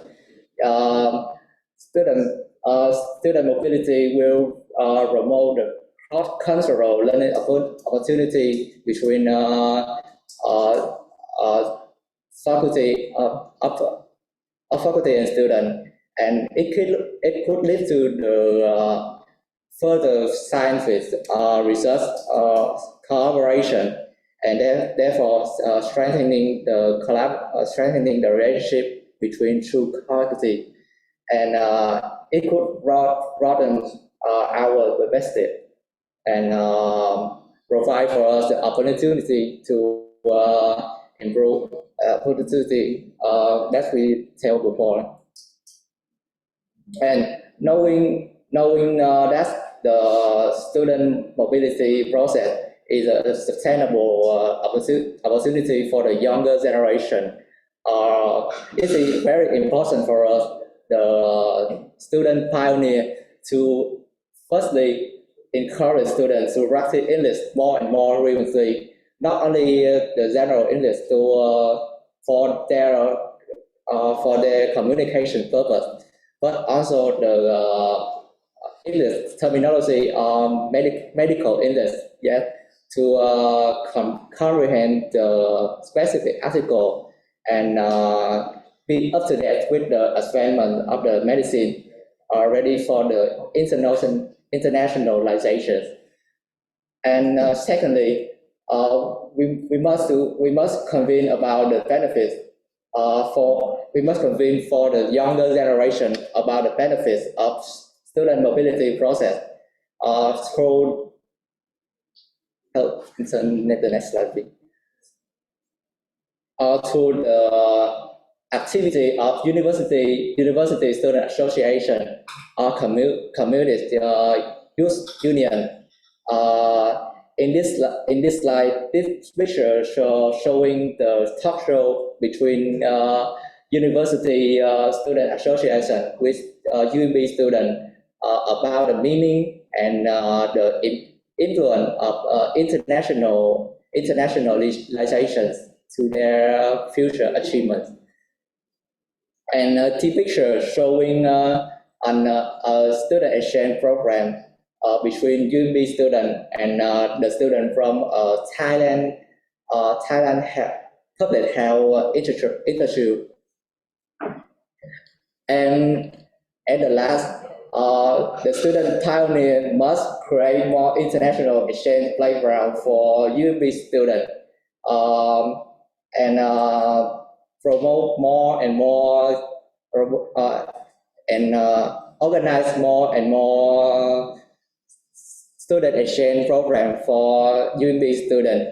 Yeah, and because we know this, every year there are many international students from around the world coming to UMB and studying in many hospitals in Ho Chi Minh City, especially about this infectious disease. Yeah, so it is very great if we have many student exchange programs for UMB students and the international students to connect and share their clinical experience or their culture as well.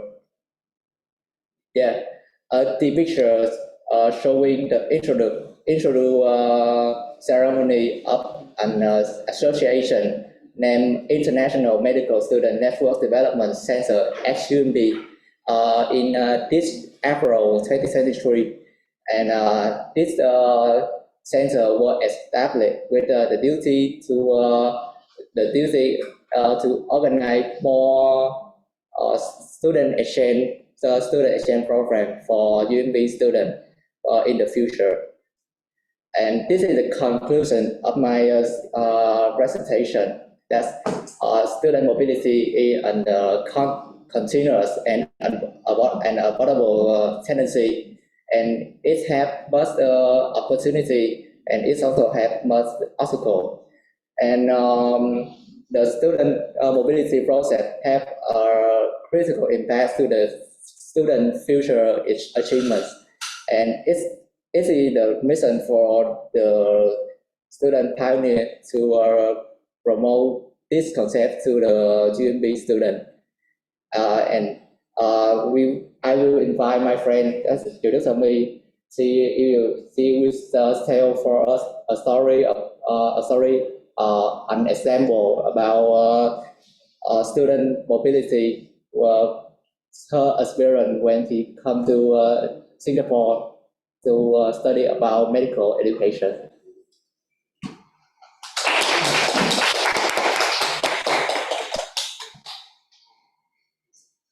Good afternoon, Professor, and good afternoon, teachers. My name is Triệu Thảo My. I'm a medical student at the University of Medicine and Pharmacy, Ho Chi Minh City. First of all, I would like to thank my friend Mr. Who has introduced a really great presentation about student mobility. And next, I would like to share about my experience, because like April, just a few months ago, I had a really great chance to go to Singapore, to go to the National University of Singapore to study about medical education for 2 weeks. And it's really a grand chance for me, because NUS is one of the top university in the world and also in Asia, which provide the best learning opportunities for the students. And also, this is one of the first country in Asia that teaches the medical education for not the teachers, but also for the students, so that they could improve their school performance. So it's really just a great honor for me that I could go to this trip to study more about medical education. So first of all, before I go on this trip, I had a lot of difficulties. I had a lot of problems. First of all, it is about medical education. This is like a completely new subject to me. It's like a completely new medical term to me, because I never learned about it at my home school. And next, it would be the new school, the new teachers, the new department. And lastly, I always think about how I could make some possible changes to my home school, because that I think the whole purpose of the chance that I can learn something new, I can adapt it, I can bring something new to my home school. So how to do with all these things? First of all, about the subject that I'm going to learn, I think that in order to understand the concept well, I need to have a basic understanding about medical education. So that I just went online, I read some article related to the subject, so that I can actively engage in the classroom and also some discussion with my friends. And secondly, I would like to know more about the Department of Medical Education in the US, and I find out about their activities, their programs, and also their conference that which are held like just a few months ago. Like this is the conference to the Asian Pacific Medical Education Conference, with to share the knowledge about the healthcare educator among Asian countries. And lastly, I would like to use all of these things that I have learned. I have learned from the knowledge and also from the department to make sure to connect with them, to connect with the teacher, with the new friends, to make some possible changes to my home country. And during the 2 weeks, that's quite a short time, but I actually learned a lot from other teachers and from the medical education.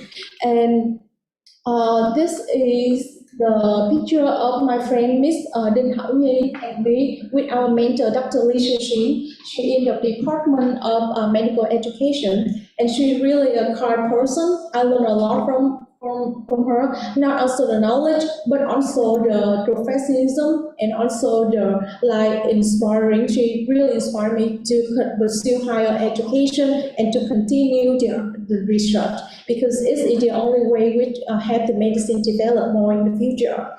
And I also had a lot of lessons about how the NUS students are evaluated after the test.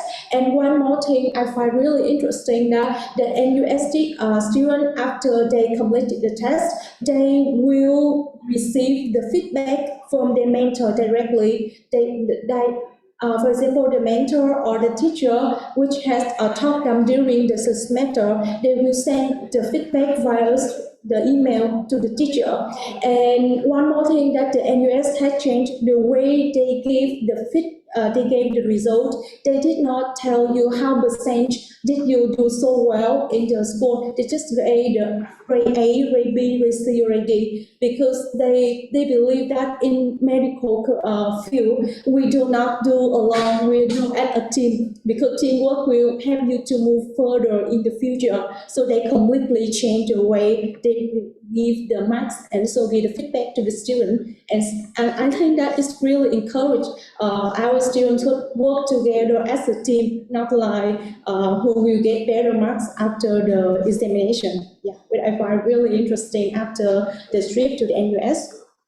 And lastly, I think about on the environment, thanks to all the I feel really lucky, because Singapore is also Asian country. We share a lot of similarities with Vietnam, so we can easily make new friends. And so they also speak English as their first language, and also the cuisine, on the food, on the culture, and also the weather are very hot. Yeah, just like Ho Chi Minh City. So I think it's just like a really good chance for me to learn and to explore the whole city and to make the most of my time during the 2 weeks at the NUS Singapore.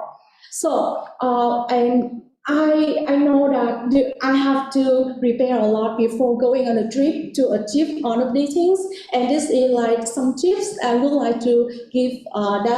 Firstly, I think that I should have a really basic understanding of the subject, and it will help you to lay a foundation so that you can understand more about the subject.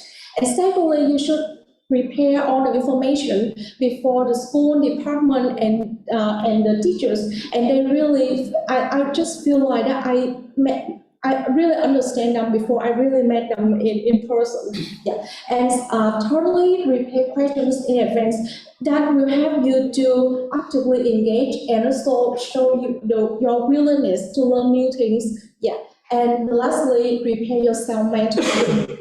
I think it's really important, because I have to accept, like on the exchange program, it's just like a journey. Maybe it will have a lot of memorable experiences, but maybe some unexpected events or situations will happen. So I always remind myself that be open to new things, never afraid of judging, and also show the true self, express the true self. So you will always can learn new things, and you can always make new friends, and they can really teach you something. Everybody you meet on your daily life can really teach you new things.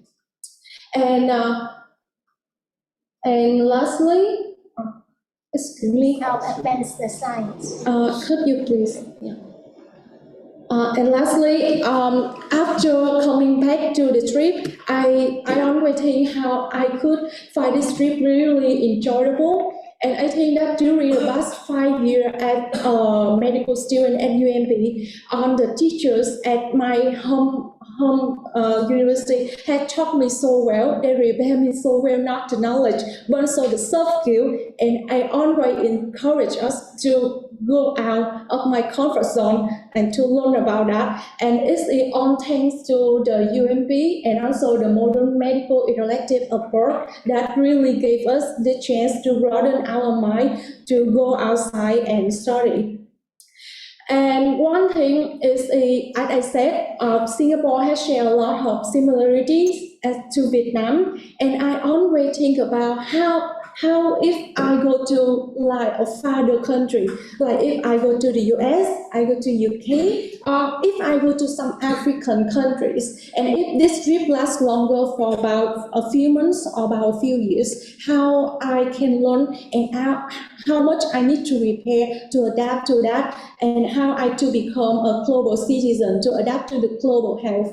And it's really something that I need to work on my own. I need to improve myself more to adapt to that on the missions, and also to adapt on the changes of the century. Yeah, and that brings me to the end of my presentation. And I thank you so much for all your time, for all your attention. And my friend, I would like to really happy to answer all of your questions. Thank you so much.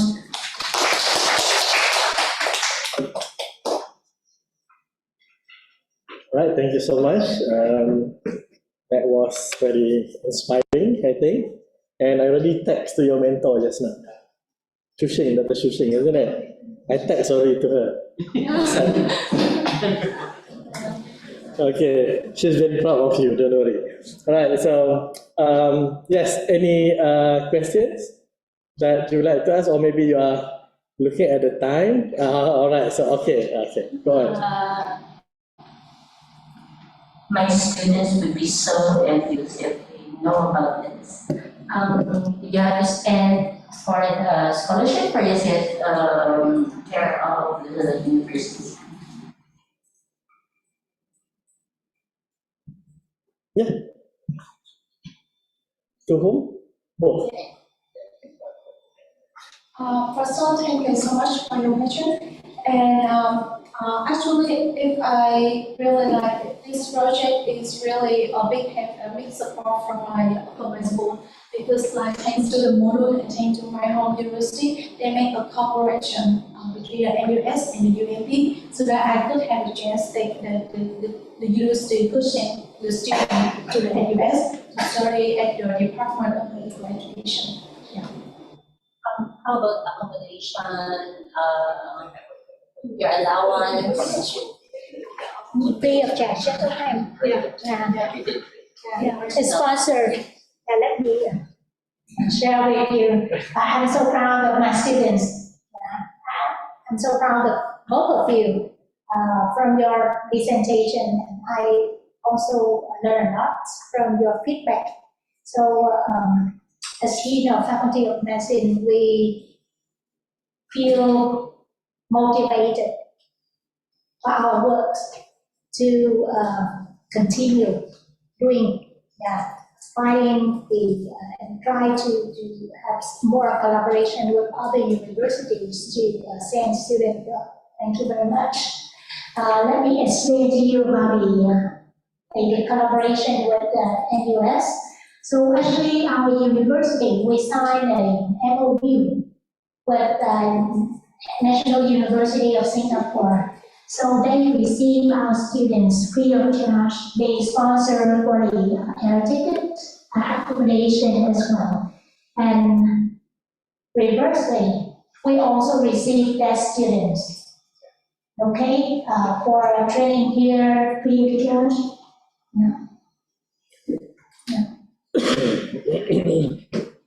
And by the way, you are also Saifu. He's also the director of the Department of Medical Education in this university. And because you are so excited with the Department of Medical Education, yeah, he's also the head of the I know those people in NUS very well. Yeah, but I hope that what I'm saying here is that I hope that in the future, in the near future, you will receive our students as well. Yes. Please come. Even we can have, NUS, USM, and MP kind of activity later. Yeah. All right, so suddenly I'm involved in the discussion, isn't it? Yeah, go ahead. I want to know this ministry responsible for the University of Medicine and Pharmacy. You are belong to Ministry of Education and Training, or you belong to Ministry of Science and what do you want? We belong to both. Ministry of Health and Ministry of Education and Training. So sometimes there are some regulations that are conflicting between the two ministries. So then we have to work together to sort it out. Yeah, but we belong to both. In terms of the management, or in terms of the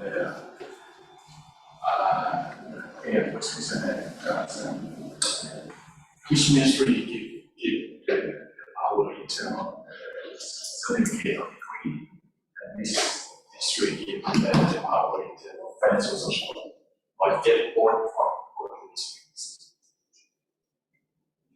The Ministry of Education and Training certifying the degrees, okay? But the Ministry of Health manage the human resource, the personnel, finance, and all other activities of the university.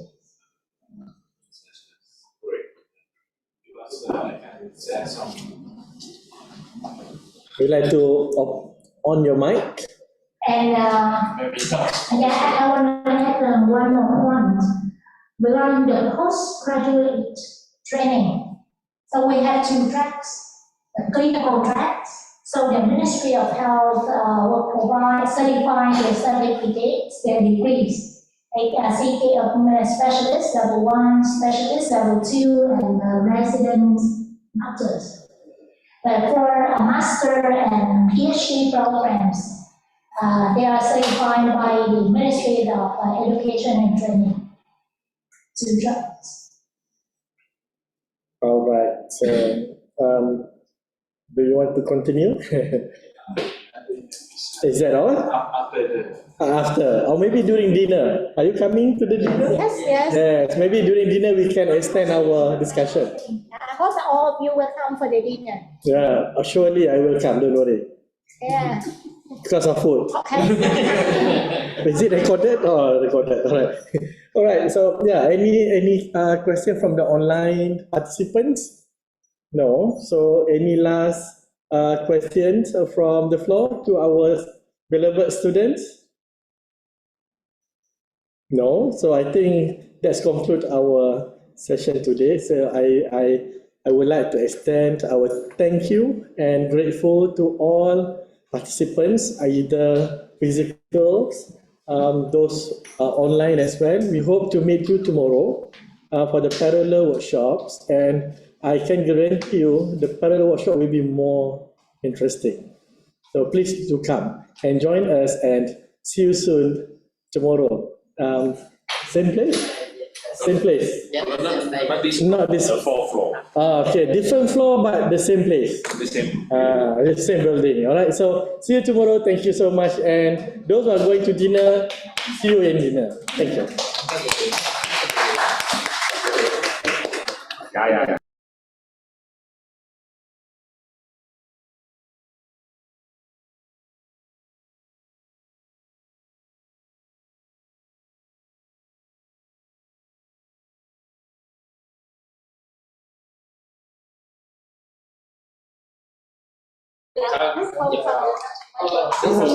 This question is for survey form for you to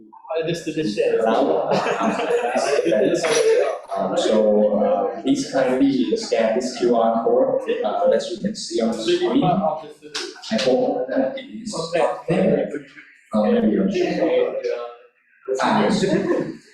yeah, so please scan the code you see on the screen and submit the responses to us. All right, thank you so much for everyone to join this national meeting. And we have some group photo with our students. Group photo. Yeah. Ở đây cũng thường đi, ở đây cũng thường